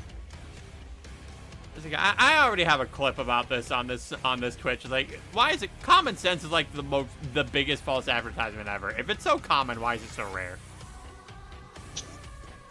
Oh, there's that. People these days just would rather assume shit and be biased and fight than actually learn the real truth. Looking at you, Mike Pollock. Fuck you. Wait, what? Yeah. Oh, you don't know about that, huh, Jonah? No. What? Okay, so Mike Pollock has actually been facing a lot of flack lately because of his takes on what's been going down in Palestine. All right. Because effectively, what he was trying to do was effectively just downplay a lot of the things that were going on down there, and as of recent, he's actually started doubling down on it by basically saying that, people are just spreading propaganda for Palestine, and also just simply referred to as the attacks on Palestine as just simply being collateral damage. The fuck? Collateral damage or not, it's still bad. Also, the thing is, it's not even collateral damage. They are intentionally attacking them. Like, collateral implies that, they just happen to be in the way of the attack, so they were gonna get hit regardless. No, these attacks were intentional. Yep. Yeah, pretty much. I mean, as long as it's intentional, it's bad. Yeah. Well, especially if it's intentional, it's bad. Yeah, I mean, it doesn't matter if it's collateral or not. If it's intentional, it's still bad. Yeah. God damn it, you egghead.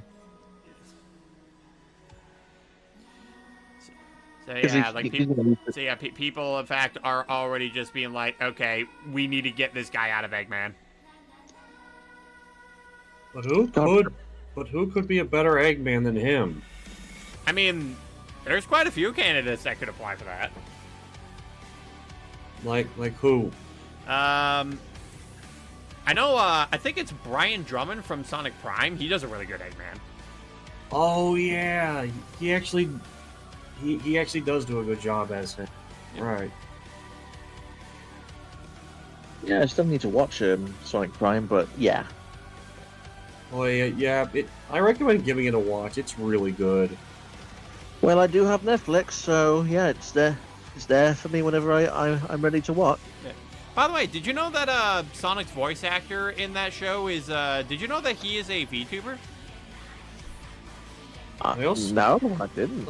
I did find out that he actually did voice in the old Newgrounds Flash Animation Power Star. Yeah, in fact, you know Devin and Raccoon, right? That sounds familiar. Yeah, so yeah, Raccoon was a character like from that Newgrounds animation, and he basically took that character that he voiced and made that as his VTuber icon. Yeah. Nice. In fact, let me see if I can give it a shout out. I think he also voiced that one Mario Flash animation of Luigi singing Jingle Bells. Okay, yeah, so that's the guy. So if you wanna follow him, go right ahead and do so. All right. Is he even doing anything? No, he's offline right now. But you know, if you want to give him a follow, so if he does end up going online, you know, you're free to watch his stuff.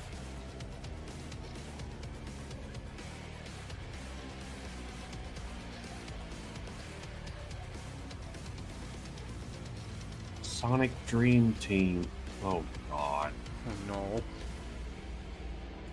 We don't want to hear about that. Wait, is it Dream Team or is it something else? Oh, if you're talking about the mobile game, then yeah, it's Sonic Dream Team. Oh, wait, yeah. Yeah, the ones we're thinking of is Sonic Dreams Collection. Yeah, that's the one. Yeah, that's one where it's like, ugh. Yeah, that's... Ugh. Have you seen Froggy? Well, we do. It's Jonah's cat. It's Jonah's frog. Froggy! I am not your pet pollywog. I'll go away. Froggy! Get Go over here, Froggy. away. Get over here, Froggy! Go away. We're gonna do Yeah, fishing! You're going to get burnt to a crisp if you do not fuck off. But I'm a cat. Cats like warm. You're going to be Yeah, more this is than warm. You're going to be steaming hot. Yeah, this is like a running gag that Ken likes to do. Yeah. It was like, I Pet don't the think frog. Big... Because I don't think Big is this stupid. I want to pet the frog.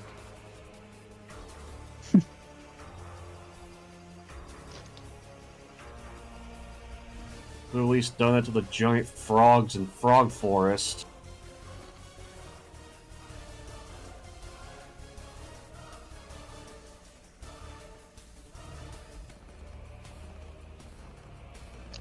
Now I'm actually giving Shadowtaker here a shocked expression, because that's one of the only other few faces that he ever does.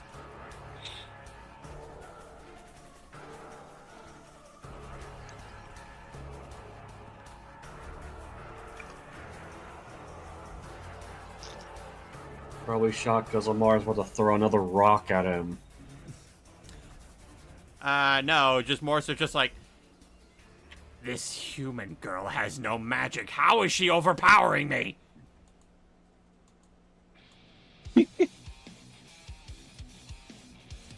It's gotta be the jacket she wears. It's a hoodie, numbnut.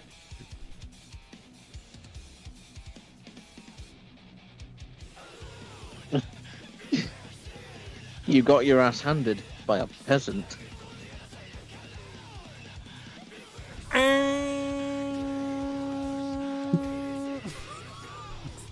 He just screams so loud he blows out the microphone. It's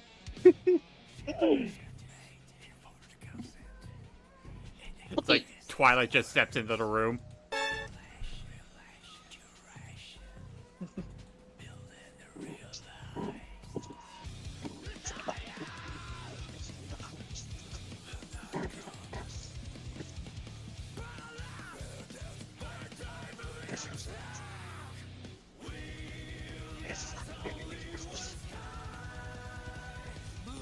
Gonna give him a nice flat face.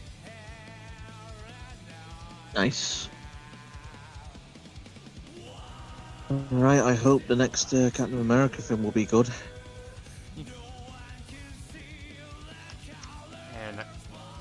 I can't even remember the last time I went to the theaters to watch something from the MCU. Yeah, I mean, I don't blame you for, skipping most of them because, it has been plummeting for quite some time. Yeah, honestly, like after Endgame finished, I just stopped caring for the MCU. Which is reasonable. Yeah, like I think the only things that I've actually caught myself up on with it were it was Spider-Man and Guardians of the Galaxy, and that's literally it. Like I didn't see Doctor Strange, although honestly that is one that I do want to see, just because like I've heard nothing but good things about it, and also the fact that they got Sam Raimi behind it, so like they at least got like an interesting director this time. I do remember enjoying it, but I have been hearing that it has been receiving some criticism as well, quite. And it's quite big as well. I think. But then at the same time, I was like, how could it be bad? I mean, it's Sam Raimi, the guy who made the Spider-Man trilogy. How could it? What went wrong? Because, well, I think part of it is also just I don't want to necessarily blame Sam Raimi. Because I think I don't want to wonder. Yeah, because I do think some of it. I do want to say I think some of it really does have to do with just because of the fact that because Sam Raimi wanted to do like a number of different things, but I think it's also just because like Disney also had a bit of a tight grip on just what it is that he could do. So I'm guessing it's pretty much corporate meddling? Yeah, a lot of corporate meddling. Yeah, I'm not surprised. Plus, it went. I mean, ever since after the pandemic, it has the MCU has gone through like a quantity over quality kind of phase, especially with the Disney Plus series. Yeah. There were multiple of them, like WandaVision and Falcon and the Winter Soldier, the Loki series, etc., etc. There was also an animated, What If series. Yep. And I heard that one was rather hit and miss. Yeah, I mean it kind of was. I mean I did kind of enjoy the first season because it did kind of it was like interesting to see like different opportunities on which different paths would went, like with like different different opportunities Like to see, what if like scenarios. yeah like what if scenarios and like what different paths would lead you to them if they were to go to different paths. Yeah. I like that kind of stuff, but yeah, they were hit and miss for the most part, which was I still have yet to finish the second season. And then we have Loki. Oh yeah, there's also a second series of Loki, which I have yet to watch, because I believe the TVS people have turned up on the doorstep of Deadpool. Yep. Yeah, the new Deadpool movie is something I'm definitely going to be seeing, because, I mean, come on, it's Deadpool. Yeah, it's freaking Ryan Reynolds, and we got freaking Hugh Jackman. You cannot say no to this. Yeah. Hugh Jackman reprising as Wolverine, and they actually got him his actual attire. Yeah, they did. They got, like, his original attire. Well, except for the mask. Oh, yeah. Yeah, I feel like the problem, especially with that, is that I feel like it's kind of hard to make Wolverine's, like, actual mask, like, something you could put in in a real-life environment and just have it not look goofy. I wonder if they actually have ever tried that, and then they just were like, nah, just let him not wear it. Yeah, I don't think they ever did.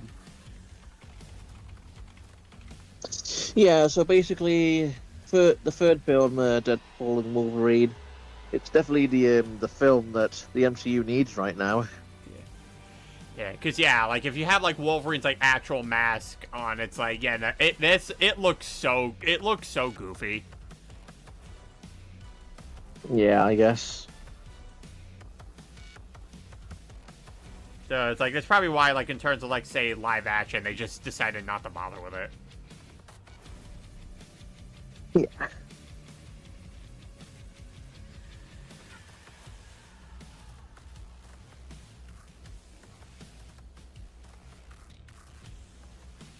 Because like I know because at the very least they were able to fix something along the lines of that for at least Captain America's helmet. Because like if you actually looked at like how like Captain America's helmet actually looked in the comics, like you see like the little wingies on the side. It's like how could anyone take this seriously? Yeah, the little Oh yeah, wings. he did have like little wings on the side of his mask. Yeah. And like it's just that kind of stuff just looked really goofy, and it's like if we want people to take this seriously, we can't have this. So they took it off. Yeah, it's way too goofy. Well, at least for Captain America, it's not so much that they took it off. They actually just put like they actually instead of like having like actual like wings on the sides of it, it's just engraved into the actual part of the mask. Yeah, I forget. Does live action Thor wear his helmet, or does he not? Sometimes he does. Like, I don't think he has lately. Yeah, I mean, he has a few occasions, but most of the time he doesn't. Because when I watched the Avengers, I saw he wasn't wearing his helmet. No, like I think after the Avengers they did. Because I know in the first Thor, I think he had one. I need to look back into this. I do know he kind of does wear a helmet a few times in Ragnarok. Yeah, like he does have one in Ragnarok.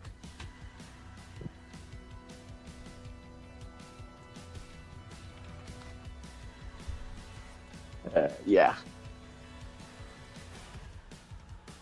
Yeah, I mean, considering how good the 2012 Avengers movie turned out, they probably thought, he's doing fine without his helmet. Yeah. Okay, yeah, like I am seeing an image of him like with his helmet from the first movie. Yeah, I mean, he is mostly iconic with the helmet in the comics. Yep. Definitely.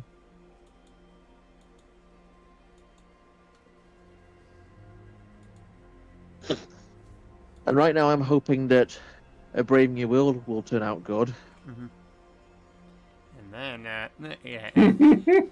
and then you just have all the instances where like, oh wow, they got a lot of original Norse mythology completely wrong with Thor.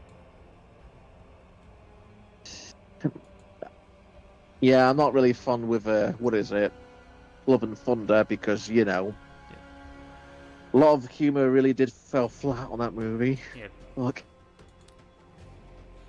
Could you imagine if Kratos met Marvel's Thor? Yeah, be some competition. It would be.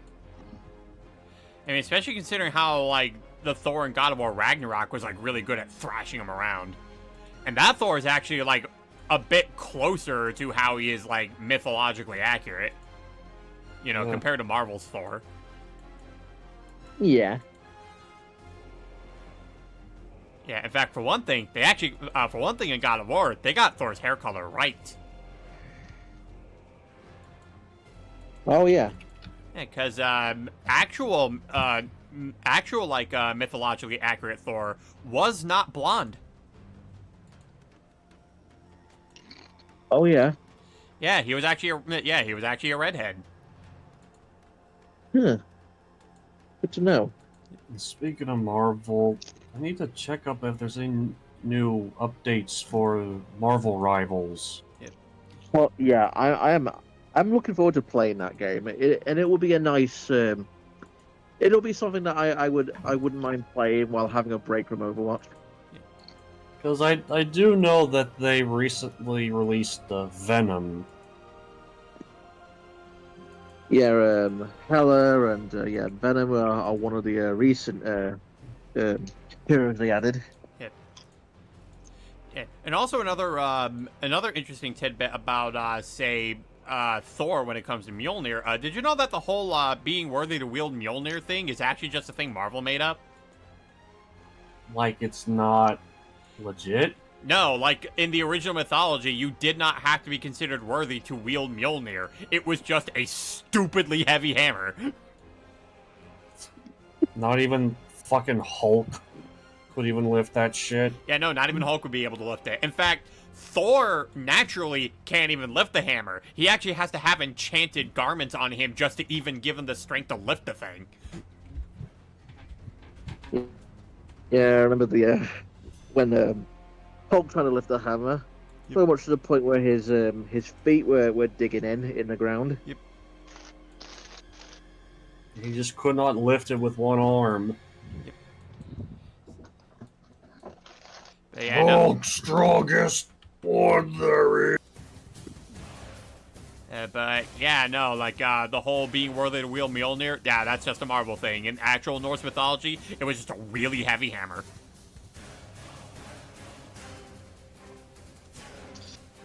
Yeah. We are Venom! In fact, it was a hammer made specifically for Thor by the dwarves Brock and Sindri, and it was mainly made because they had a bet with Loki. Well, looks like we're going on an ad break, so I will see you guys in a little bit. Alright. Okay. I'm posting this in the no mic check because this is the... Oh, actually, this was posted 8 hours ago. Holy shit. From the official Marvel Rivals YouTube channel of the reveal of Venom. Yeah, I really want to know, are you willing to pick up this game, Jonah? I mean, it does look really fun. It does play almost similar to Overwatch. Yeah, it does, and it's going to have 6v6, which should be fun. It has synergy attacks, which is pretty cool. Yeah, because if you have been keeping up with Overwatch, the biggest mistake with this franchise so far is switching the format to 5v5. That's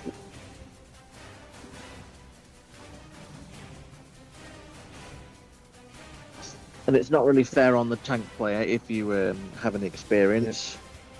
I mean, they recently buffed the tanks. I heard there's a hot fix recently, and Yeah, they just only to some. yeah, So just Ramatra and Zarya and Marco Zarya. There was some Lucio, nurse- Lucio, and Farah, Iliari. But what about the fixes to Heavy? Heavy's not in Overwatch. What do you mean he's not in Overwatch? Well, You're thinking of Well, Team Fortress 2. well, he technically he is in Overwatch. He's Malga. Hey, Jonah, congratulations. That's the joke. Yeah, because he is known for being broken in certain patches. I think I got the joke. What do I win? You win. You win a free trip to Escalator Land! Escalator!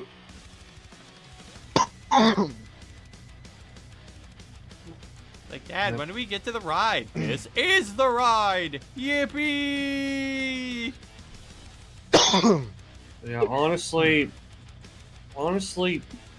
with these new buffs they added for the tanks, I really do not see the big deal, because isn't that kind of the point of a tank? They have to be, I don't know, tougher. Yeah, well, yeah, there is tankiness, and there is just being like too overtuned.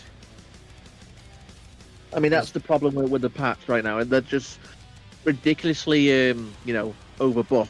Yeah, because it's one thing to be able to do their job, but it's also another thing if it, like, them doing their job ends up sacrificing the game balance. Well, yeah, pretty much. Because then at that point, all that ends up happening is what you end up shaping your meta around is, oops, all tanks. Yeah, pretty much, and that's just the problem with the balance right now. They're now at a point where most of them are unkillable.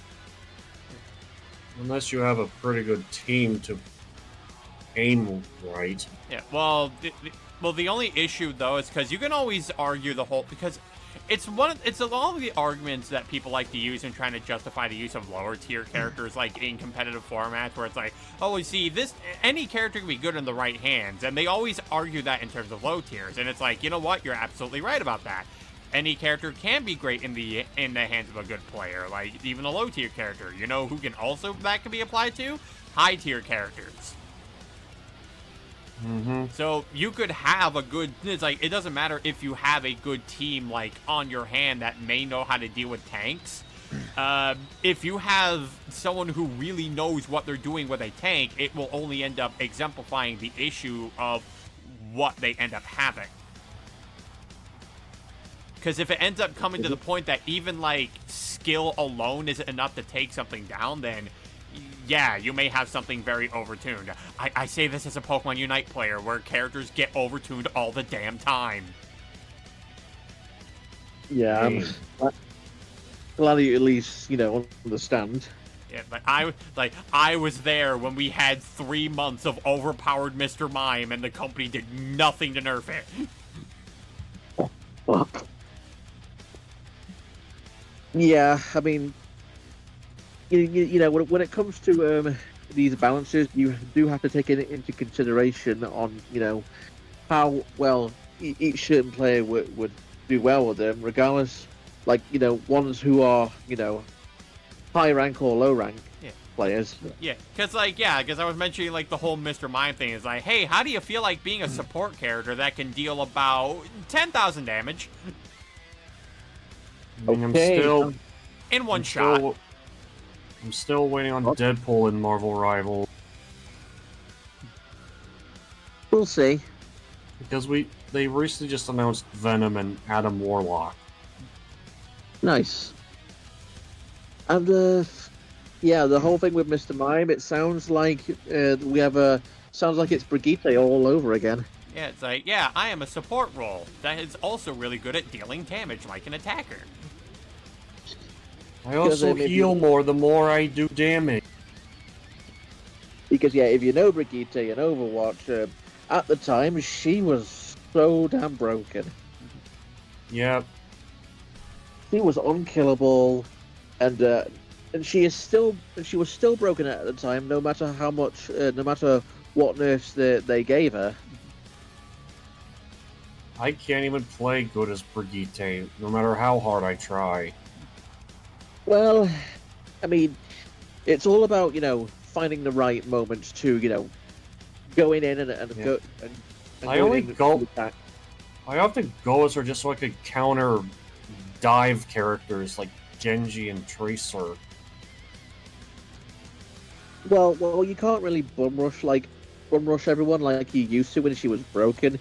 Yeah, there are going to be times where she will be effective when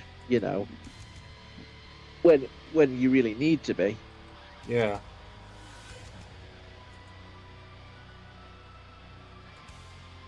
I still games.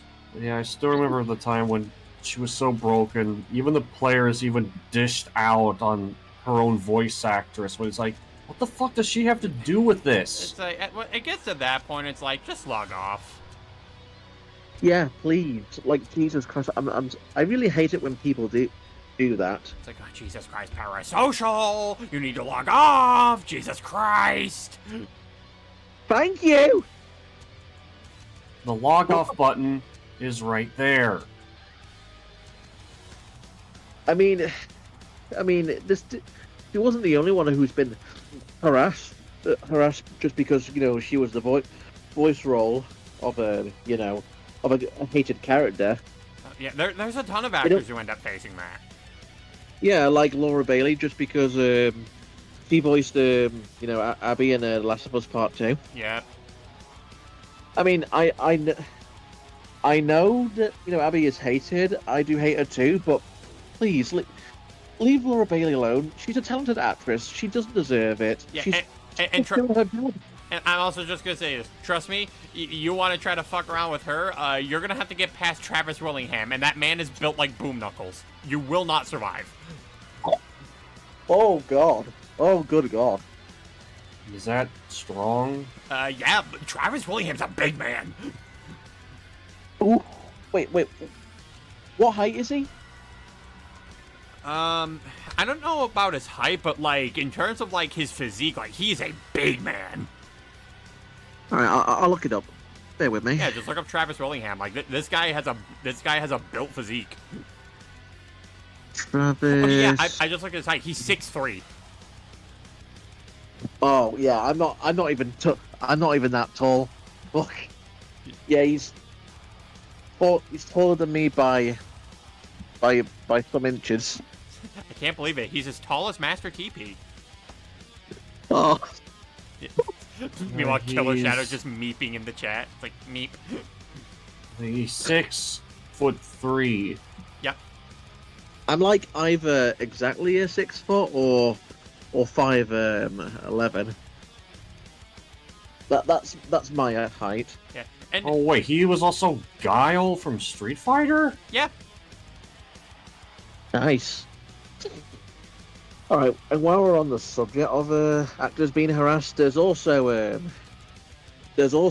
the actress who played as Rose in Star Wars Last Jedi. I remember her being harassed so much to the point where she has to leave, close her social medias just because she played a badly written character. Like, come on. It's like, my God, it's like, fucking nerds. Seriously, actors just act the character. They don't do anything else. Like, just the amount of arrogance and self-entitlement that you have to just use your social media platforms to dunk on somebody just because they were paid to play a character. Like, Jesus Christ. Exactly. I mean, Calm the fuck down already. I mean, I get it. We get it. The character was written badly. We can agree to that. But to the point of harassing the actor for it, what will that gain? Nothing. Yeah, I don't know, something I started doing in my long absence. You're fine, Killer Shadow. I mean, at the very least, it makes the chat active. Twitch likes that. Yeah, exactly. Yep. And if I'm not mistaken, the actor of Jar Jar Binks suffered the same kind of thing as well. Yep. Because again, fucking nerds. Like, Yeah, some of them ruin the fun out of everything. Yeah, I mean, shit like this is why I don't want to get into Star Wars as much as I do want to. Yeah, I was never really into Star Wars. Like, The ironic family- enough, I like StarCraft, but I just do not care for Star Wars. I mean, yeah, you can get into games with it to a point where you have a huge passion of them. But at the same time, you don't have to get involved in the communities as well. Well, there's also a difference. There's also, like, in some cases, like, there's a difference between, like, being compassionate to those kind of things, and you have some of those, like, then you have the people we're talking about where it's just like, oh my God, the actual parasocial bullshit going on with them. Yeah, that's ill.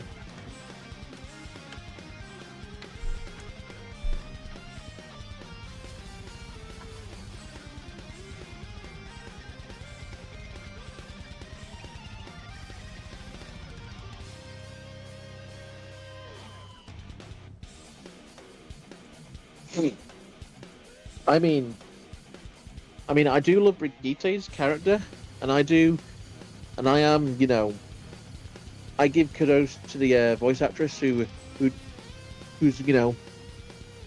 does a good job of bringing her to life. But yeah, that doesn't mean she deserves it. I mean, deserves, the harassment. I mean, if anyone who deserves, the big heavy criticism, it's those who does the balancing with the game. Exactly. Like, they're the ones who are programming a thing to make them, like, not function appropriately. Pretty much. Yeah, like, the voice actor has absolutely no part in how characters get programmed. 'Cause they're not game designers. They Yeah, were they're- paid to voice them. Yeah, and they have like no control on how certain things are directed and how they're all written. Yep. They're just there to, step into the shoes of the character. Yep. Exactly. They're just given a script. They look it over, read it, and act it. That's it. That is all on being a voice actor. Or just an actor in general. Yeah, just Well, yeah, actor in that- general, regardless if you're doing a voice or just, acting in general. That too.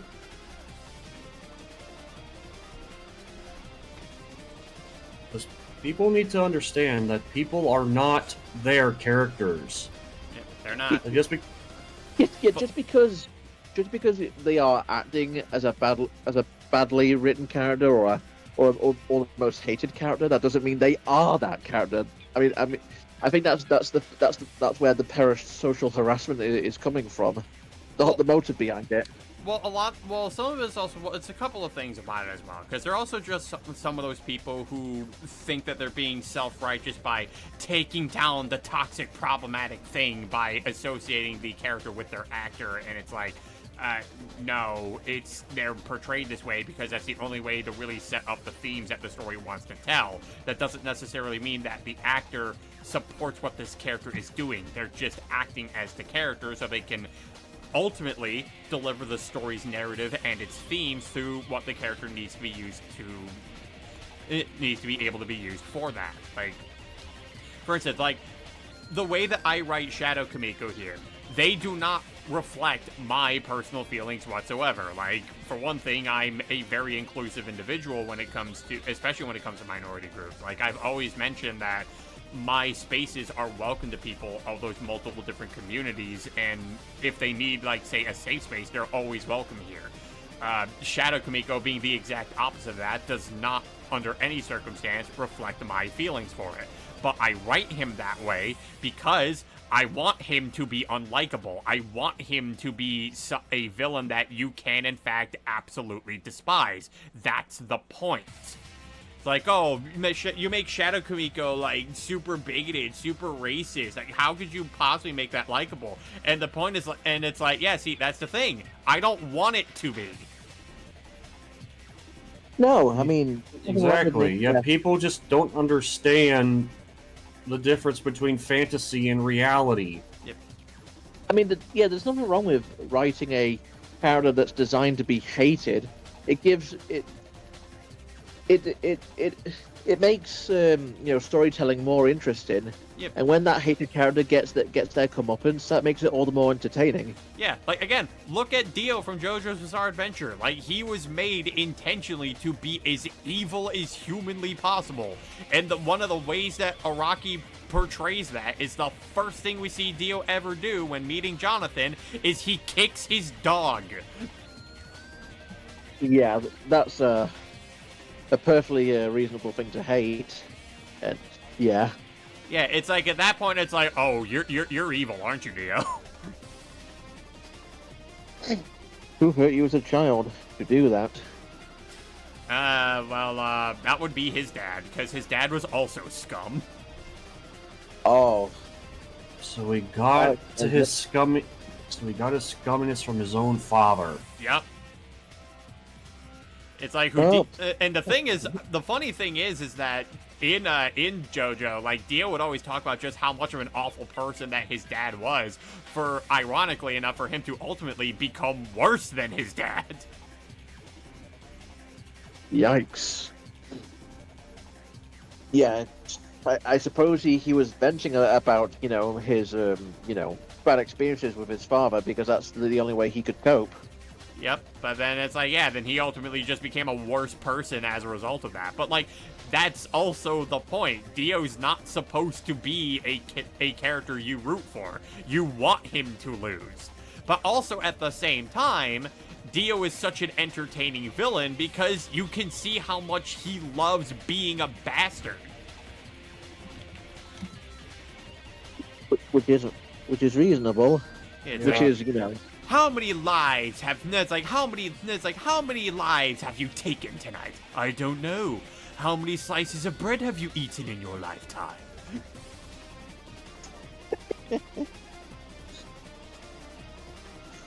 Yeah, stuff like that is what makes a hated character entertaining to watch. Yep.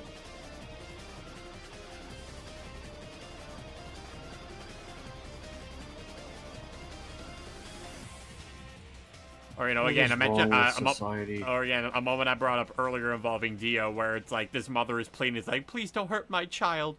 Don't worry, madam. I have no intention of hurting your child. However, the one who will be hurting them is you. And he just forces the woman being turned into a monster to just devour her own kid. Jesus Christ. Yeah, turn the woman into a monster, saying that I won't kill your kid. You will, though, because now you're a monster, and you're not required to have this as sustenance. And, yeah, and the worst part about it, too, Dio had no reason to do that. He just did that because he felt like it.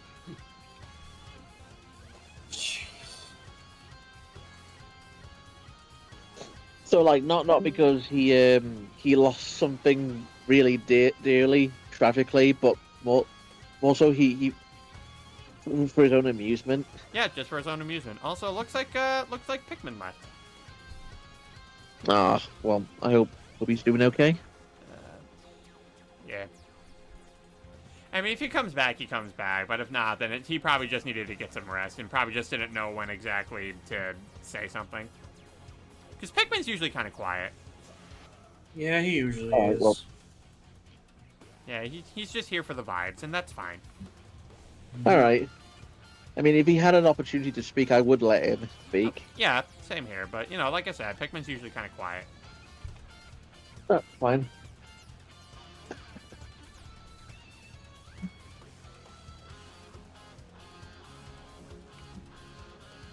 We almost got this shocked expression here. It's a, oh my god. They creased my J's.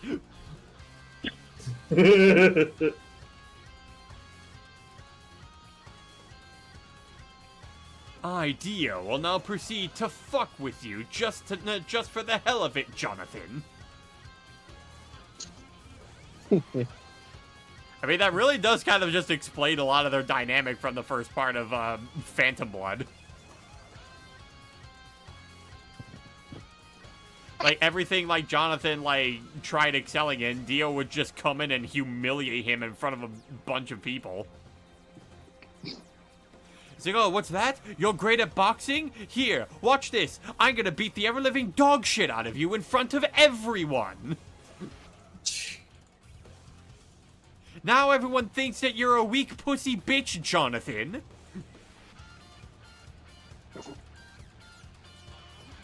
And oh, what's that, Jonathan? You like this woman over here? Well, what if I was the first one she kissed? Oh, God.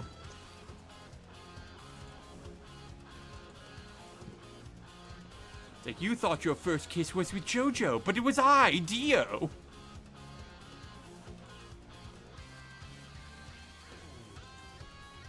And then, fast forward to the scene when we get to, Jonathan's mansion, and he just runs in and decks the living shit out of Dio. Sweet.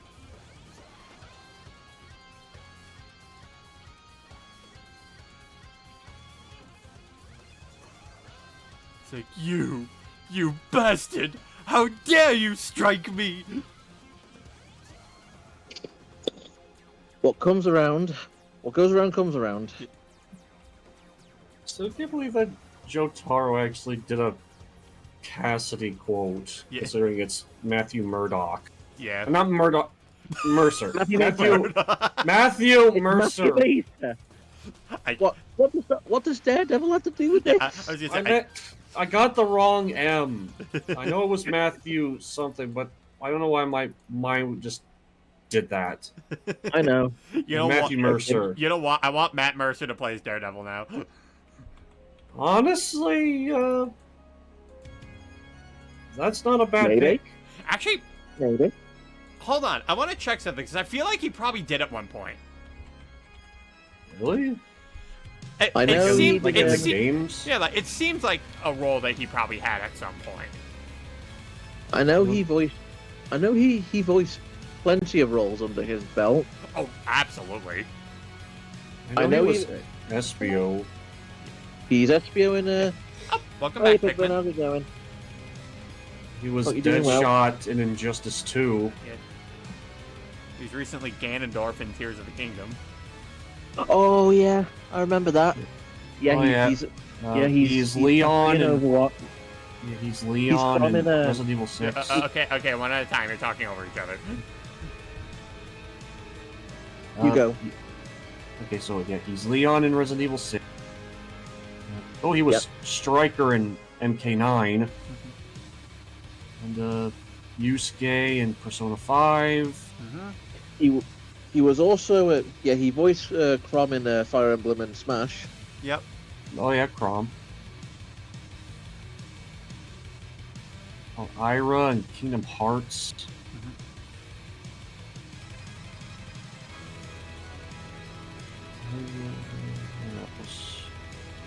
Yeah, it looks like there's just a number of instances where like he took over like characters that were voiced by Troy Baker at one point. Oh yeah.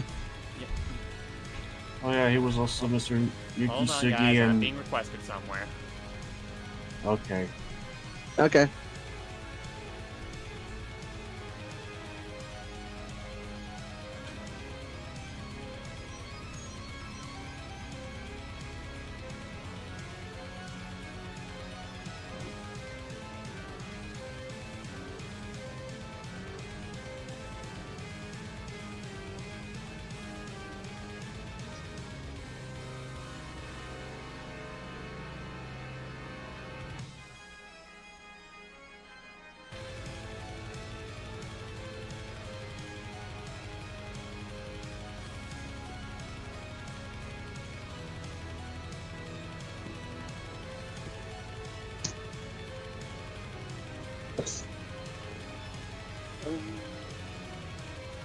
I'm trying to think of other roles that they did.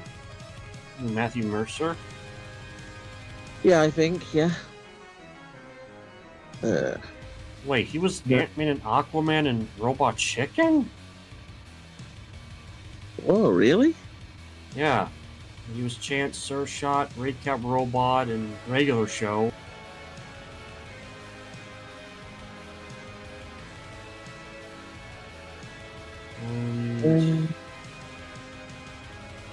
Oh, he was Tigra in Thundercats. All right.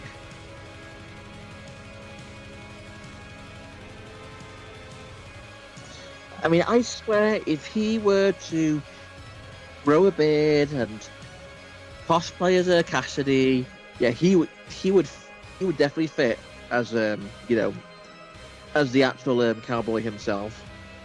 Oh, he was also Striker and Smoke in the film Mortal Kombat Legends Battle of the Realms. Oh yeah, because I swear, his hair is kind of similar to Cassidy's. Yeah. Yeah, it really does.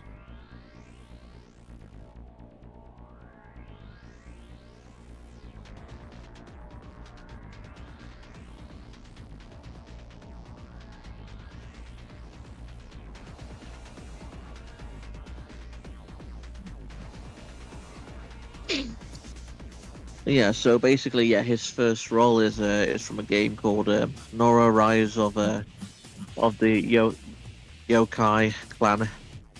Yokai Clan Demon Capital, and that was back in 2012.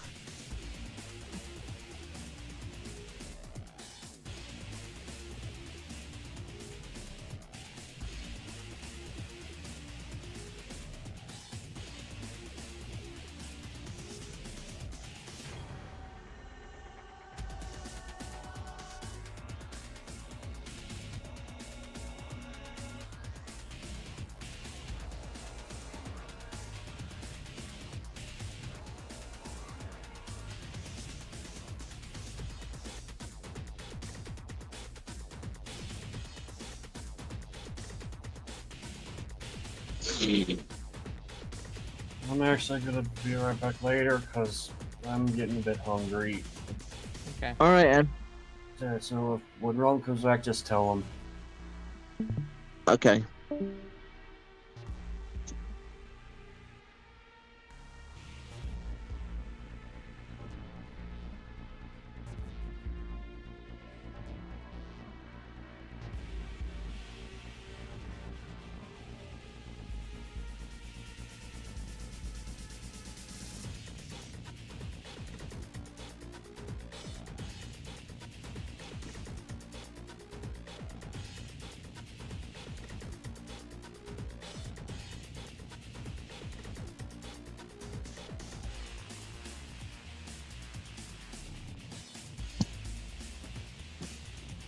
All right, I'm just gonna snack on something real quick.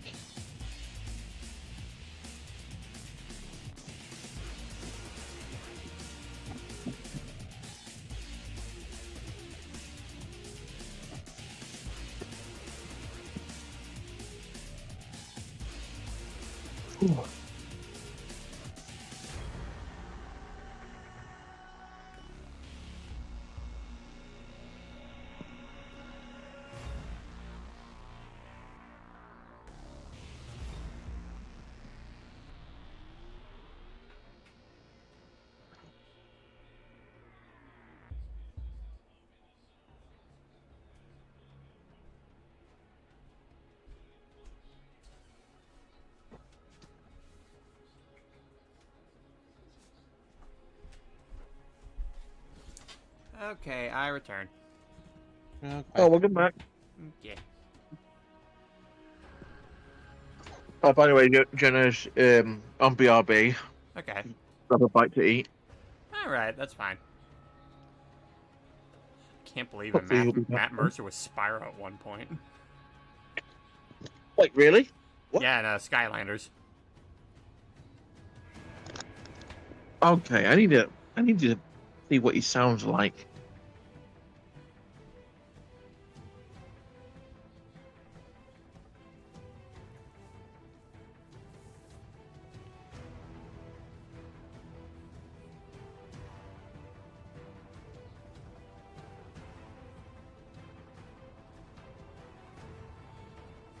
And yeah, I know he was Iron Man a few times.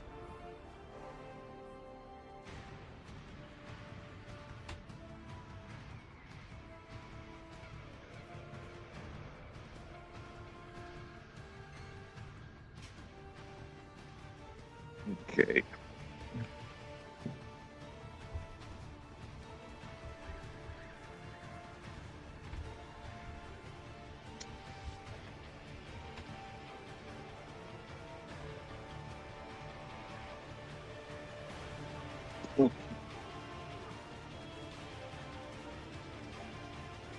Oh my god, he was Heracles. Okay, that's not a bad job he did there.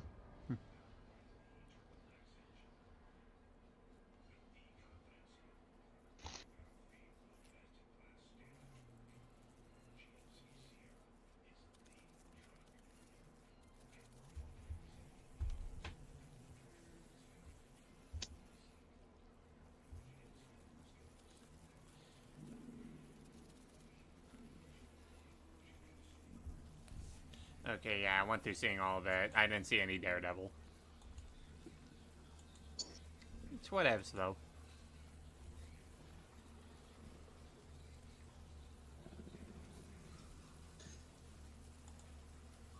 Do you have a favorite Spyro voice? My favorite Spyro voice? I'd say the OG one, Tom Kenny. Oh yeah, because well, the very first one is Carlos, someone I believe, who voiced the first in the first game. Yeah. While Tom Kenny took over the role in the second and third. Yeah, and honestly, for the better.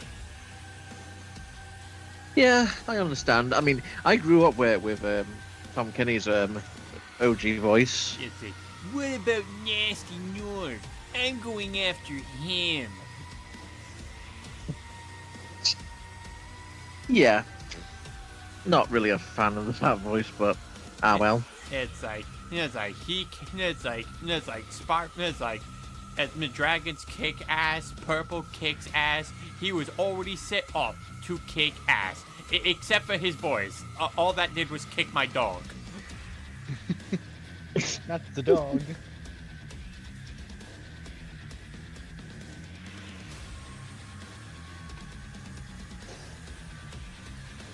Yeah, and I do remember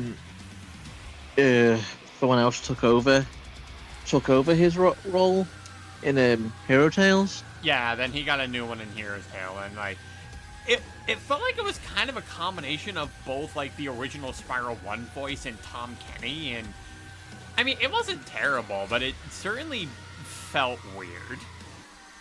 Yeah, I remember that. I remember noticing that as a kid, and it didn't grow on me. Yeah. Not that the performance was terrible. It just didn't grow on me. Yeah, but I mean, then again, anything beats the original Spiral 1 voice.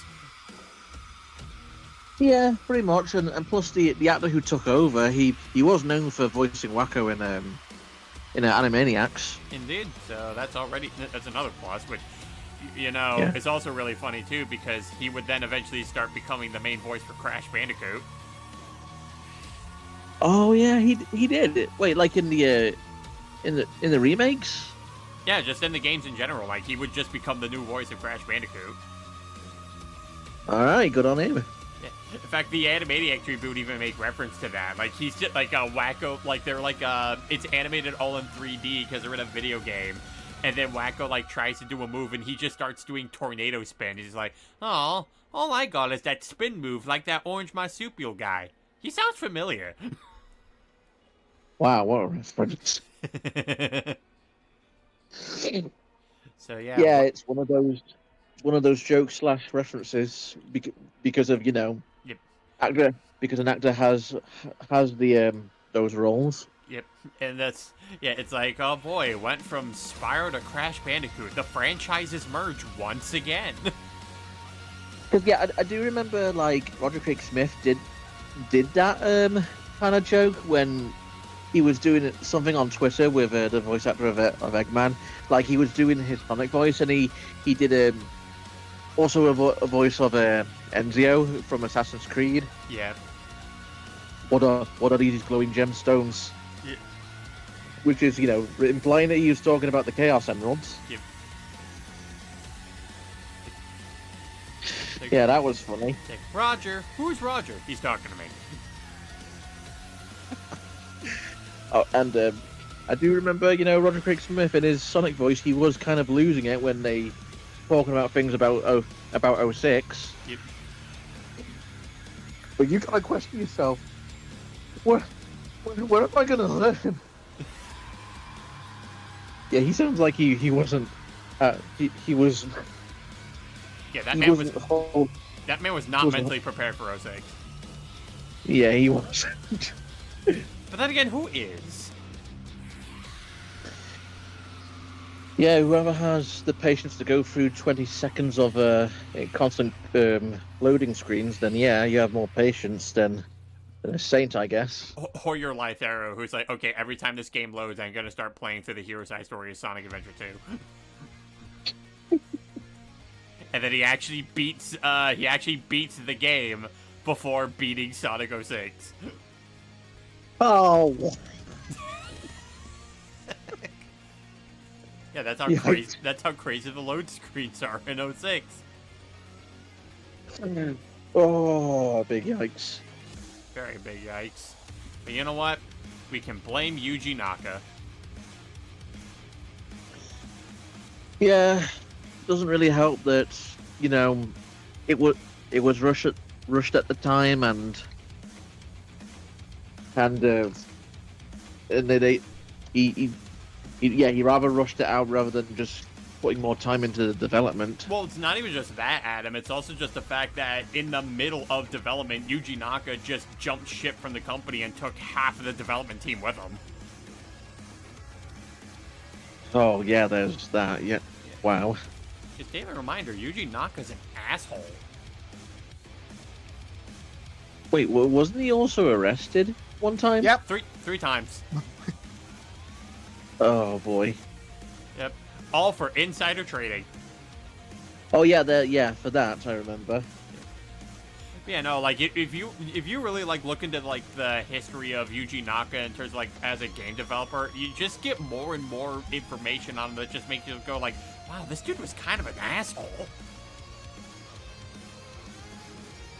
It's like, geez, like, way to give our Blue a bad name. Yeah, like even some of the people who were working with him were just like, yeah, no, the dude's like very hard to work with. Yeah, I don't blame them for feeling that way. In fact, Adam, there was actually a moment in time where he deadass tried to poach talent from Nintendo. Jeez.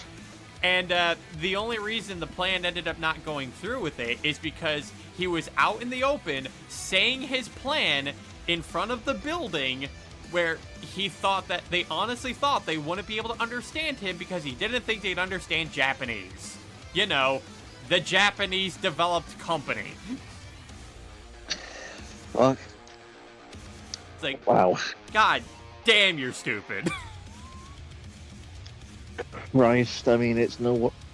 I don't know if this is relevant, but it's kind of no wonder why Sega and Nintendo were rivals. You know,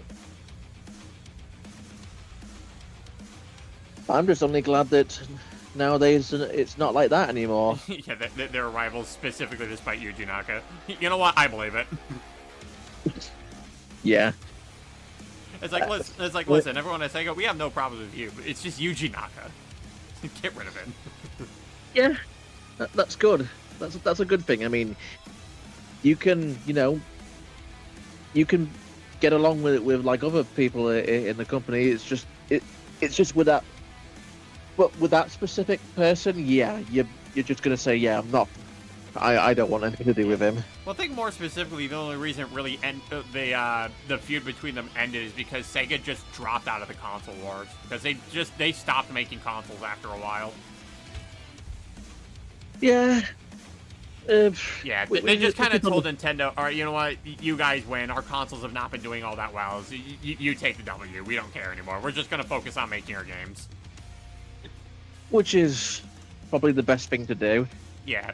You know, it also even got Nintendo just being like, I mean, you can always host your stuff on our platforms if you want. Yeah, That's how we got Sonic on Nintendo systems. Yeah, I mean, I do remember having a VHS on, which is a promo of showing off like GameCube games that were coming out at the time, and I do remember seeing Sonic Adventure 2 Battle, and I was like, wait, Sonic on a Nintendo console?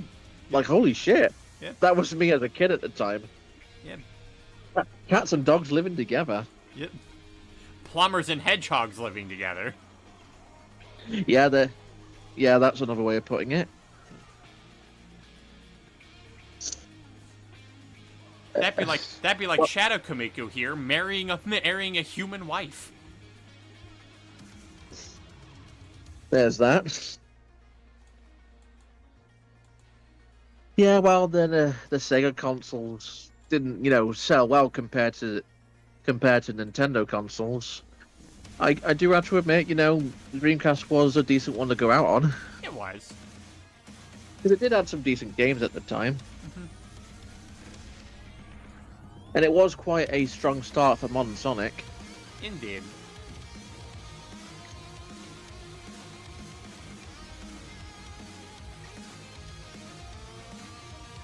And then Yuji Naka tried to make Balan Wonderworld, and we all know how that turned out.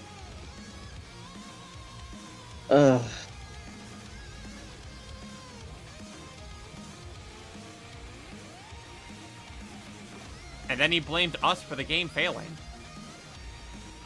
Wait, what's that again? Then he blamed the West for the game failing. Oh, yeah, of course he would, because you know. It's like, Why bother?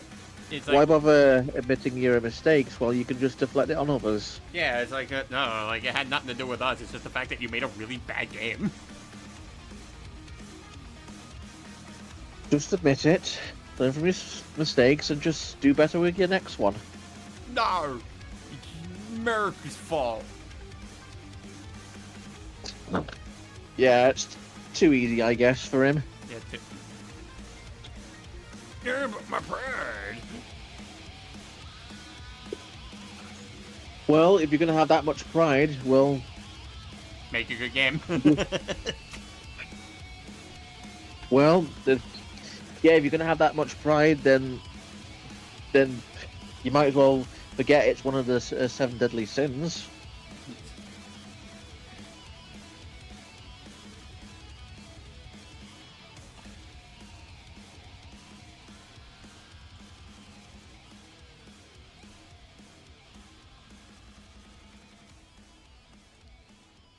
And then Princess Peach's Showtime came out and is like, hey guys, want to see how to do Balan Wonderworld, but correctly?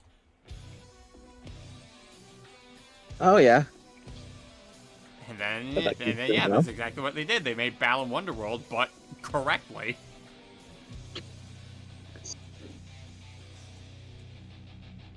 It's hard to believe that she gets another game. Ever since her last game was on the DS. Yeah, seriously.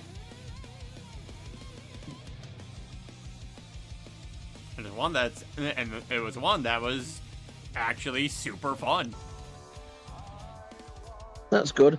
I mean, I haven't picked up the game, but yeah, I heard it's good. Yeah. I mean, I'm not a fan of certain other characters, but I kind of wish Nintendo would do something interesting with other certain characters. Which, I mean, Like with Waluigi. yeah. It's like, so when is Waluigi gonna become get into the mainline series? Never.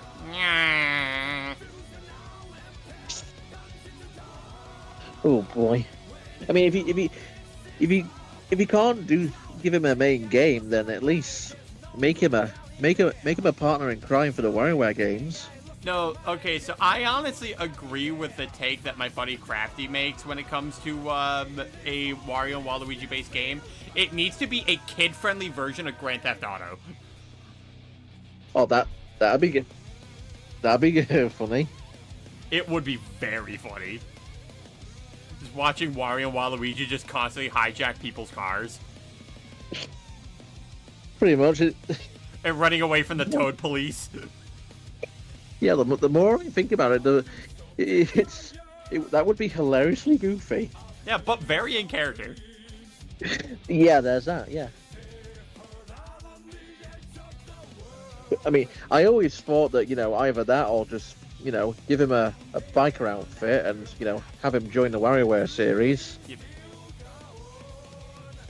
Because it kind of work out for something like with Diddy Kong, because he's pretty much Donkey Kong's partner in the Donkey Kong games, and ever since Mario spin-off games when he debuted in Mario Kart Double Dash, he has appeared in other Mario games quite frequently since then. Yeah. If it works out for Diddy Kong, why not for Waluigi? Because Waluigi will lose at everything. Yeah, he's the epitome of the absolute L. Yep. No! Stop giving me the L! I hate it here! And yet his rival has an L on his hat. So do I. Mine's just upside down. Whee! Stop laughing at Waluigi. He's miswatching this naughty comedy. Well, it's too bad that's what he is, because unless he doesn't get proper attention, he'll never have a spot in Smash ever. Oh, now that's a low blow and you know it. I know, and that's just the facts. Yeah, well, take this, Mr. Eyeball. Oh yeah, that. that scene.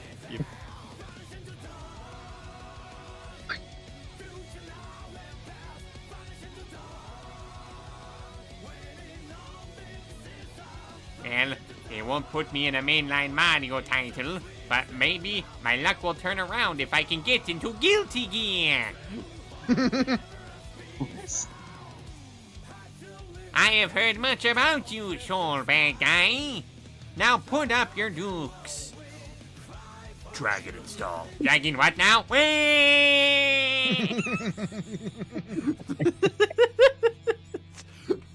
It's like, yeah, guy couldn't get in a Smash, but boy, could he find a way to make himself playable in Guilty Gear.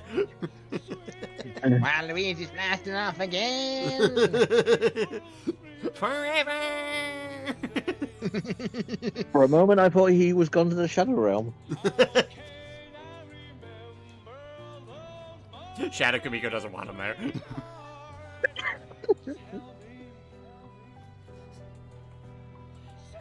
Like, oh, you are an ugly looking fuck. You're one to talk. Have you looked in a mirror lately? Just summons fire in his hand. Oh no!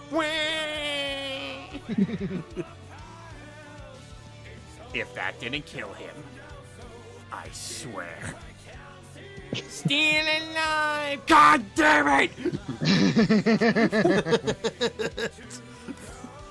Throws his helmet on the ground and everything.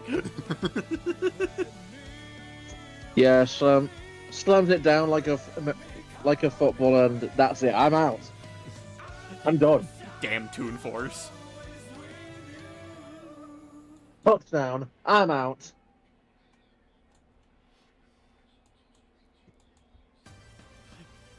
It's like, yeah, damn Toon Force beyond something else.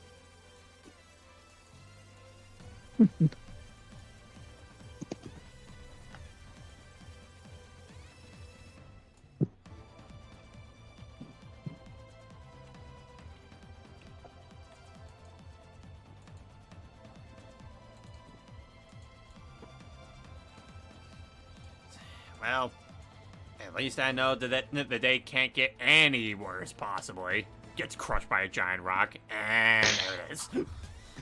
I know this.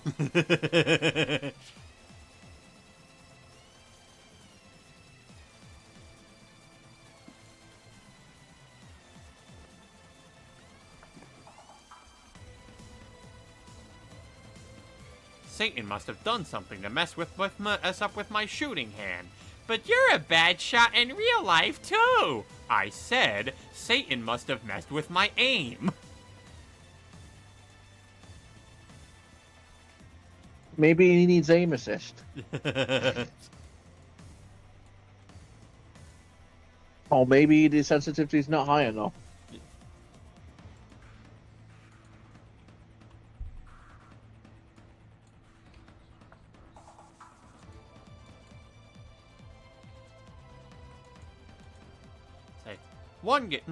One day we'll be able to finish this game of darts. But I don't want to!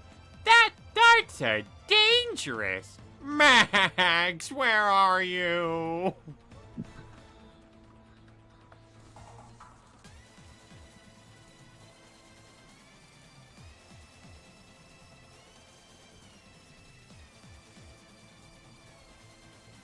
Okay, so we almost got this face done. We just got to get the ears, and then I can work on one more face, which is just him yelling at something very angrily.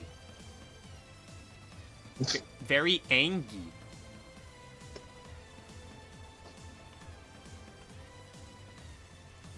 They're going Ori.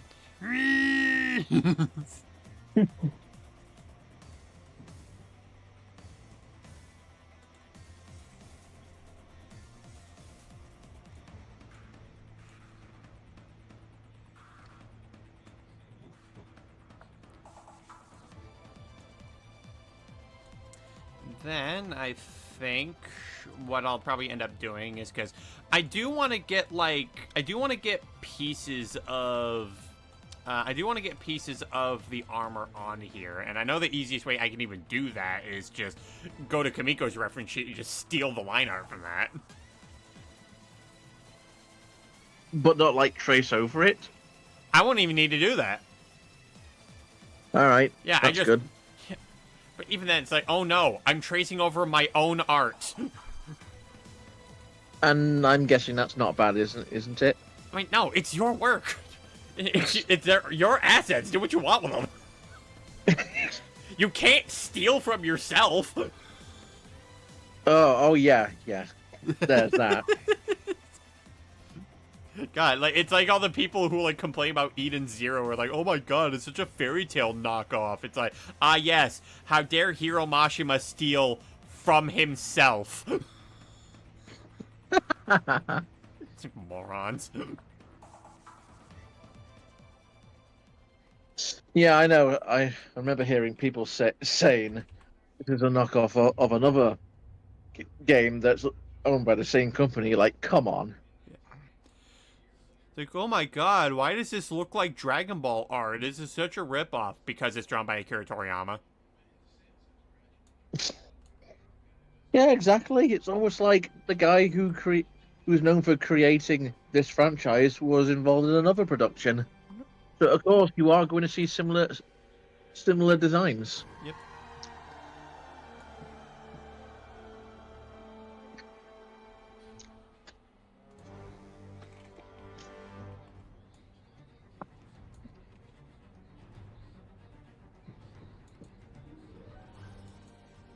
All right, let's tune for a bit.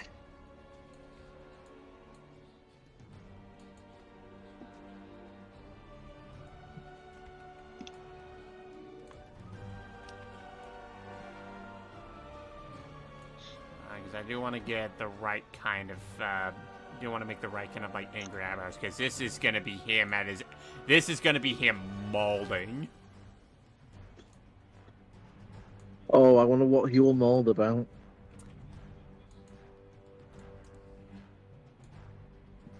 Like, he wouldn't get over the fact that Twilight mopped the floors with him. I'm also just like, he just sees Kamiko and is like, Superior, I'm gonna kill you! There'll be no superior if I take him down. Yep. Will that make me the superior? Nope. Dang it. Well, I'm gonna kill him anyway. I already said I would.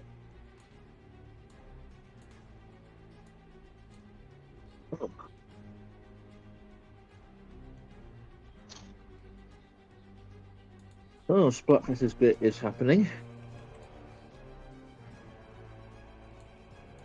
Oh boy. But I'll be streaming that tomorrow. It's like, so whose favor is it gonna be rigged in this time? But I don't. Who knows? All I know is that Fry always seems to have the short end of the stick on the matter. Well, everyone freaking simps for freaking Shiver.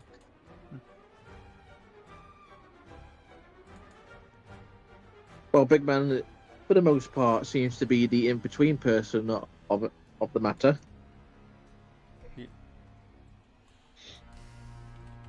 Okay, based on the votes, yeah, Shiver seems to have the most so far. Big shock.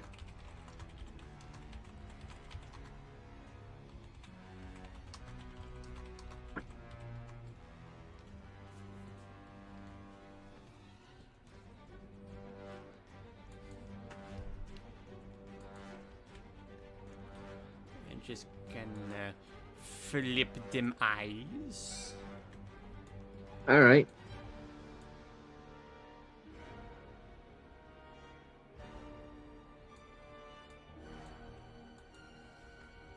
Yeah, because yeah, Shadow Kamiko do in fact have a very interesting eye shape. They are a triangle.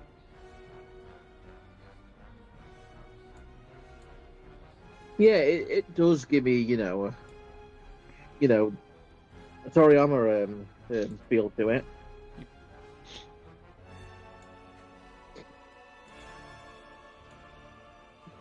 Yeah, it's definitely like a Goku feel to it. Well, actually, a funny thing is that Goku's eyes aren't necessarily triangle. Yeah. I mean, I do notice they're not always triangle when he has the determined expression he has. When he's happy, his eyes are actually round. Yep, that they are. But more specifically, the reason why I have Shadow Kamiko's eyes the way that I do is because, fun fact, depending on the type of vibe that you want a character to give off, like, say if you want to give them off, like, a more threatening type of shape, you actually use sharper angles. Yeah, exactly. Yeah. In fact, you want to know why people describe Kirby as being friend-shaped? And that's because when you want something to look friendlier or more approachable, you give it rounder shapes. Yeah, that does make sense. Yep.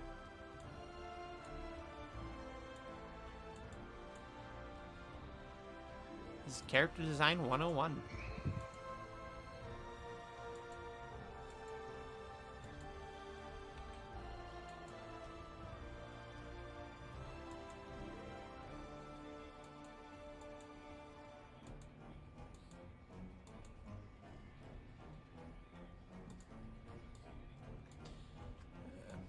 Let's actually tilt this just a little bit. Oh, looks like an ad break going.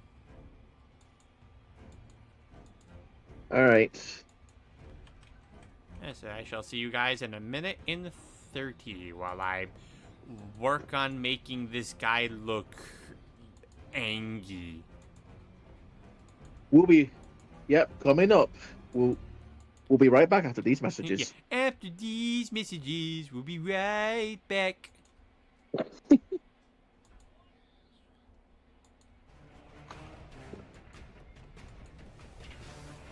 As far as I'm aware, I don't find Twitch advertisement to be as annoying as a YouTube advertisement. At least at YouTube you can skip them. Yeah, which sucks.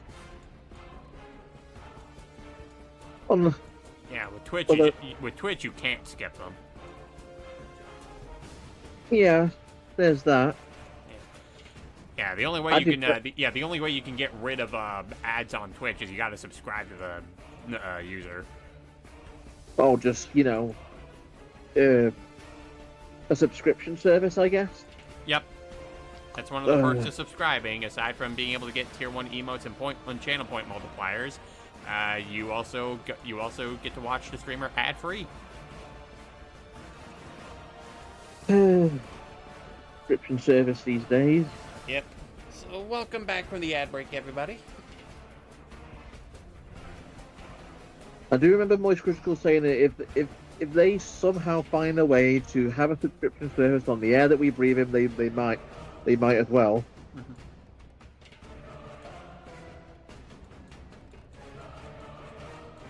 Which we hope that doesn't come to that. When I first heard that, I was like, my God, don't give them ideas. Hey guys, here's Microsoft with a brand new streaming service. God damn it! Oh, wow.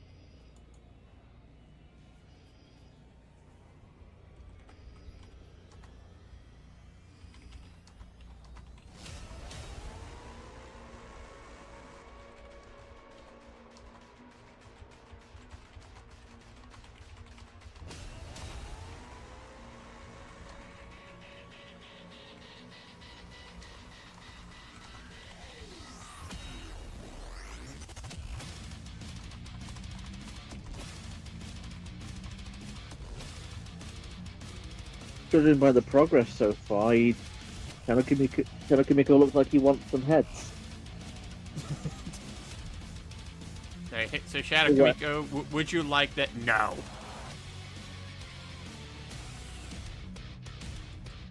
Like, for whatever circumstances he's going through, he's like, I want heads for this. Yeah.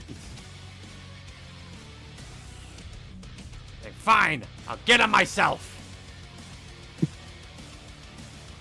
You're gonna get head? Shut up! I saw what you did there.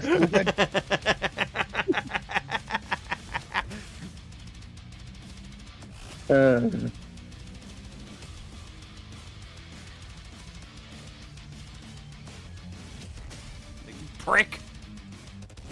Fuck.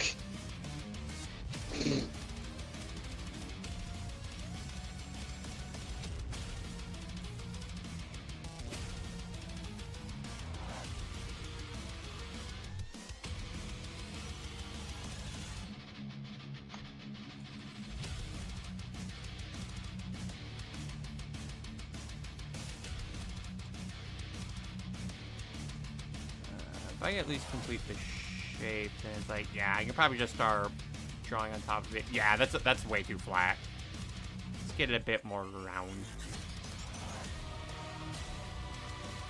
Yeah, when it comes to shading, you know, it's always essential to just do it right. Yeah. Well, it's more so just trying to make sure I get the proper head shape going, because I don't want the top of it to be too flat. Ah, okay. Yeah, we're not on the shading just yet. I still need to actually, right. I still need to actually line the pose.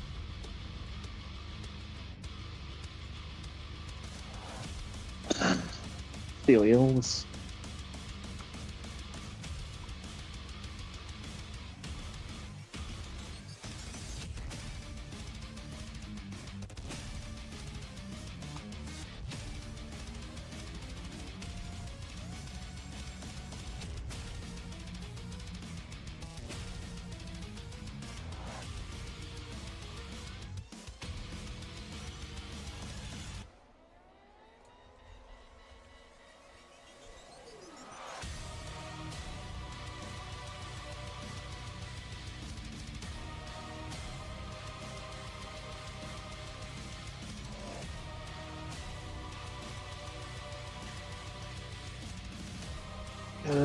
Yeah, I'm not gonna make it. Sorry.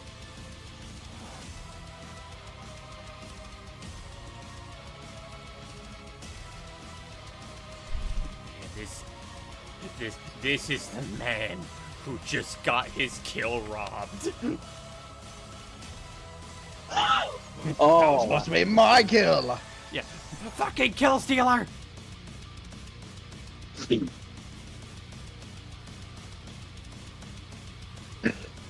Fuck you, I'm gonna go back to camping. What do you mean my camping spot's already been taken?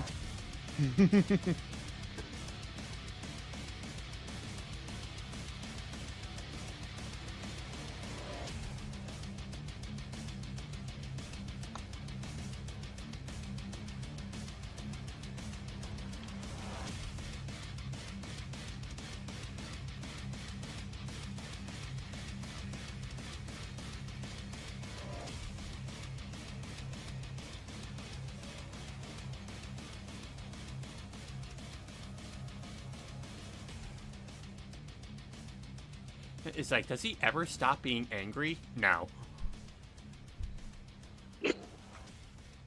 I guess anger management is not an option. Nope. No therapy. We've tried. He killed the therapist. Psychologist. He killed them too.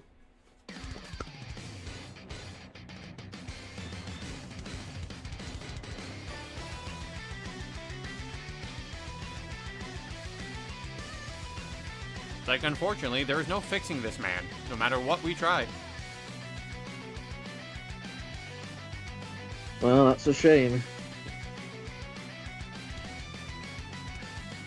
Guess he's never gonna understand why people love the taste of Cinnamon Toast Crunch. And I'm guessing he hates that.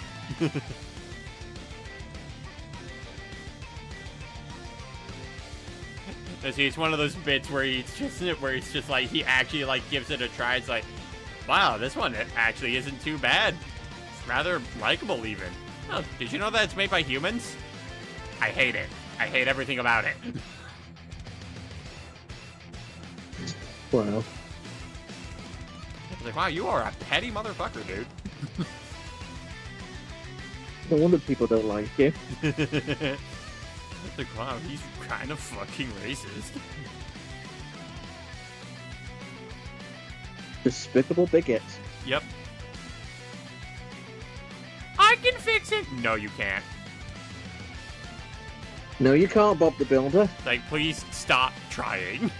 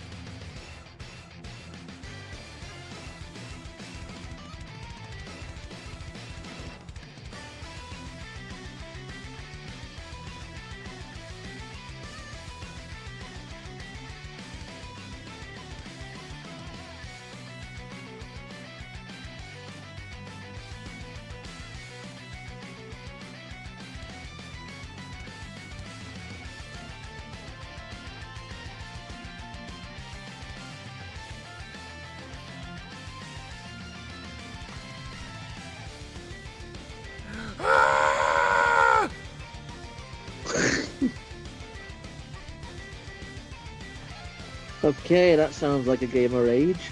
Yeah. Uh-oh, he just had a heated general moment.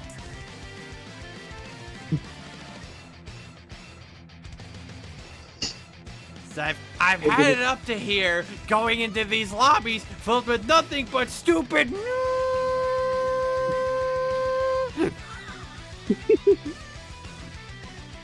Oh my! Yikes.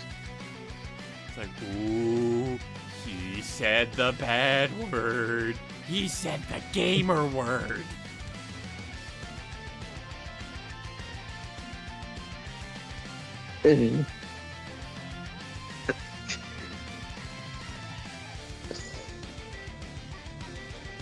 Would he rage any more harder than friggin' Foot's 12? Oh god, get those two in a room together.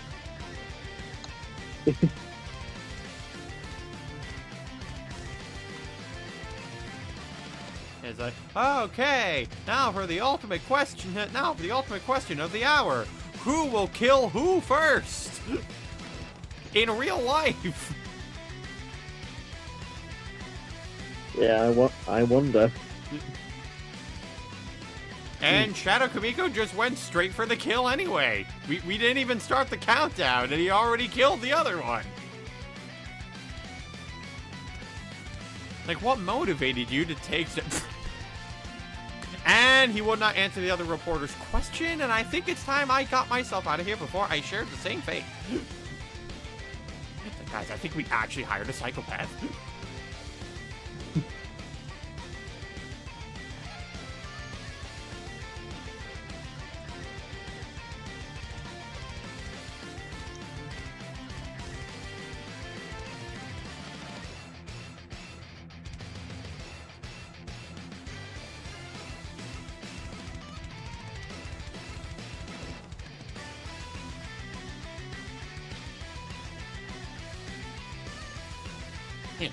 Angry Eye. Say, I want you to meet Mr. Angry Eyes.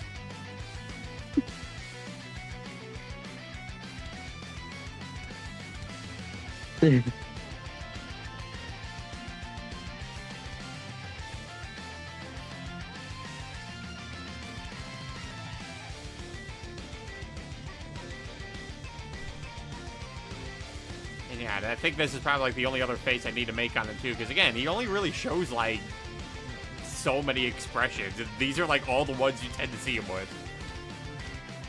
Does he like have any expressions of like fear, for example? Not really. I mean, I guess this is the closest you would get to that. Just looking surprised. Yep. No way. I can't believe this. Get a load of this. Yeah, I mean, if he were to say that, then yeah, that's one of those expressions I'm seeing right now.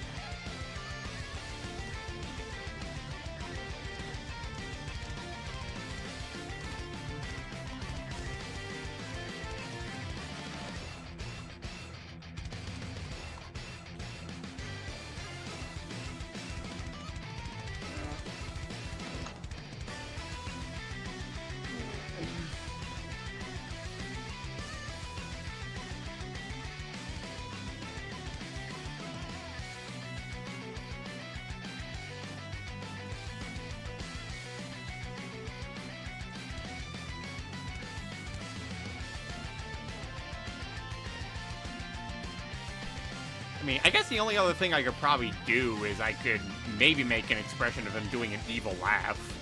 That's probably it. Oh, a traditional villain laugh. Oh, yeah.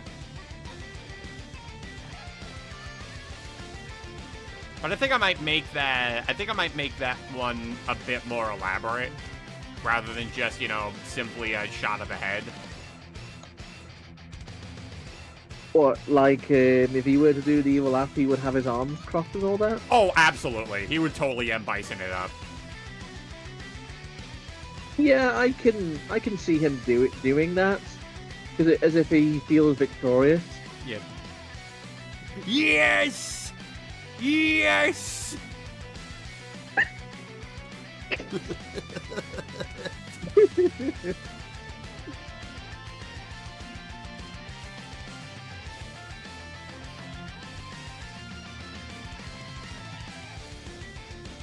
I finally won one! What do you think of that one, Amara? Oh, my controller was unplugged the whole time. What? Oh, yeah, I must have gotten so into the last couple of games that I may have accidentally unplugged the thing while we were playing. Anyway, perhaps we could do a do-over on that one. You can never make this fun for me, can you?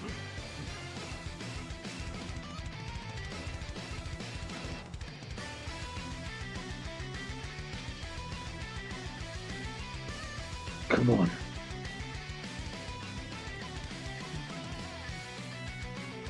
It's like, alright, now that your controller's plugged in, finally that I can beat you for KO! Oh, wow. Wow. You were saying? I'm gonna blow up the console now. Now that's a fine rage quit if I've ever seen one. Yeah, it's not enough to just exit the game, you blow up the console. Now no one can play. Yeah, no one can play.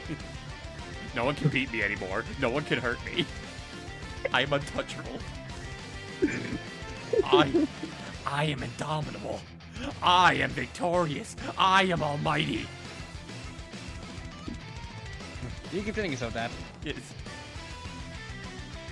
You know, Kamiko, I think you stepping into this war has actually kind of broken him in ways that I didn't think were imaginable. Like he was never this fragile. He was never this fragile until you showed up. Well, after that, he's definitely insecure. Yep.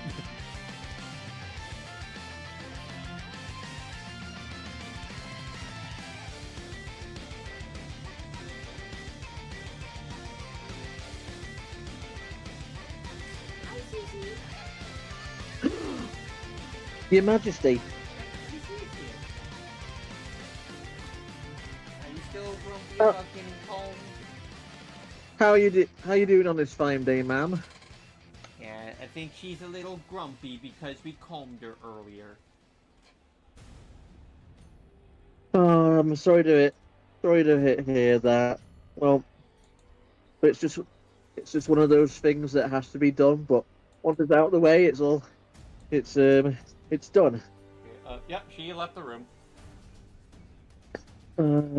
Hope she'll be in a better mood Oh later yeah, on. like later tonight, she's definitely just gonna be coming up and being like, "Hello, let me on your lap."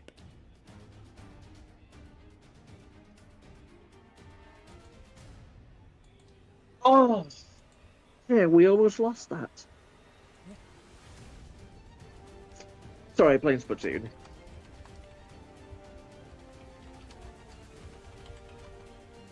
Just after time I hit 0, teammate just managed to throw the egg in just in time.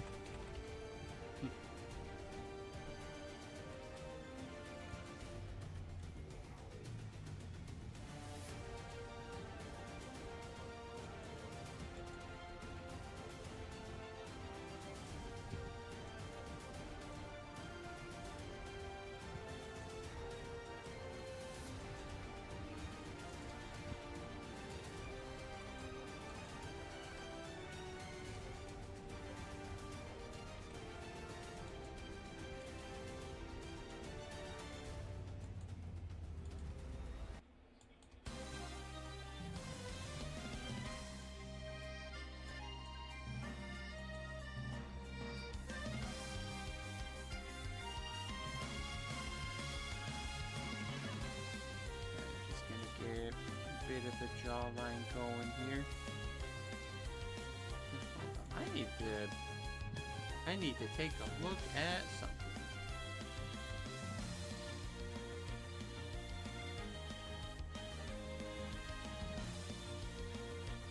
Oh, Cece, welcome back. Oh, hey, madam. How's it going?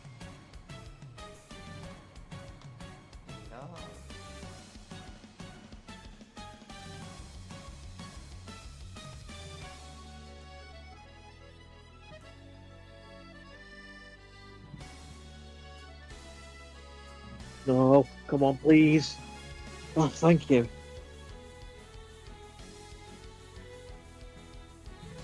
About time I'm getting decent teammates.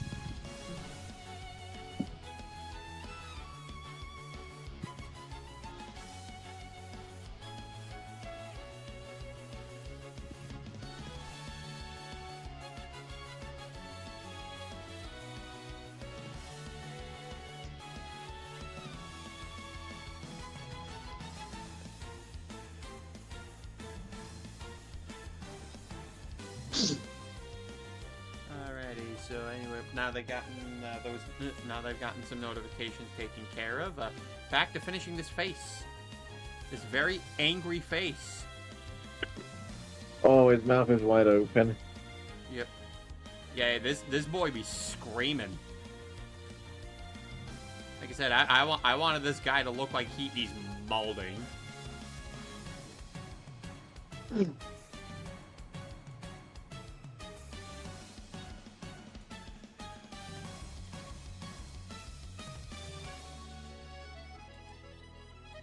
I bet it's like the raging yell, like similar to how Kratos yell in God of War 3.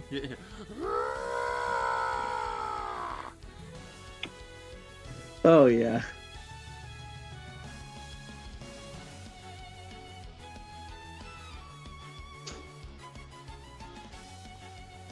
I do remember Kratos letting out that very yell if you would don't perform a fatality and all those red dots, like come to absorb into his body. Yep. If you play it in MK9. Yep. It's so crazy to think about that. There was a time where like Kratos was just guest starring in so many different things. Yeah, pretty much.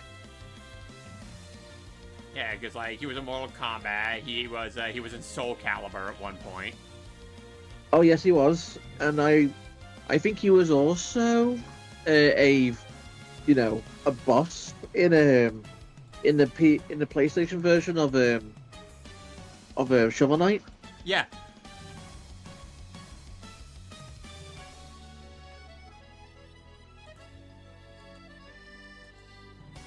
Yeah, Kratos so- is just getting everywhere. Yeah, because everyone they know that he means business. Yeah. Although, unfortunately, I think because, like, Kratos just appearing in everywhere is also what ended up resulting in people just suffering from God of War fatigue. Oh yeah. Yeah, because there was just a moment of time. Because it's a big reason why God of War Ascension wasn't as well received at the time it came out. Because a lot of people were just going through God of War fatigue because it was just everywhere. Wait, wasn't that the game like, that came out, like after God of War 3? I don't quite remember. Yeah, well, I think, so yeah, we ended up getting God of War 3, then I think after that we got Ghost of Sparta for the PSP, and then it was Ascension. Oh yeah, I mean, yeah, there's that. I heard not much people like that one. Yeah. Well, again, because I think it was just another case where it's just like, yeah, we had so much God of War going on that, yeah, people were just getting sick of seeing it everywhere. Fair. And I'm guessing that the fourth one, which is the soft reboot, I believe, if I'm correct, Yeah. it freshened things up a bit. Oh, yeah, it absolutely freshened things up a bit. In fact, that's actually one of the games I'm planning to put on my stream, games to stream list. Nice. Because the Norse duology is really damn good.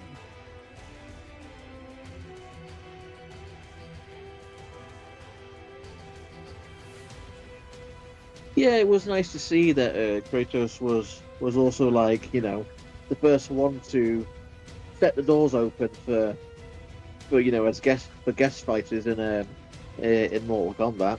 Yeah. And Yeah, apparently, when you go to God of War Ragnarok, apparently those crossovers are canon. what, like Mortal Kombat? Yeah. Huh. Yeah, because Okay, that's interesting. Mimir, one of the conversations you get with Mimir is where he's talking to Kratos. Is like, so I've heard you. It's like, so I've heard you fought in many tournaments. I have fought many battles. Yes, but some of these supposedly had some of the finest warriors in all the realms, and apparently the world's famous musician. Huh.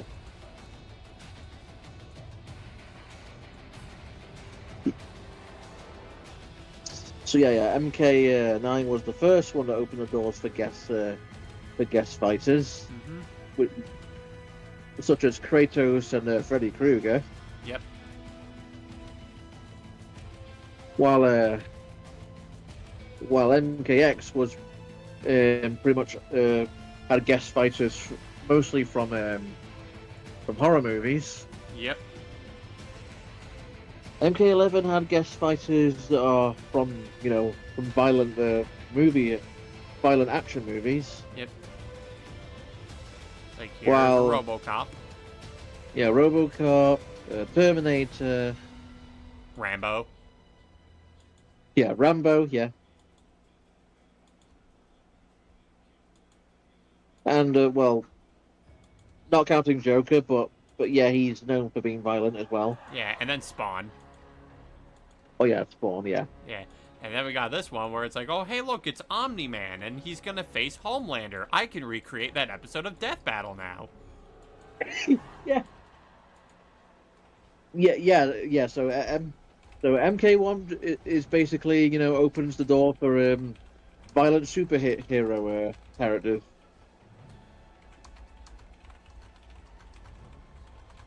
Yeah, I feel like,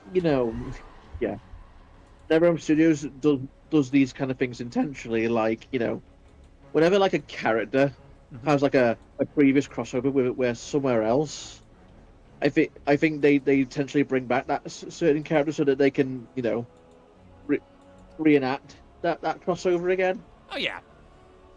Like with Predator and Xenomorph Yeah.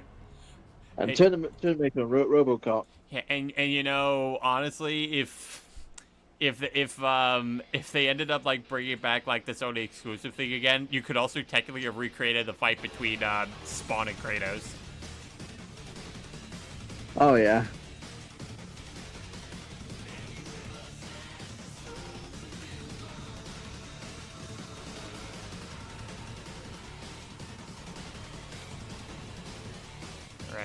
I'm actually almost done lining this face.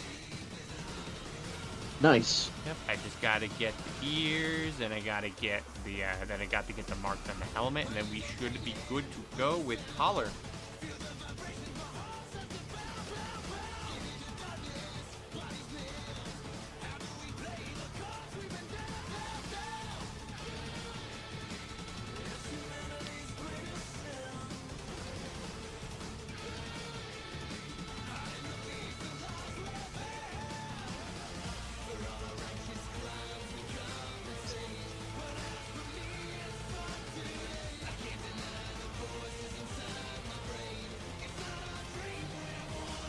There we go. That's pretty neat. Now for the rest of the helmet, and then we should be good to go. We should be Gucci.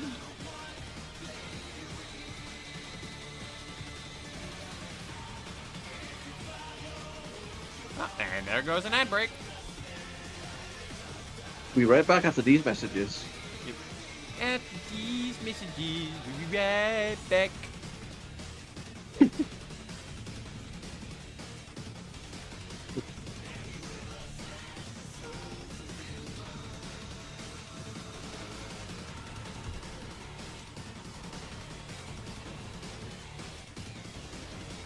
You know what? I know this time I 100% can beat that clock.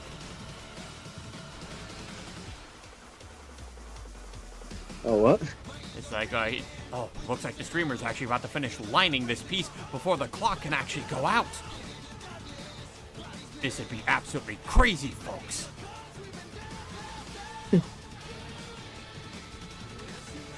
He's racing to get these details done on this piece. He's about getting there. It's getting close to 30 seconds left on the clock.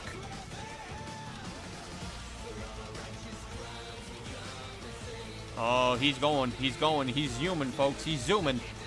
He's getting the lines connected. Oh, we're about less than 20 seconds on the clock. Can he add the extra smaller details before the timer runs out? Oh, he's getting there. Oh, he's actually able to cut the progress down in half because of how the helmet's tilted. Oh, he managed to put the bolt down. Oh, hold on, let's check the progress. Oh my gosh, he actually did it. He got all the details he needed done with just the line art on here, and the ad break is over. Everyone, the streamer has in fact made the goal. He finished lining the face before the advertisement could finally end. Unfortunately, he never put his response in the form of a question, so he still now has to take a dip in a vat of acid. Damn it, I can never win. And I'm guessing a photo finish is out the question. He's also 2 seconds late with paying off his credit card. It's off to the gulag, where we steal his nuts.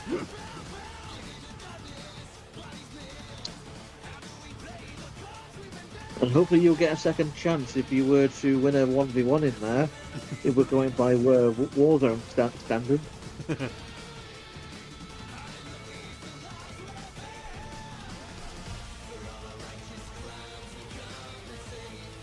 I hate it here.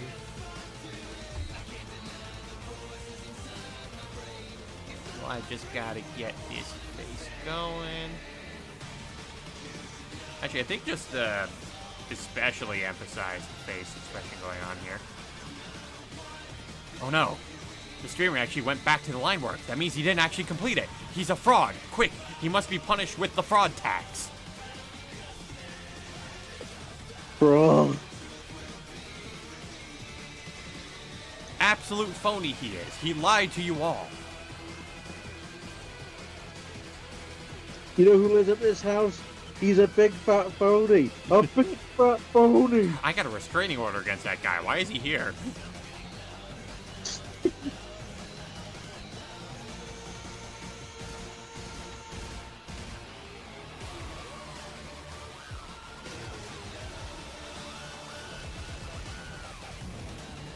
But yeah, we are almost going 6 hours on this.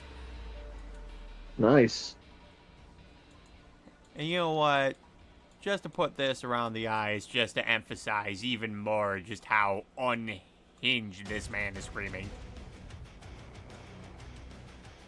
Yeah, usually, you know, the effects of someone being, it's more effective to make a character look angry is with the wrinkles Oh around yeah. the face.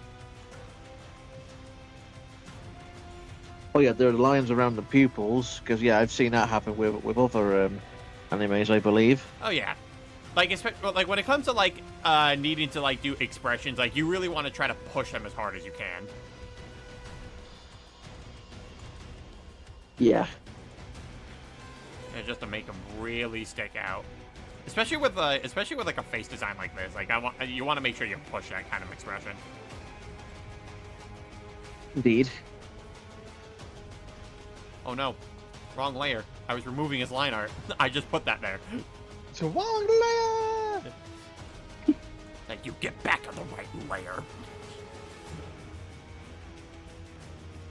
So I will set this entire stream on fire.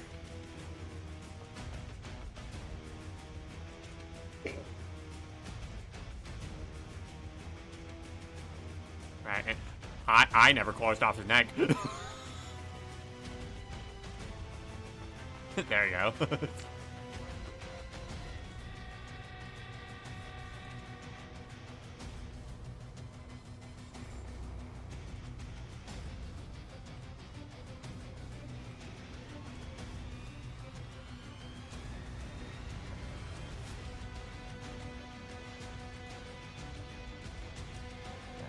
Okay, I'm not able to select all of that, but that's fine, because I know how to go in and then get the white spots that remain. Like that one. Kill it. And he's probably thinking... The deed is done. And he's probably thinking, yeah, kill it with fire. My fire, to be exact. Please kill it with my fire. You know what? Screw that. I'll just do that myself. Yeah, he's like, yeah, kill it with fire. Oh, wait, I have fire. It's like, step aside. I'll show you how a real pyromaniac does it. Mm-hmm. Jordan! Hey, so... Hey, I didn't feel like getting on my laptop right now, so I'm on my phone Okay. because I'm still playing Persona 5. I've been playing it pretty much non-stop lately. So yeah, man's a Persona fan now. Mm-hmm. Alright, and yeah, Morgana leveled up. That's nice. Yeah. Okay. Go to bed, Joker. Aren't you tired, Joker? You got a big day tomorrow. But I want to make lockpicks, Morgana. Don't care. We infiltrated the palace yesterday. We're all tired. That means you're tired too, by proxy. So you need to be a responsible leader and go to sleep. I love the moment we're having this bit is when Whispers of the Village from Killer Instinct starts playing. Just... Wow, okay. Right. Thank you, McGordon. You don't. You wouldn't like it when I'm angry, right, Joker?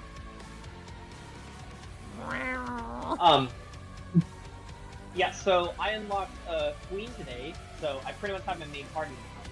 So it's Joker, Skull, Panther, and Queen. So I've been looking forward to this team composition. Nice.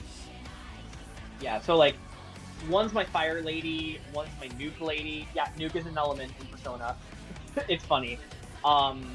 One's my Lightning guy, and I, Joker, being, a wild card, Yeah. I basically got every other element.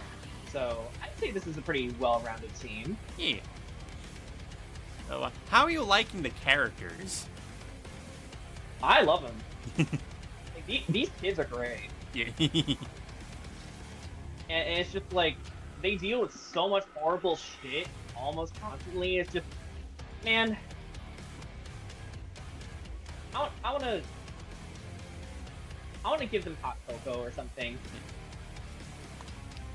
All right, I've already been. Yeah, I want Ryuji to walk up to one of them, just beat them up with a bat. Oh wait, I can just make him do that. Yeah. I mean, he would relish in it too, as long as he gets to deal with selfish adults. Yeah. It's like you just hear Ryuji in the back, like, ha ha, loser.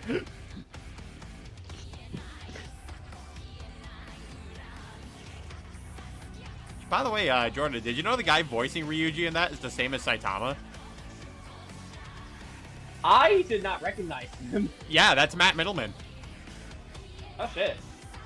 I also know the late and great Billy Hampton's in this game too. He's the guidance counselor. Yeah. Fitting enough, his confidant card is counselor. Yeah. Pretty on the nose there. Very on the nose. Yeah, but I'm on Third Palace right now. It's probably my favorite theme so far. It's so fucking funky. I love it. Oh yeah, Persona music's so good. Yeah, Persona 5 in particular seems to really fit into the spy action summer movie feel, which is like really very much appreciated. Yeah. Is there a sixth one on the way? Okay, I guess we're clear on this floor then. So yeah, we've been working on Shadow Kamiko. Oh yeah, that asshole. Yeah, the guy who threw a fireball at you. Oh yes. Yeah, so earlier we were like, I do not like that guy. who doesn't? Yeah, so basically, earlier we were like, he would be the kind of guy who would screaming out, demanding to say, "Kill it with fire." Oh wait, I have that. By the way, Jordan, I also thought of another really funny bit involving a way to slightly tweak his design a little. Okay, sure. What's that? You know how Kamiko do be kind of caked? Oh wait. He Does has Kamiko have no ass? He has no ass. This man is flat. It's just ankle and then calves, top leg, and then top of This leg. man is flat as a board. This man just has no ass.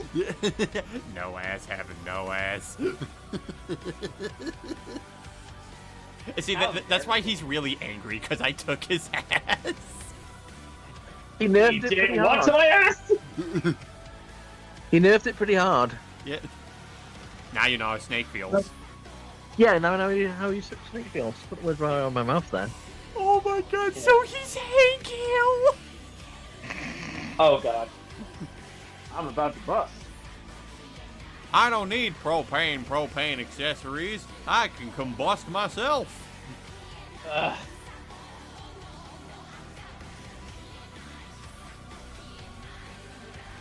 Also, if I'm not mistaken, the voice of Makoto in this game is the same as Lucy from Fairy Tail, right? Yeah, Jeremy Lake. Yeah. Good choice. That's all I can say. Yeah. And she's also Rhea from Fire Emblem Three Houses. Oh. Let's see. Oh, speaking of another character who's caked up. Yep. Rhea, I mean. Yeah, Rhea.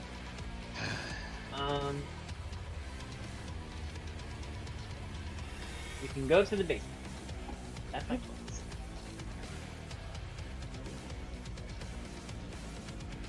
Speaking of Also- other characters that are caked up, hello, Riona.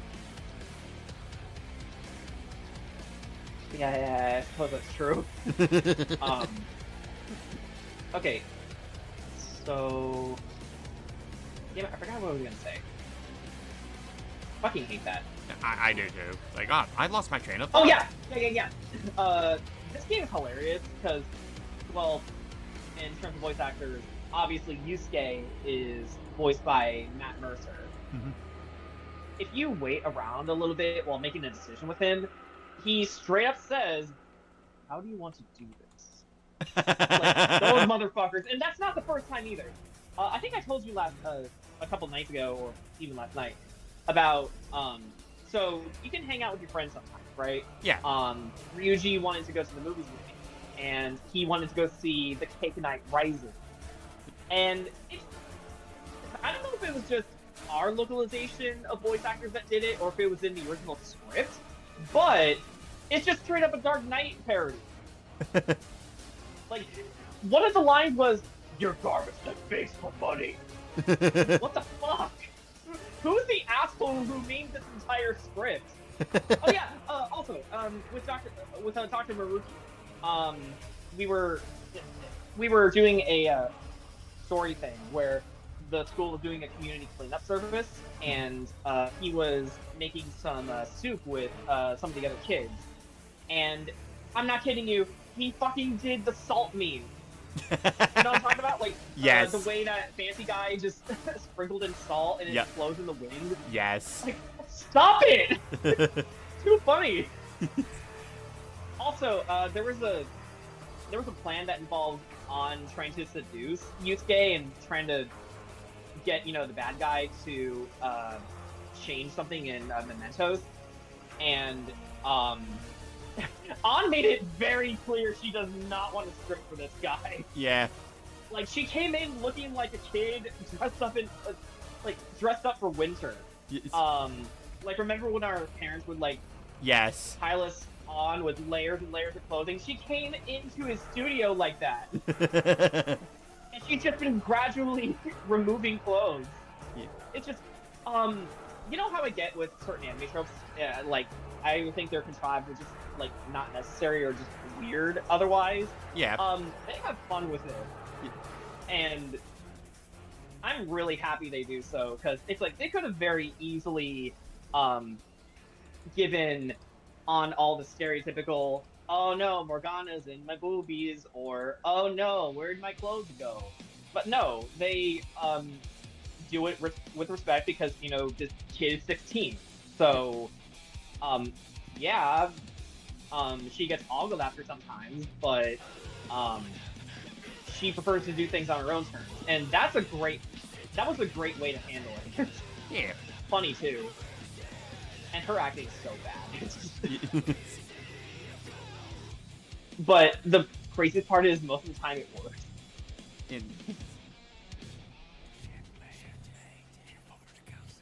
And then you have Joker, who is voiced by Master Hand. Yeah, that's the wildest thing about me. It's give Sandra moments more work if they haven't already. I do know he also voiced one of the Daddy Dragons in the Reignited trilogy. Yeah. Oh. The tall, skinny one? Yeah. Welcome to Town Square, Spyro. You can tell by the voice. Yeah. Well, at least he's not the guy who went trouble by the throat here. Yeah. Patty, shut up. You're the minority in this. We don't care if you had an easier time. The rest of us suffered. It's this isn't hard. You know what else isn't hard? My dick! You know what isn't hard? Shadow Kamiko's ass.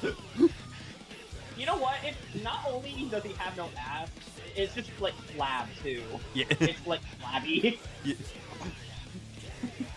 Ugh, gross. Stop making fun of me. I'm gonna set you on fire. You know what? Morgana has a bigger ass than he does. You take that back. You take that back. Despite not having an ass, you are acting like one right now. Oh, fuck you. It's avant-garde, but I'll take it. Wow. It's what is this? Everyone roast Shadow Kamiko session? Yes. Yes. Okay, finally found the safe room. Listen, it's as I said earlier in the stream. You can't bully a psychopath. They had it coming.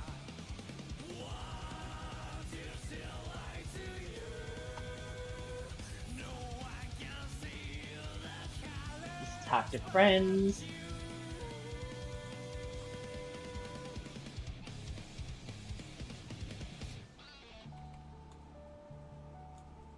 Also, I think they knew what.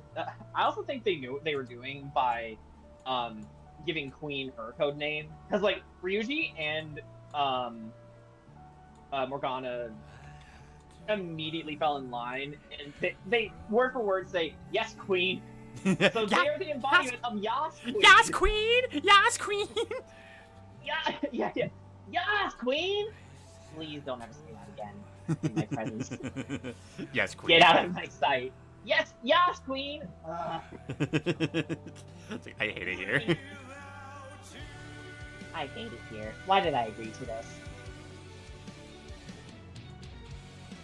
That being said, the game is clearly trying to ship Joker with Han, but honestly, I think I'm gonna romance. I think I'm gonna romance Makoto.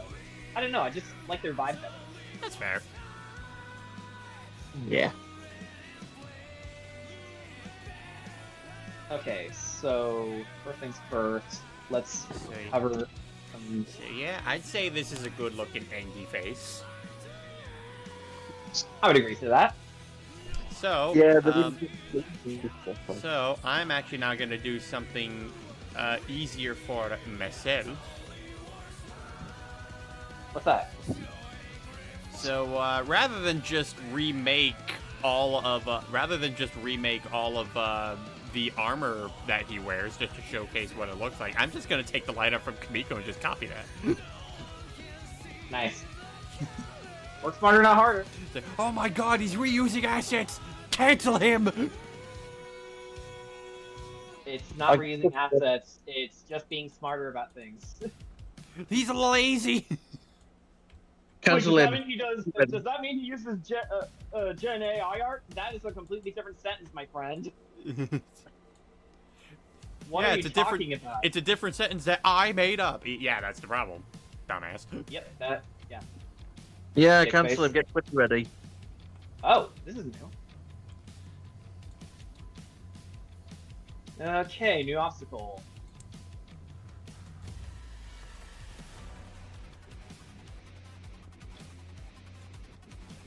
I just gotta make only Okay, just a so- slight few tweaks here. Gotta walk around it. Alright. You know, it's wild that that obstacle wasn't in the previous two palaces. Yep. They just introduced security cameras. It's like, shouldn't this have come installed in the previous two palaces?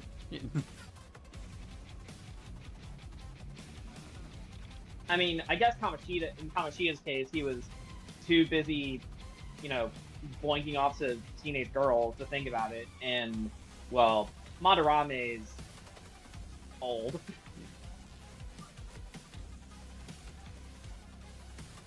Oh, but we can destroy the junction box. Neat. Actually, hold on, I have these are weighted. There we go. Okay, so easy enough to deal with, I guess.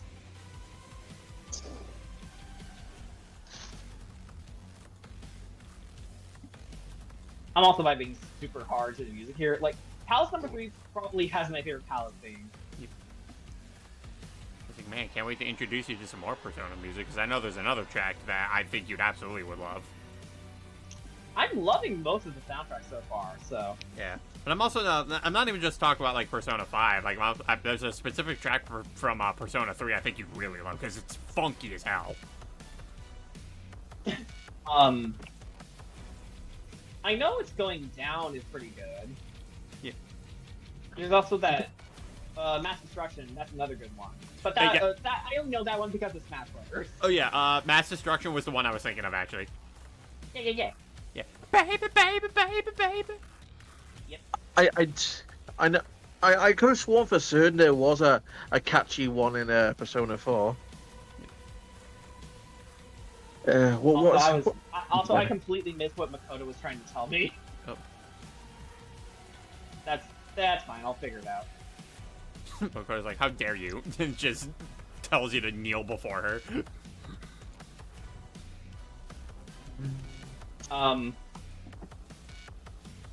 Okay, so I have a question since you guys are more familiar with Persona than I am.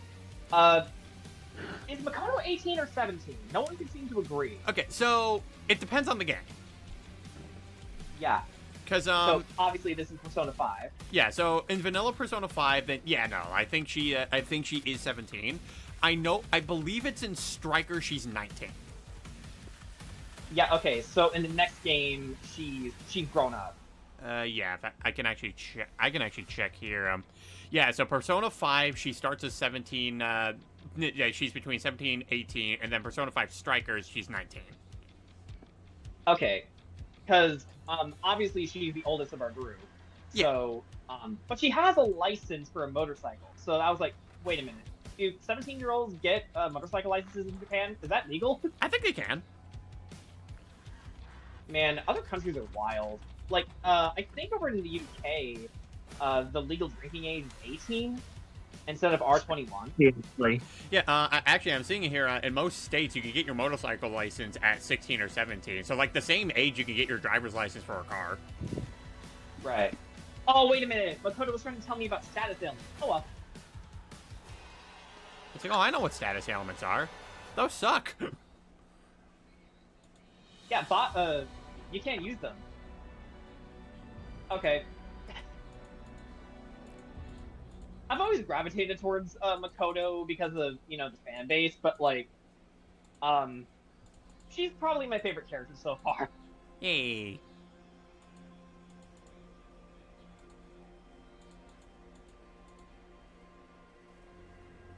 Ah, great. Security camera, too.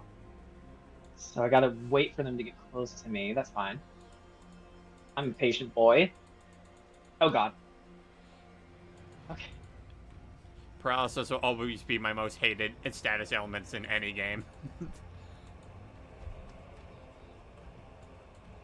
like, ah, yes, how would you like a status that gives you a chance to lose your turn? Well... Oh, they're not weak to it. How about...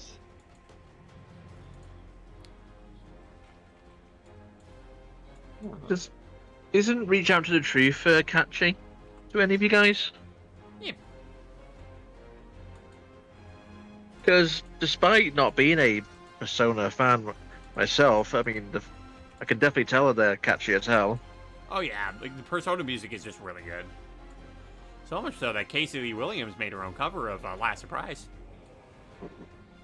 Yeah. Sweet. But yeah, Last Surprise is probably the song from this game, so I don't think it's crazy to say everybody likes it. Yeah. I was within like the radius of that security camera. Oh my god. You can't do that to me, game. Come on, get back here. And Shadow Kamiko looks at you and is like, what if I can do that to you? No. I'm gonna do it anyway. It's like, why are you the pettiest motherfucker alive? If he wants to, he'll get to. That's kind of his thing, I guess. I mean, whether he succeeds is dependent on the plot. And that's explode. Oh my god. I always get surprised whenever I one-shot enemies. Because it's just like, did I do that? It's like, I did that. It's like, oh my god, I'm a monster. I killed them.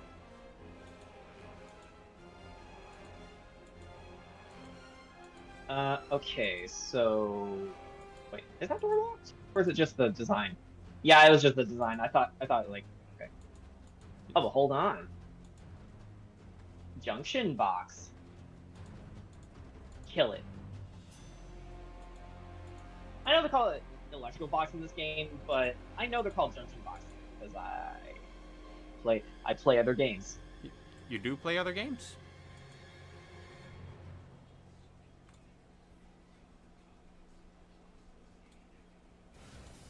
But yeah, talking about the other characters, Ryuji is probably very basic, but I don't know. It's just great to have a character like him in any game. Like, I love Ryan and Dreamless consoles, so I love Ryuji for the very same reason. Yeah. And An is probably, you know, she fits the bill for the sexy one, but honestly, I kind of want to pat her on the head. Yeah. It's like, oh, you're so cute. Yeah, just aw, cute, precious. Something tells me she'd appreciate that. At least it's not objectifying her. Yeah.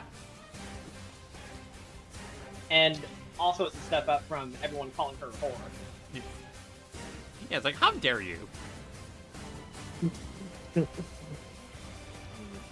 When in doubt, shoot it.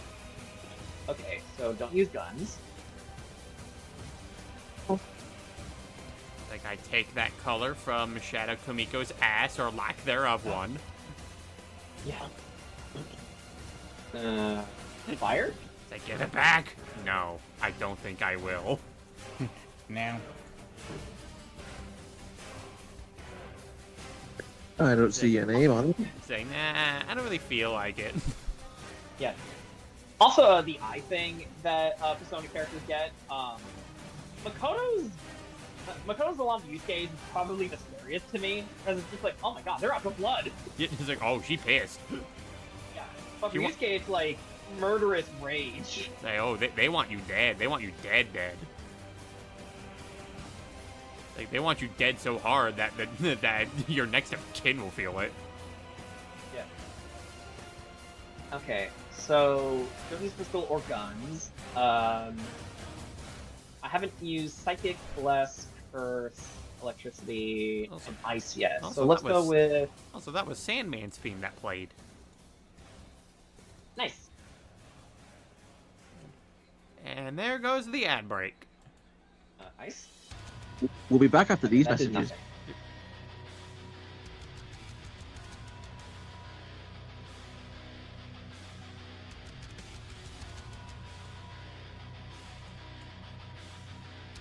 Let's see. Anything? Any other white spots I'm missing to fill? Oh, yep. Alright, here I am. Out of here.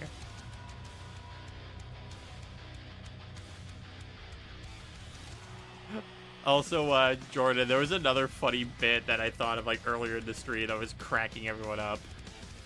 Yeah. So you know the Uno clip with featuring Ninja where he's like, I don't have a green.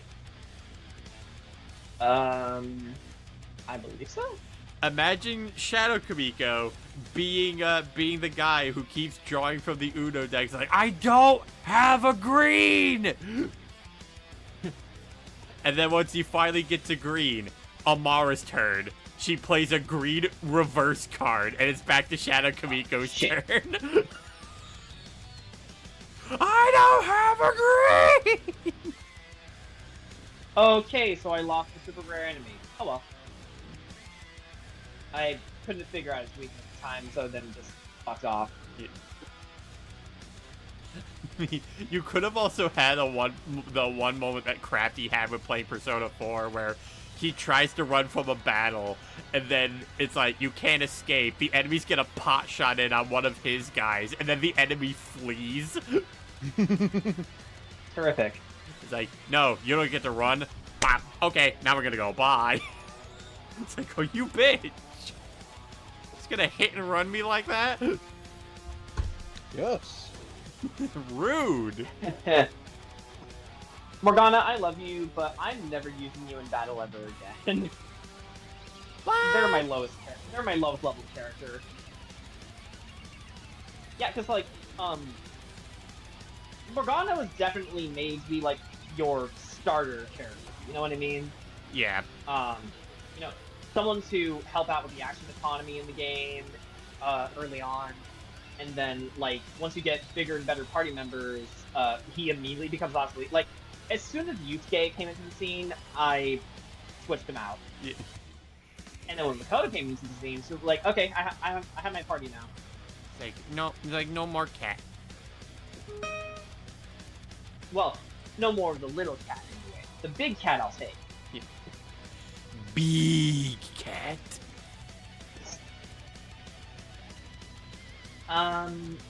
Why are you looking at me like that?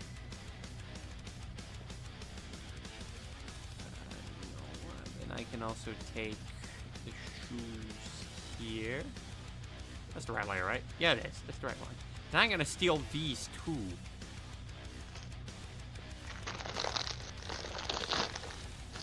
Stealing what? Treasure? Not now, Not now, Mona. Aw. Oh my god, he's stealing more of his own assets. Crucify this man. No. I'll crucify you. No! Okay, did I explore everything there was to explore? I believe so. Although I can't really tell because this music is so fucking funky. I love it. It's like, I just want to dance. Yeah. Whoa, what is this? Seedly spacious room. That's about the size of it.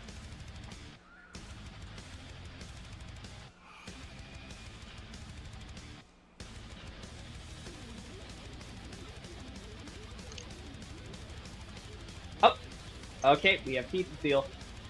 All right. Oh, we got. So yeah, I was able to quickly transfer all that stuff over onto this sheet pretty easily. Yeah. Pretty easily. I did it. And now the artist elitists are going to look at me and say, "Lazy man."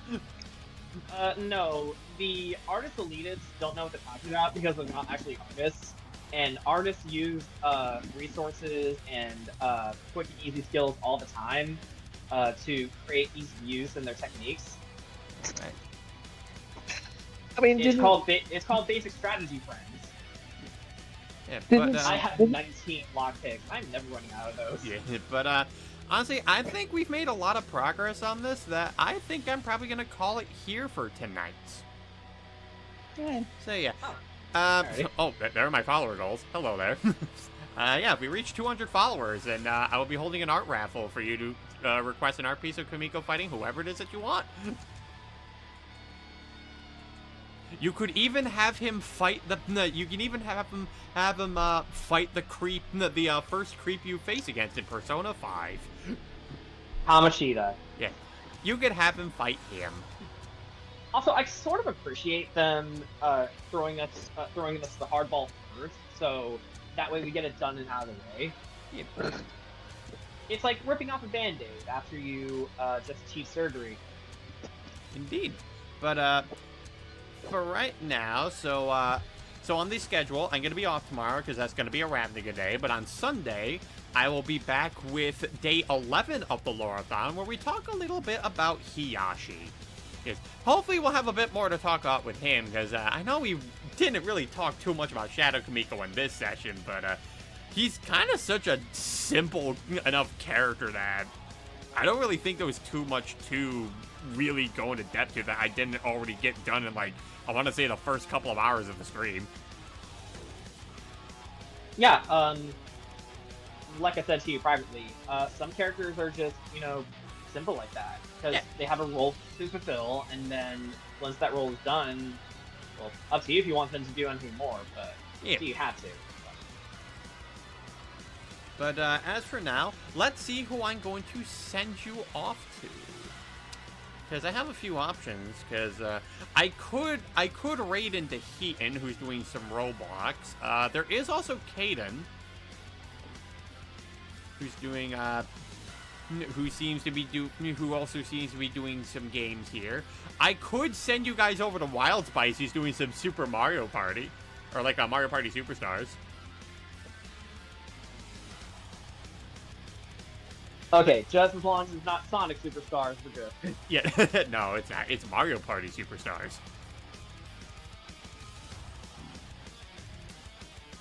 Or,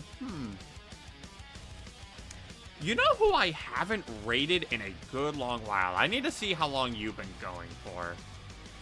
Oh yeah, you recently just started. Oh yeah, you'll be fine. So yeah, you know what? Let's raid into Moai.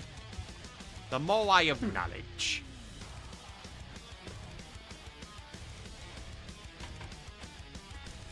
Alright, so yeah, for any of you who want to get part in this raid, be sure to quickly get onto the stream itself so you can become a part of it. If you do enter the raid successfully, you do actually get bonus channel points for it. About 250 of them to spend on whatever interactions you want on the stream.